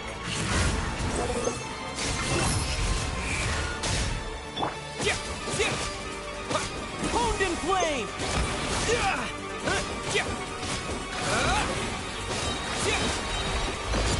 It's time. Say your prayers.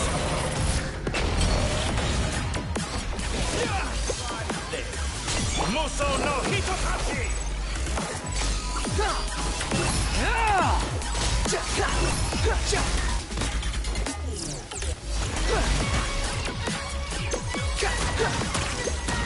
Behold.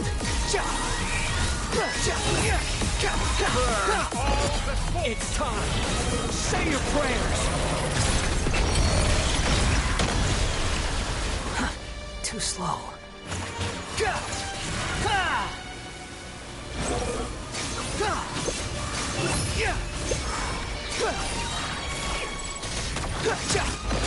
It's time.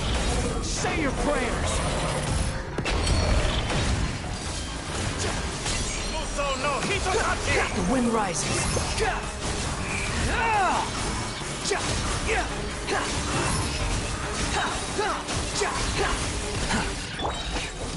Fortune first. It's time. Say your prayers. Finally, time for you to die. Excited? Time for me to die. How could I have reached this place if death were something I feared? The last gasp struggle of a dying man is a pretty pathetic sight. It's time. Say your prayers.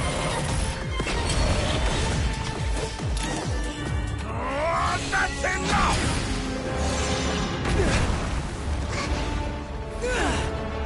He's pissed. Oh, he's pissed. Yeah, he's trying to. Yeah, he oh, damn! I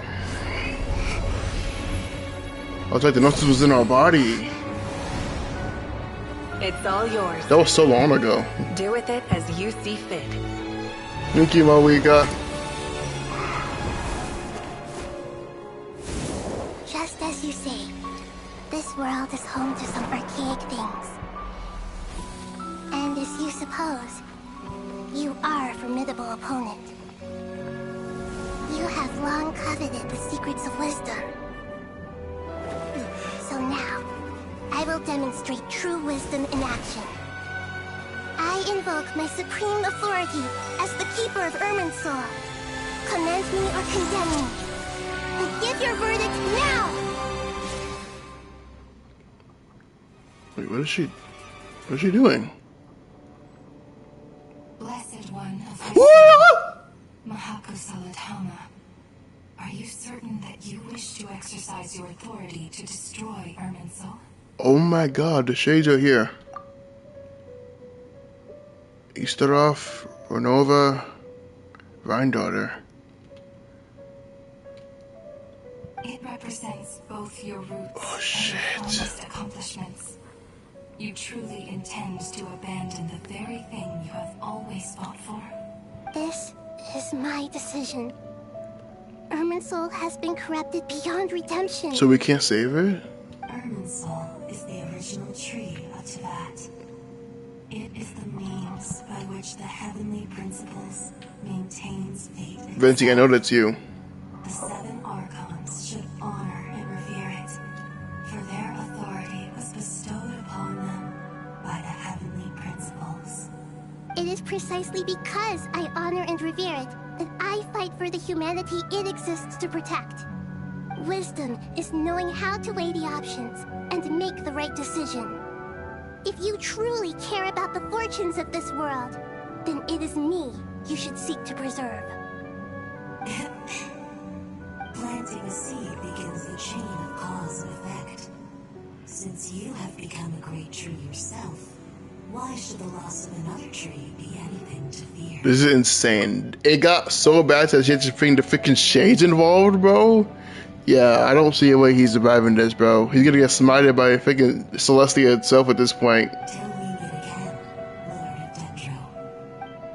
Oh, shit.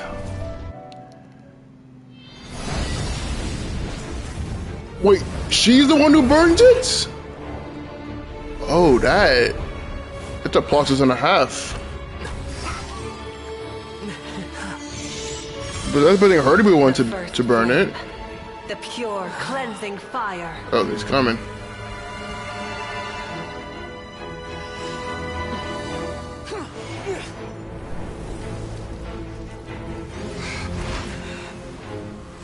Huh? Oh, shit. Yeah, we really said, nah, if I'm dying, I'm taking you with me, bitch. Oh, no. Oh, yeah, he ain't smiling anymore. Oh. The segments! The segments you destroyed! So he just... Is this it?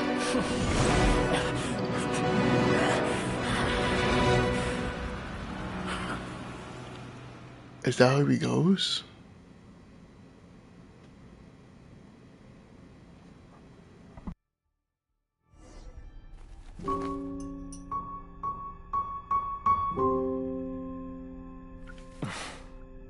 Shall we? Where were we? I was suggesting that you needn't perform when signing a contract. You're only sitting here because your bank demanded an evaluation of the trustee. So you told a story about a young scholar from a merchant family in Sumeru? I told a compelling tale, didn't I? The post-expulsion story is far more captivating. The human experiments or the elixir of immortality? The part where you die. Ah, yes. My favorite part. The 35-year-old Segment thought of himself as Dottore, reserving the name Zandik for the original specimen. Of all the Segments, he was the most selfish. After his expulsion, Dottore searched for a new direction. He joined the Fatui, studied Elazar in great depth, secured resources. He was rather fortunate in his career. Zandik turned to Conrian technology and successfully created his segments. But this was not immortality.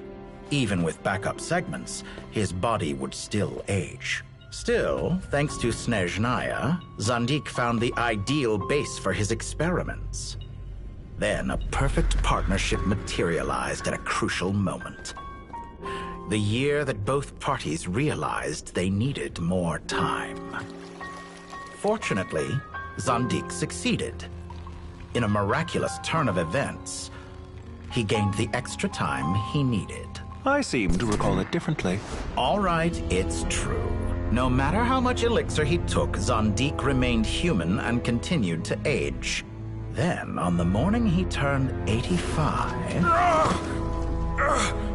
Help me up! Call for help! Surely he would be rescued, Zandik thought. But to his surprise, no one helped him. Zandik was too selfish for that. Don't forget, you're one of us. Yes, and we're all waiting. Waiting for me to die. Pantalone arrived for a meeting and happened to witness what followed. He found it unsettling. I never said that. But the Zandiks were unfazed. It was a rare opportunity for self-dissection.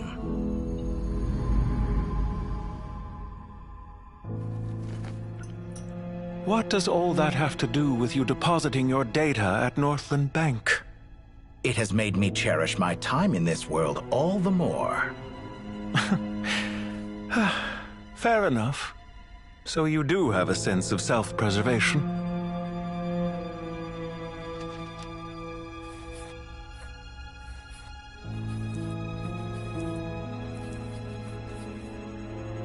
What do you mean?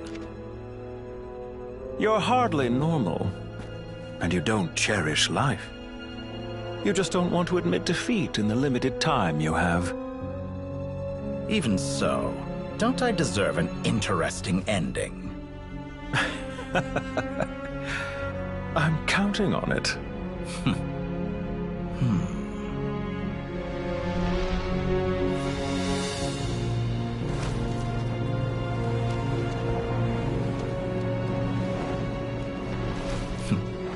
If nothing else, I expect my funeral will be a grand affair indeed.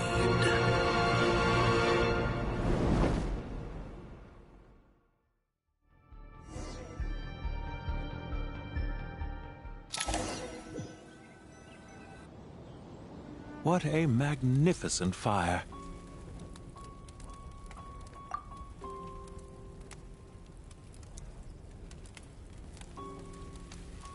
In Snezhnaya, we light fires to ward off the cold. Fire, it seems, is antithetical to ideas such as cold, frozen, and unchanging. Perhaps it has always been that way. From the beginning, fire has been used to drive away wild beasts and warm the body and mind. You could say it's a form of treatment. One that cures the human heart of mortal fear. Mortal fear.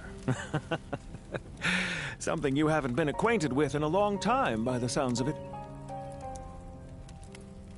Whereas you, I'm sure, must know the feeling quite well indeed.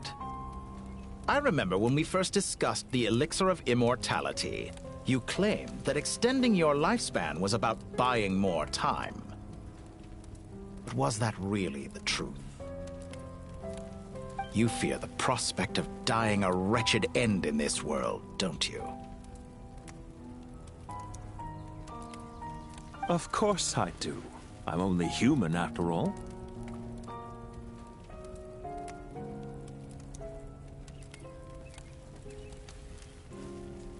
And while you may have forgotten it, you cannot deny that you too were once human, Dottore. I do not believe that there is no such fear in your heart. Perhaps you are right. But I abandoned it long ago and devoted myself to my experiments. I have felt no fear since. From the very beginning, I never thought you could win this game. But still you came, contract in hand, to honor our agreement. Because I am a reputable partner. And as we have discussed, experiments are about more than results alone. The process is equally important. I have come here and completed my creation, and I do not regret my decision. I'm afraid your journey ends here. After I die, there will be no one to make the elixir of immortality, and your remaining stock will only last a few more years. How then will you prove that you didn't perish in this incident alongside everyone else? When I feel optimistic about market environments, I never forcibly adjust them. They have their own direction, and I myself am one such environment. I have been quite particular about many things in my life, but where the manner of my death is concerned, I choose not to be.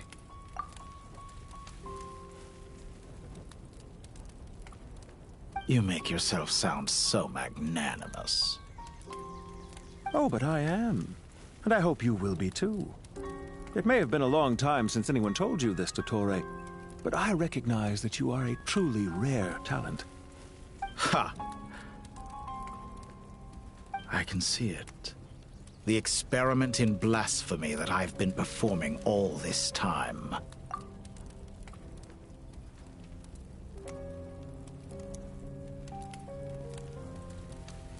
It has been a long process, and I do not care about the results as much as people might imagine. If the very goal of your experiment was to explore infinite possibilities, then there was never any reason for it to end. Indeed. Yet now, the experiment has officially drawn to a close. What should I call you? Zandik? Or do you prefer Dottore? Suit yourself. Goodbye, Feofan. This time, that's what it truly is. And don't I know it? Goodbye, Zandik.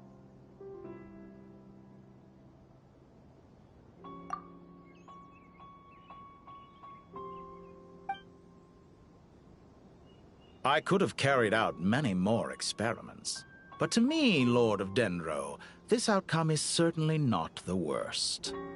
I believe you.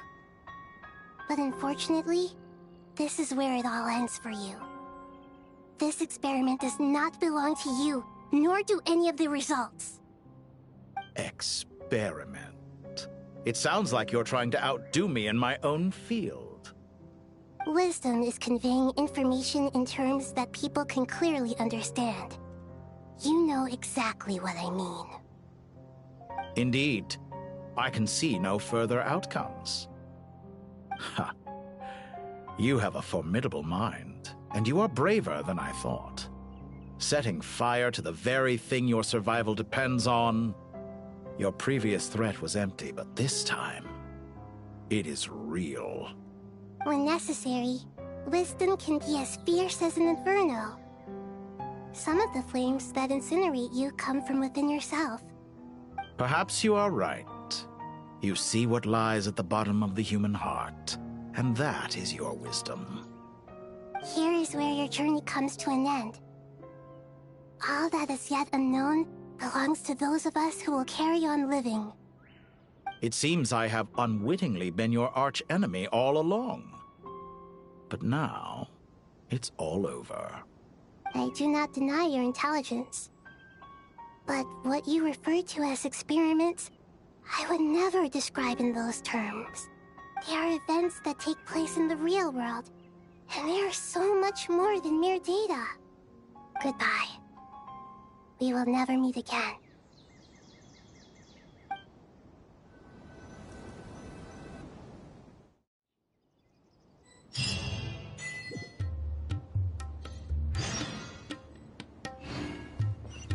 Your past is like a garden?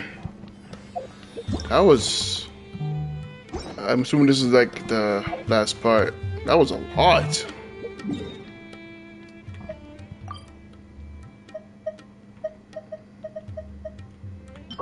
I already have all those, but thanks. Well, that's the last of them. Everyone on the list is already back where they should be. It was a long, hard road, but we finally finished escorting everyone back. I just pray that we'll never need to leave again. I hope we can stay here forever in this peaceful paradise of our own choosing. Paradise. In the annals of the Temple of Silence, that word carries great significance. It represents the hopes and desires of the gods. Their longing for a place to rest. I wouldn't think gods need such a place.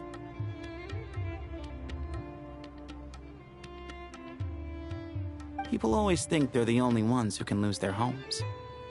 They forget that gods too need a place to reside. As the Goat King once said, "A god without his people shall cease to exist." Gods need their believers every bit as much as their believers need them. Only we can truly understand how much the desert faith has faded over the centuries. But we still talk about the gods as though they're a part of our lives. Given the myriad ways in which gods and humans interact, I'd say they really are. How else could Dunyarzad consider the Dendro Archon a friend? Well, that sounds about right to me. Describing them as friends sure makes us feel a whole lot closer. If you told me a few years back that I'd have this many friends, I'd have called you a liar. Belief is a choice, just like friendship. We've made our choices through battle. The right ones, wouldn't you say? I'll be heading back to the Temple of Silence. I heard the Goat King and the Ibis King decided to pay us a visit. How about you? It's back to Aru Village for us. Still plenty of supplies to distribute and people to help. Until next time, old friend. As long as you can find the time, you're always welcome to visit us in Aru Village. Right back at you. Make sure to drop by the Temple of Silence the next time you're free. Where it is that two of the other 7 pillars, Shezapank and Bennu, might also be dropping by. Since you're wearing the symbols of their power, it'd only be fitting if you came to see them for yourselves. Dropping by? That makes it sound like they're visiting a neighbor's home. Well, the temple was founded by Hermanubis, so I guess to them, that's exactly what it is. Guess that's true. All right. We'll make sure to find time to stop by. Stay safe on your journey home. I will.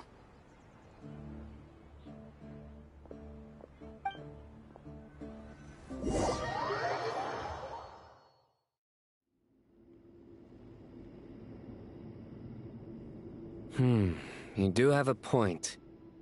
See? Retirement has always been a problem, especially for old-timers like us who've been locked away all these years. You finally step out into the light, and bam! You're face to face with a whole different world. Naturally. What do you think, Layla? Huh? Why would you think to ask me? How could I possibly be qualified to decide where the servants of King Deshret should live? Sorry if my question was unclear. Do you think their statues will stand out too much if we place them here? Hey, I never agreed to this. How could we possibly allow our statues to be left in Hermanubis' home? That would be like breaking into someone's house, then pretending it belonged to you in the first place. Different beliefs can coexist. We still need to respect one another. By which you mean, you two plan to stay at the Temple of Silence, for a while at least. But you have no intention of relocating your statues here. So, you see this as sort of a family visit? Is that correct? Family. Huh. You could say that. In a sense, Hermanubis would view this as his home. Just look at this place. Magnificent, is it not? The sad truth is, in the past, all three of us invested so much into misguided ventures. We failed to build what we should have, and wasted so much time instead. And what do you mean by that? I mean that for the most part, time spent associating with the likes of Sobek, and, let's say, Thoth, might reasonably be considered wasted. Why does that not surprise me? Go on. Anyway, given how much time we'll all be spending together, I'd say that the bonds we built will end up proving to have been a sound investment. Once Sethos, the current leader of the Temple of Silence, returns, you can discuss the matter of staying here with him. But judging by the expressions of everyone here, I imagine you'll receive a very warm welcome. This sacred ground houses untold knowledge, after all. What better place for the servants of King Deshret to appear in the mortal world? How about we share a meal together first? I imagine it's been many years since you last tasted fresh food. Oh, that sounds wonderful! After so many hundreds of years, I can only surmise that desert cuisine has become a lot more varied. Are we having a get-together? If you'd like, I can help prepare some food. After all, Lord Thoth, you helped me so much in the desert, and I still haven't properly thanked you. Oh, my, that would be wonderful. I'm touched that you still remember. How the times have changed. To the people of today, it seems the Ibis King has become a kind and passionate god. And you, Mr. Herreshoff? What kind of god do you wish to be? To be honest, I haven't given it much thought. How about you, Dendro Archon? Do you have any hopes for your future? Me? I'm very happy with my current life. Forgive my bluntness, but you do not seem to derive your authority from majesty and might, like Lord Al-Akhmar. Clearly your approach has its advantages, but also its dangers, don't you think? I do, but projecting a majestic front doesn't really suit me. Besides, my relationship with others isn't simply one of a god and her people. Not putting on airs might earn you more adoration. Exactly. Besides, I really like parties where everyone brings their own food, and we all come together to share. You should join us. I'm sure you'll find it fun. Last time when we got together for a picnic near the Avidia Forest, it was quite the occasion. Seeing as you're already here, how about we hold the next one in the desert? Can we do that? Wouldn't Tainari have to transport a ton of drinking water? Don't worry, I can help out. Layla, would you like to join us next time? Me? Sure. The more the merrier. That way we... Don't take this the wrong way. I just think you should know. When it comes to passing the time, chess is more our thing. In that case, Dendro Archon, what do you say? If I were to compete against you, I can't say with certainty I'd win, but I certainly wouldn't mind giving it a shot. Where's Sobek? I'm sure he'd be good for a few rounds. Cards, cards, cards! I'll always prefer chess. I wonder what variant of chess we're talking here. Mr. Thoth, is there some sort of astrological significance to this game? Oh, I'm glad you brought that up. As long as the leader of the Temple of Silence agrees, we can search Hermanubis' place for books to teach you how to play.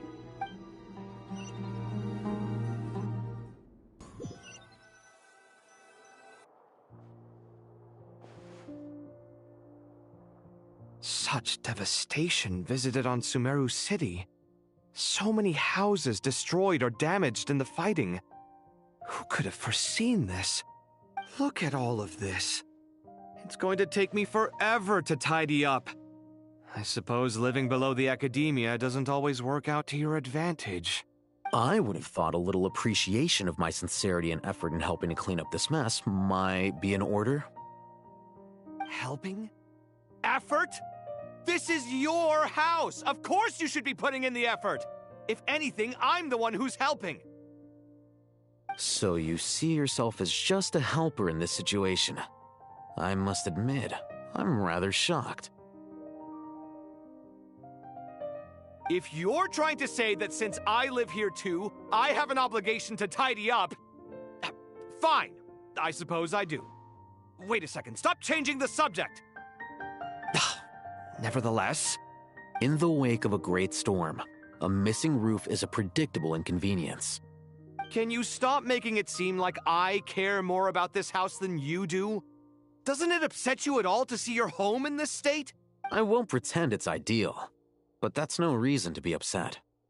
This is the roof over your head, your shelter from the cold. The furniture is scattered, the paintings have fallen off the walls, the windows are shattered.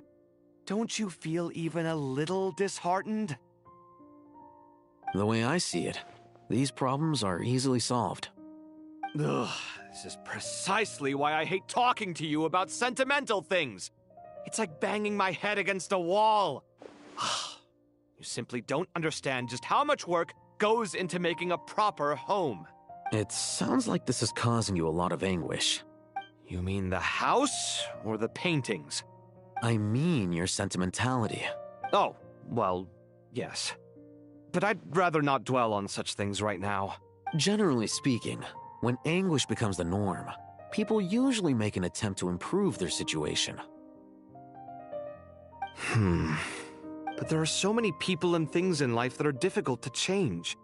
It's not like you can force them.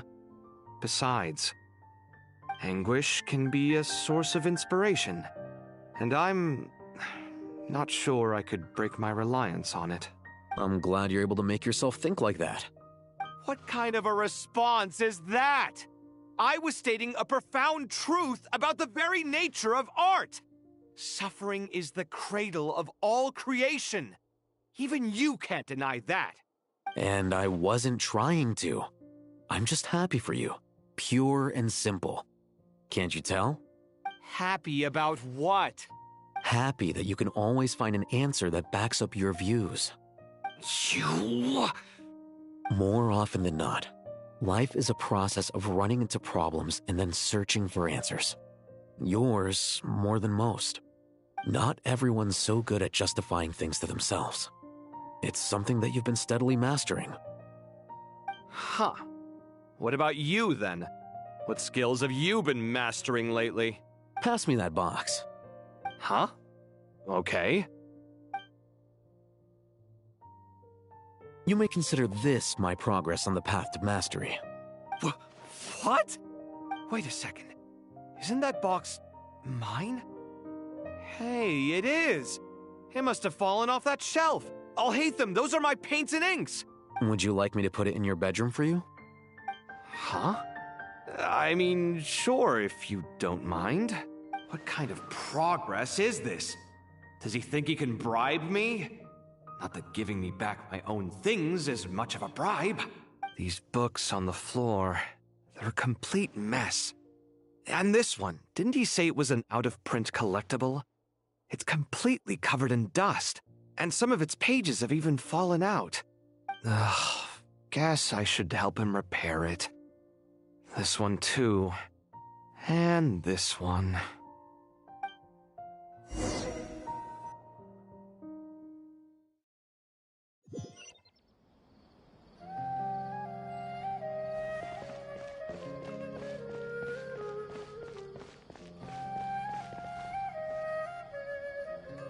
typical Sumter Beast.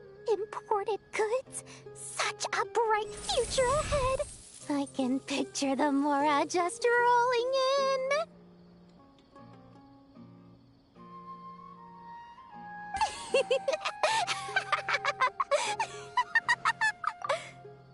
You do realize you sound like a choking cow? It's called being imposing. Can't you feel it? Are you not intimidated? Oh, I'm positively shaking in my sandals. What commands do you have for me, oh mighty Lord Sangamabe? You've got a lot of nerve, Nefer. You went and told Candace and the others everything, didn't you? Seriously, do you have any idea how differently they see me now? Surely that's a good thing. I presume they're more disposed to actually like you now, maybe even view you as a friend. You traded my secret for sympathy! Thanks to you, I've lost every last shred of my mercantile majesty. How am I supposed to make anyone think I'm a big, scary investor now? The dark days of Lord Sangamabe are behind you. Why not take this chance to make a few honest friends? Speaking of friends, since when did the notorious Lady Nefer gain such an admiration for holier-than-thou types? A moon chanter here, an angel there? Who'd have thought it? A coming together of fates, nothing more. No need to throw around accusations of admiration. Forget it. You're right about one thing at least. Making friends is never a bad thing for a merchant. So, I really took a loss this time.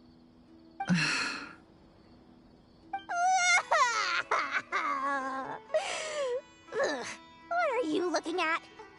I'm trying to see if you're really crying or if those are just crocodile tears.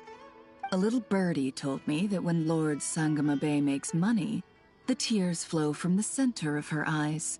But when she loses it, they flow from the corners. Which is it this time? Ugh, you are so annoying. I'm not talking to you anymore. Nefer, thank goodness you're here. I've been looking everywhere for you. Huh? Well. If it isn't the House of Dana's very own librarian. What can I offer you today, Miss Katayun? Oh, no. I'm not here to buy. I'm here to bring Lady Nefer a book, and a fascinating one at that. We agreed to meet at the entrance to the mausoleum of King Deshret. One more thing. I bought this copy with my own money. It's not borrowed. Reasoning knows not time of day, but suspense always follows a blizzard. That's quite the mouthful. Huh? Isn't that the one that... It was all the rage for a while. People throughout the city were clamoring to get their hands on a copy.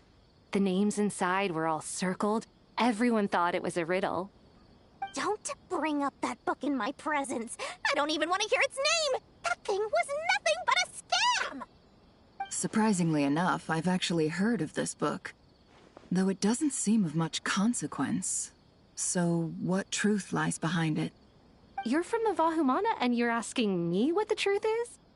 I'd say the actual truth was about the least important part of the whole episode. I brought you this book because it probably has the most interesting backstory of any in the House of Dana's collection, at least in recent years. As for its quality, well, you can judge that for yourself. Don't tell me it's actually any good. You may not know this, Lord Sangamabe, but Lady Nefer has a fondness for books with... how should I put this? Mixed reviews? No eye for good literature, huh?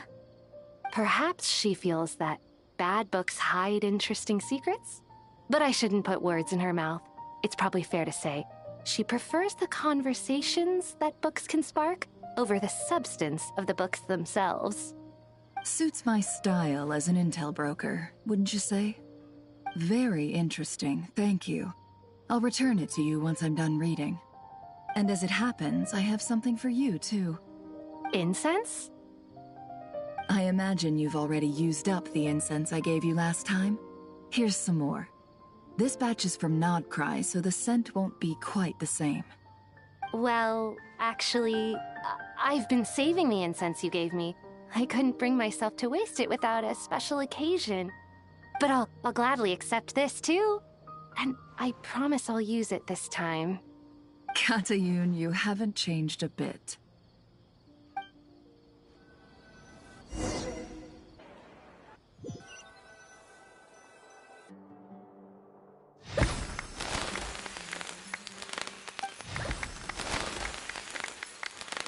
Congratulations, Kale. Well done, Kale. After studying for so long, you've finally become a full-fledged ranger. Sure hasn't been easy for you, huh? This really is fantastic news. All grown up. No longer a trainee, but an official forest ranger. Oh, the next step is to secure tenure in the academia. Thanks, everyone. It's true. I'm an official forest ranger now. Master Tighnari, thank you for your guidance and support. I wish Mr. Sino were here so I could thank him too. Sino had a matter to attend to at the Temple of Silence.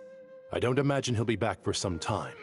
But don't worry, we can celebrate together once he's finished.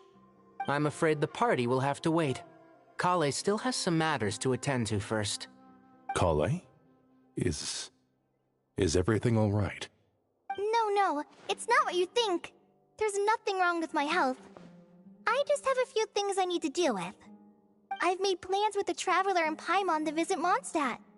Master Tighnari and Mr. Sino will be accompanying us too. Well, that's a relief. Let's get together when everyone's back. I'm sure you'll be doing even better by then. Of course. I have a feeling you're right.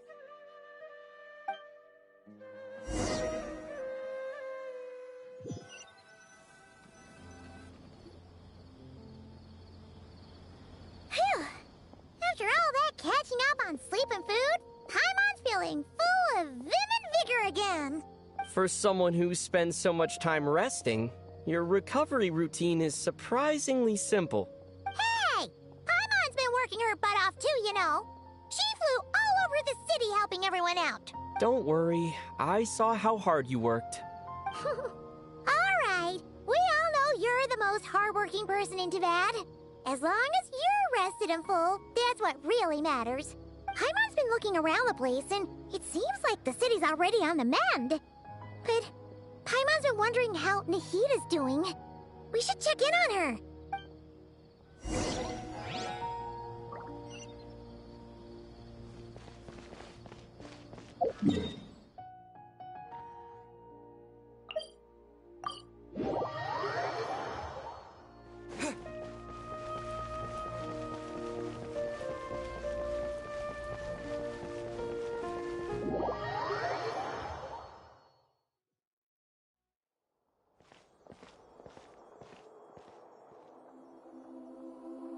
Hey, Nahida! And Hat Guy's here too! Traveler, Paimon! What's going on here? Nothing much. Nahida was just expressing concern for my physical and mental well-being.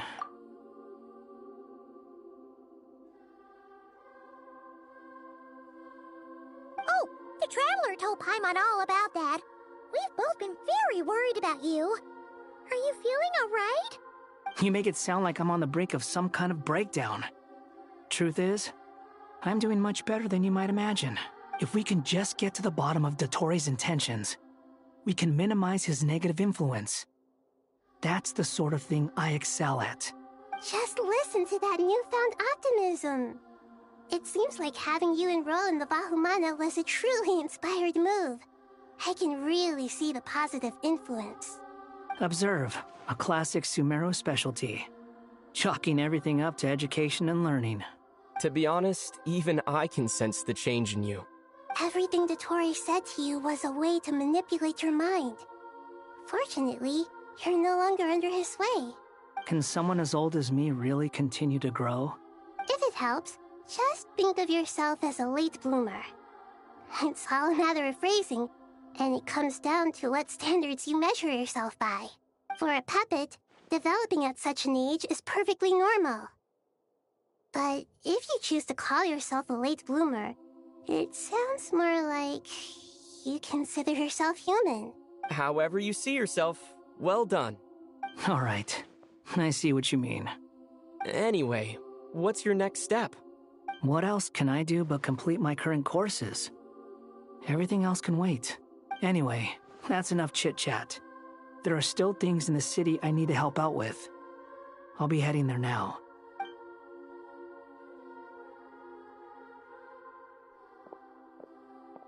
I'm so happy that Hat Guy is doing better than we thought. But what about you, Nahida?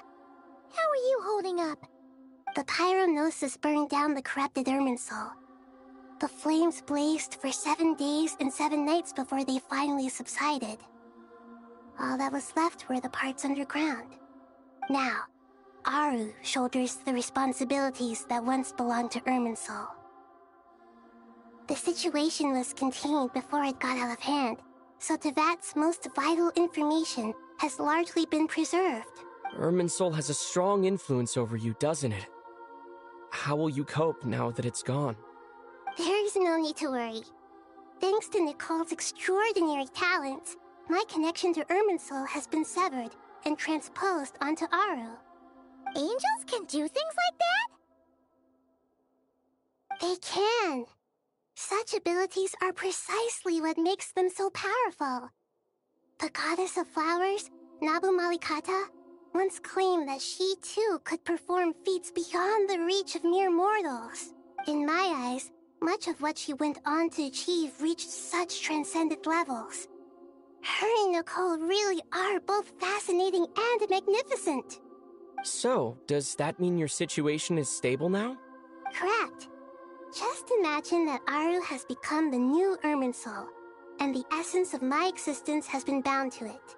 The wisdom of Sumeru has ultimately converged into a single, unified entity. Should we ascribe this all to fate, or is it merely fortune? Whatever it is, the important thing is that you're okay, Nahida. Dendro Archon, Lesser Lord Kusanali. Oh, thank goodness you're here. Greetings, Traveler and Paimon. Sir Nevis, do you have something urgent to say? Yes, there's something I need to report. We've received a message from Snezhnaya.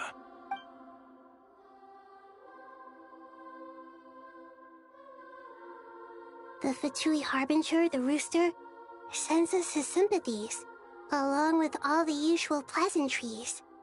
His stance is that, following the unrest in Nod-Krai, Dottore was subjected to internal censure.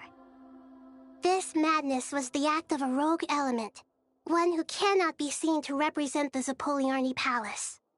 No less than can be expected.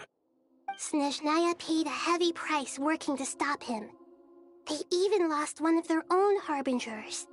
The letter goes on to say that even so, Snezhnaya cannot claim to be blameless.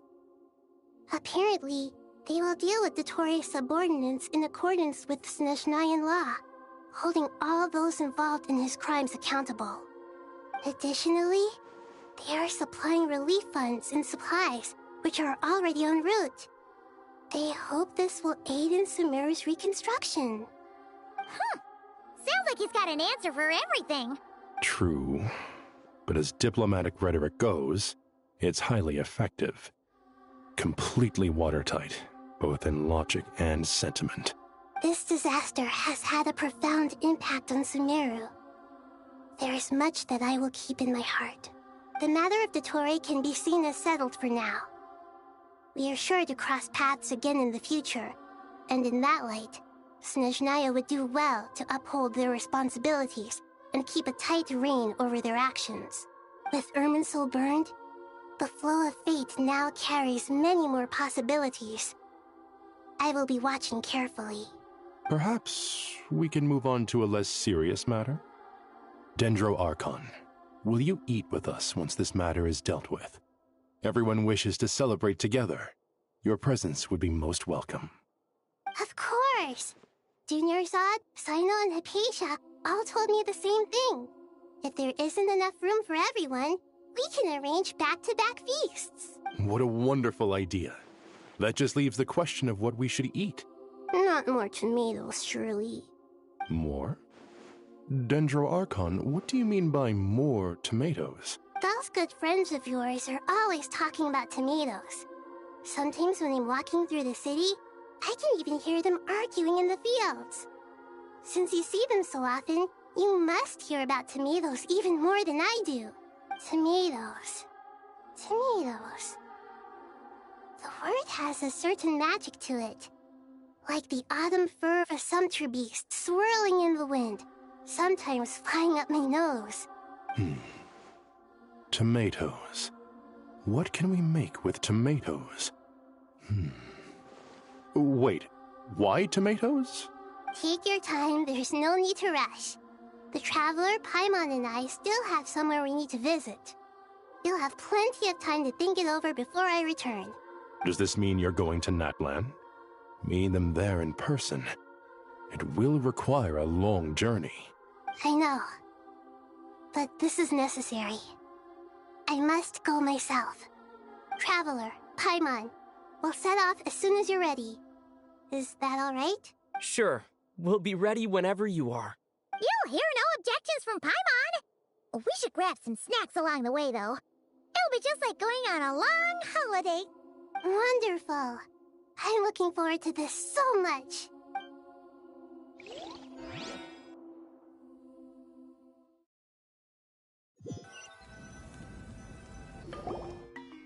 Natlan is such a lively place. It's super cheerful and positive, too. I can see that. There are people outside exercising at all hours. Such a healthy way of life. You came. Welcome, welcome. You must be hungry from your journey. Would you like something to eat? Oh, thanks, but no thanks. We've been eating the whole way here. We had a mushroom platter, Sap's meat stew, butter braised chicken, hot sour pudding. Paimon's positively stuffed. All right, all right. No need for all that detail. I'm starting to get hungry myself. Maybe later then. We can wait till everyone's got an appetite. Then I'll head out for a meal together. Sounds like a plan. Let's find somewhere to sit down.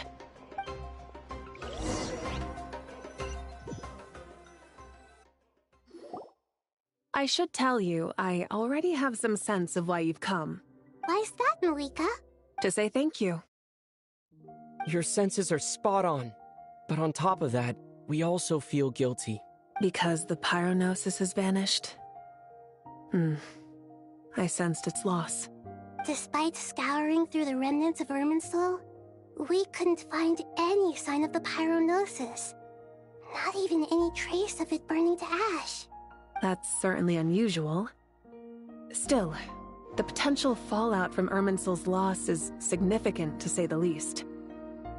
Perhaps the pyronosis's disappearance is simply a knock-on effect of the impact it's had on a certain strand of fate.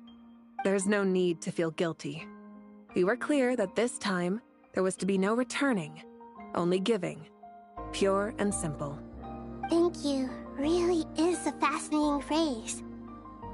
We use it to express gratitude for the smallest of things. Yet, when faced with a kindness too immense to describe, we use exactly the same words. It's not that we lack other means of expression. It's that when we truly need to express our feelings, the simplest and purest words are always the most powerful. You're right. In Natlan, we prefer simple expressions too. Companionship, friendship, support. They might not sound fancy, but the sentiment behind them is sincere. That's wonderful to hear. Sincere feelings are often a vehicle for the deepest wisdom of all. Irminsul's destruction doesn't seem to have done you much harm. I'm glad to see you're doing well. There's still a lot of work to do, but before we begin, we felt it was important to come here and speak with you. Partly to express our gratitude, but also because we felt that seeing you, in a sense, is like basking in warm sunlight. That's a nice way of putting it. I like that. To tell you the truth, though, I'm not a fan of somber meetings. So, since there's nothing more to say, why don't we go bask in some actual sunlight? The weather's beautiful today. What a great idea!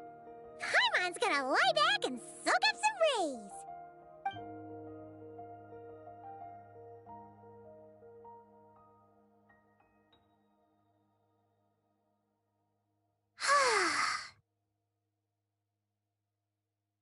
In that case, I think I'll lie down for a bit too before we head to our next stop.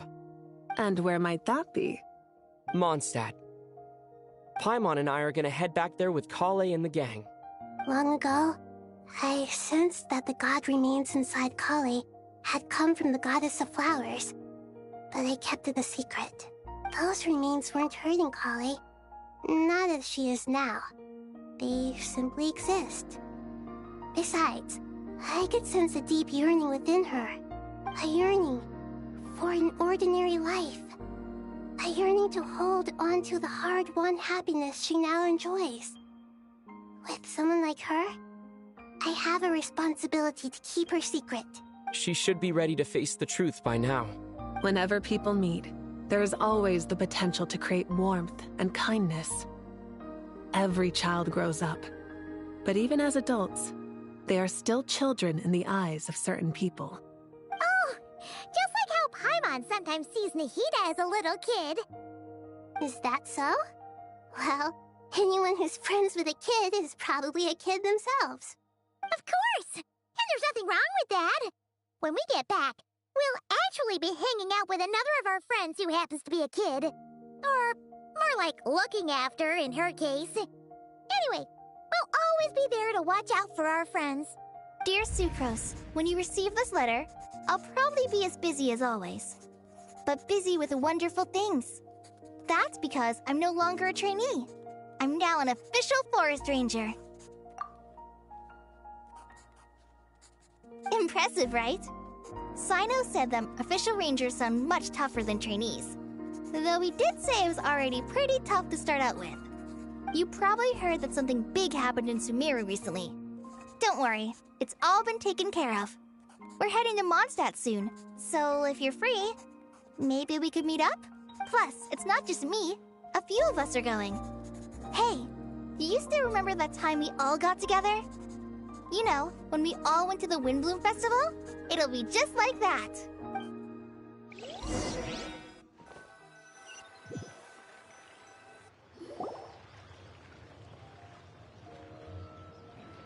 Dainari, is that... Don't you say it! Is that the great Vayu-Vyastra? Behold, the great Vayu-Vyastra, General Mahamatra. How times have changed. I wasn't expecting you to beat me to the punchline. You've changed. You've really upped the aggression in your battle against Sino's jokes. Kale, how did you know what I was going to say? For the love of... Hey! Traveler! Paimon! You're right on time! I hope we haven't kept you waiting. Kale! Sucrose! It's been so long! How have you been? I've been well. Everything's going great. What about you? Are you still busy? Not at the moment. Oh, right! That juicer you gave us works amazing! Farzan loves it! Seriously? That's wonderful. I don't suppose you drew up a detailed test report. Oh, what fruits did you use? How's the texture of the final product? Sucrose, you might want to try asking your questions one at a time. Albedo! Paimon didn't see you there! It's been a while since all of us were together like this.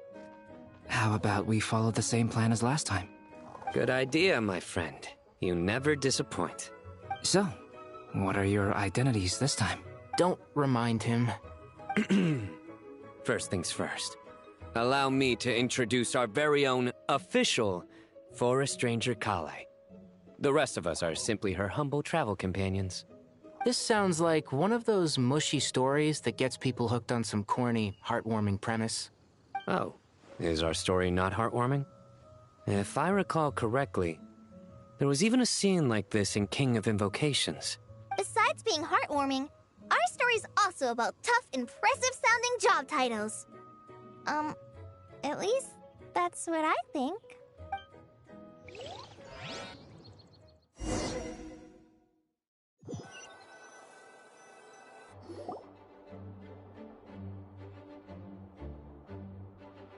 Oh, you're here already? I'm still giving Dodeko a little trim. I won't be a moment. A trim? Does Dodeko need haircuts too? Of course. It's important to know how to take loving care of the apples of your eye. All of these trivial matters get left to me. It's because I'm an angel, and angels are, in a way, the guardians of all Teyvat. Oh, right! Well, that's definitely an impressive-sounding job title. What are you writing? I'm just brainstorming some cool-sounding lines. Oh, write them on these card backs. Of course. Clearly, my lines are pretty amazing, wouldn't you say? Miss Nicole? Kale? You seem a little nervous. I was just wondering, who was the person you mentioned who needed their wish fulfilled? Wish? What do you mean? Miss Nicole asked if we could meet up in Mondstadt once everything was over. She said a friend of hers had a wish that needed my help to come true. Well, you never mentioned that before. All we knew was that you'd arranged to meet in Mondstadt. But we thought it had something to do with the god remains. To be fair, everything I told you was true. Anyway, my friend is waiting.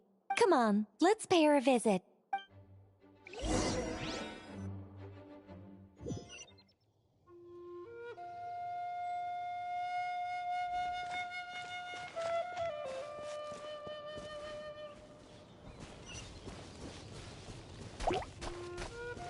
Get to work!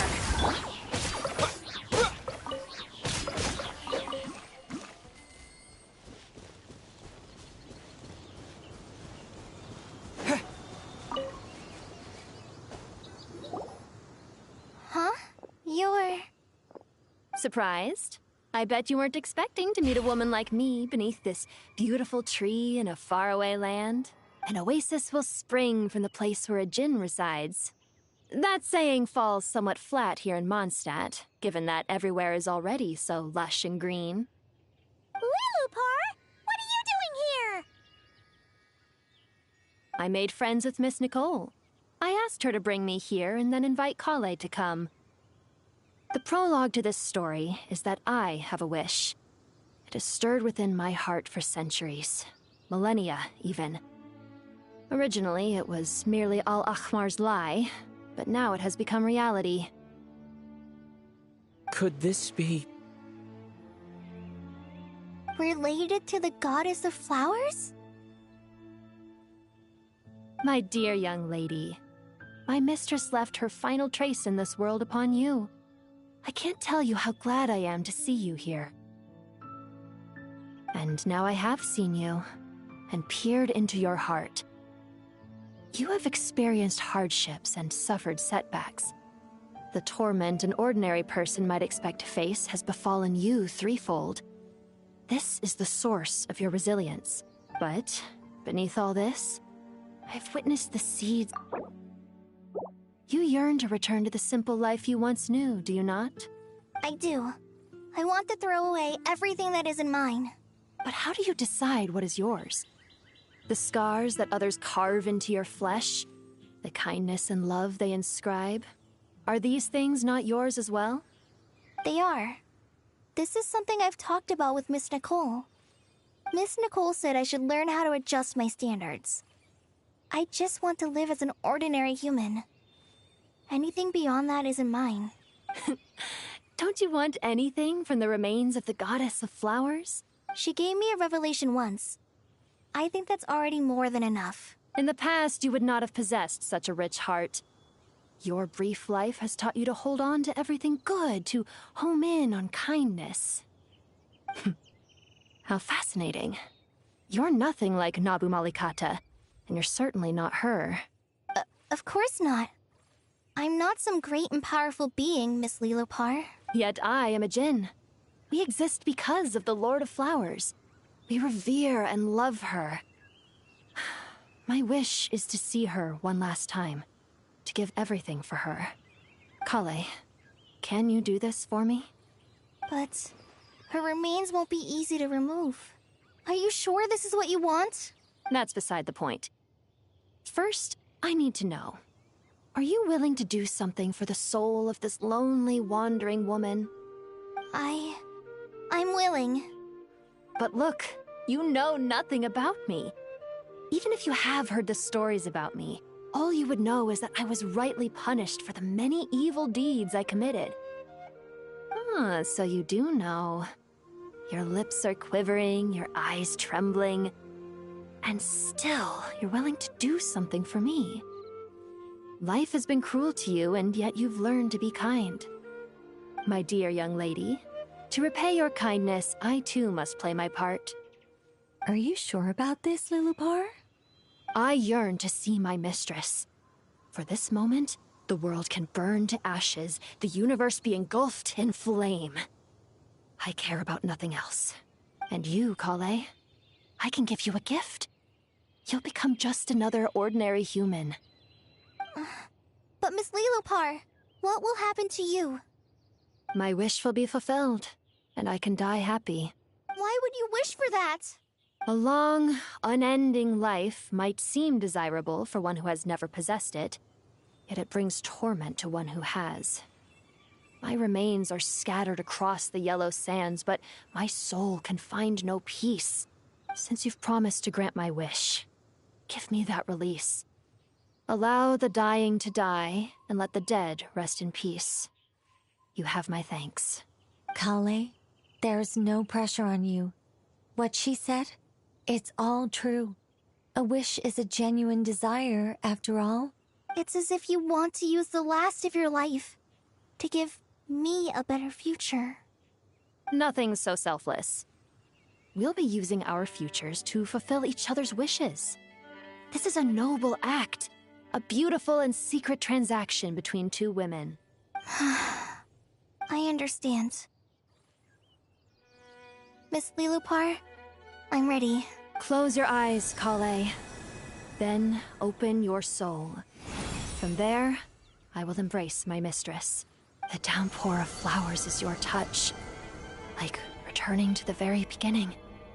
Like surrendering to your grace, my mistress. People say that devotion is beautiful, yet filled with pain. How foolish of them.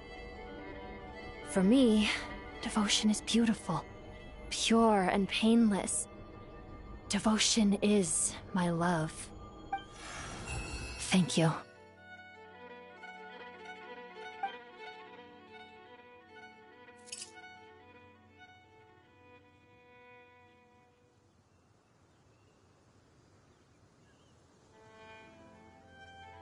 Lilopar!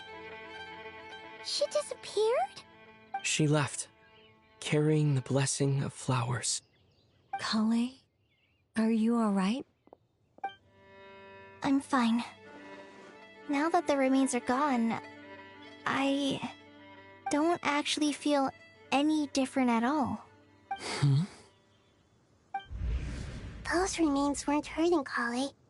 Not as she is now. They simply exist. Besides, I could sense a deep yearning within her.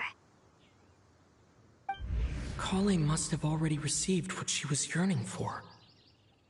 I'm doing fine. I feel relaxed. There's really no need to worry. Then my wish has come true, too. To become ordinary? That's just one of my wishes. Actually, I have a few more. For instance, I want to protect the people I meet and help them find happiness. That sort of thing. So between Miss Lilopar and me, you've fulfilled 2 wishes already, and protected 2 people. Wonderful, isn't it? Oh, I feel so fantastically happy. I guess that settles things here. So what's next? What do you want to do when we get back to town? Kale, look who I've brought to see you. Hey, Kale! I heard you guys were holding some kind of secret event. How come you started without me? Huh? Oh no, it's nothing like that. We were just saying goodbye to an old friend. Really? Who? Me. The old me. So that's what this is all about. Did you come all the way to Mondstadt for that? Because we knew the old you so we could witness the change? Exactly. The old me is gone. I puffed her into the air, and she became a fluffy pink cloud, floating into the sky, before disappearing forever. Do you think, maybe up in the sky, she has friends waiting for her with test tubes, flasks, and bows? Oh, when you put it like that, it doesn't sound so bad after all. What do you think, Miss Nicole? I think maybe that's right. At least, if it were up to me, I'd consider that a happy ending. Dear Sucrose, even though my childhood ended long ago, these past few days have really felt like growing up again. I've become stronger, and I feel like I can finally accomplish things by myself. Surely someone as mysterious as you will find a friend like this fascinating? Always growing, always thriving like a plant. I came to say goodbye to my old self. I know that after this, she'll be gone. Thinking about it makes me feel a little lonely. I know the weakness that kept me company will one day leave me too. But somewhere in my heart, I feel a great sense of joy. It feels like I've always wanted to take this step. To walk towards the new me.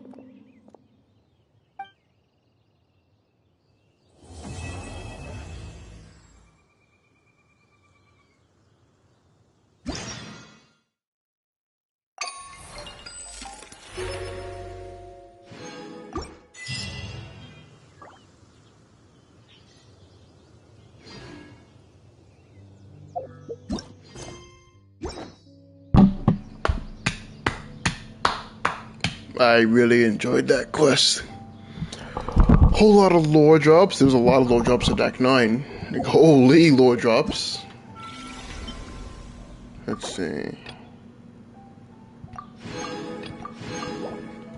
The Hulu as boss, that climax was really well done, I think. I quite enjoyed that climax.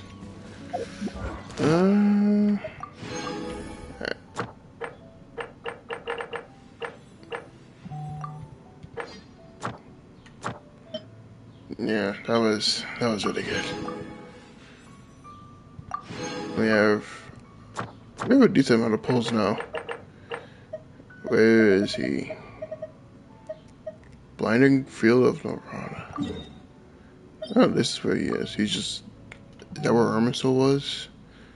Also, where's the new domain? No. I think it's supposed to be in Mondstadt. That's what I... Oh, yeah, here it is. Yep, this is it. Superconduct, yep, that's it. Anywho, thank you so much for watching this stream. It was a long one. I'm definitely excited for Stitch Dia. If the quest was that good, I'm excited for what, Genshin might cook up next.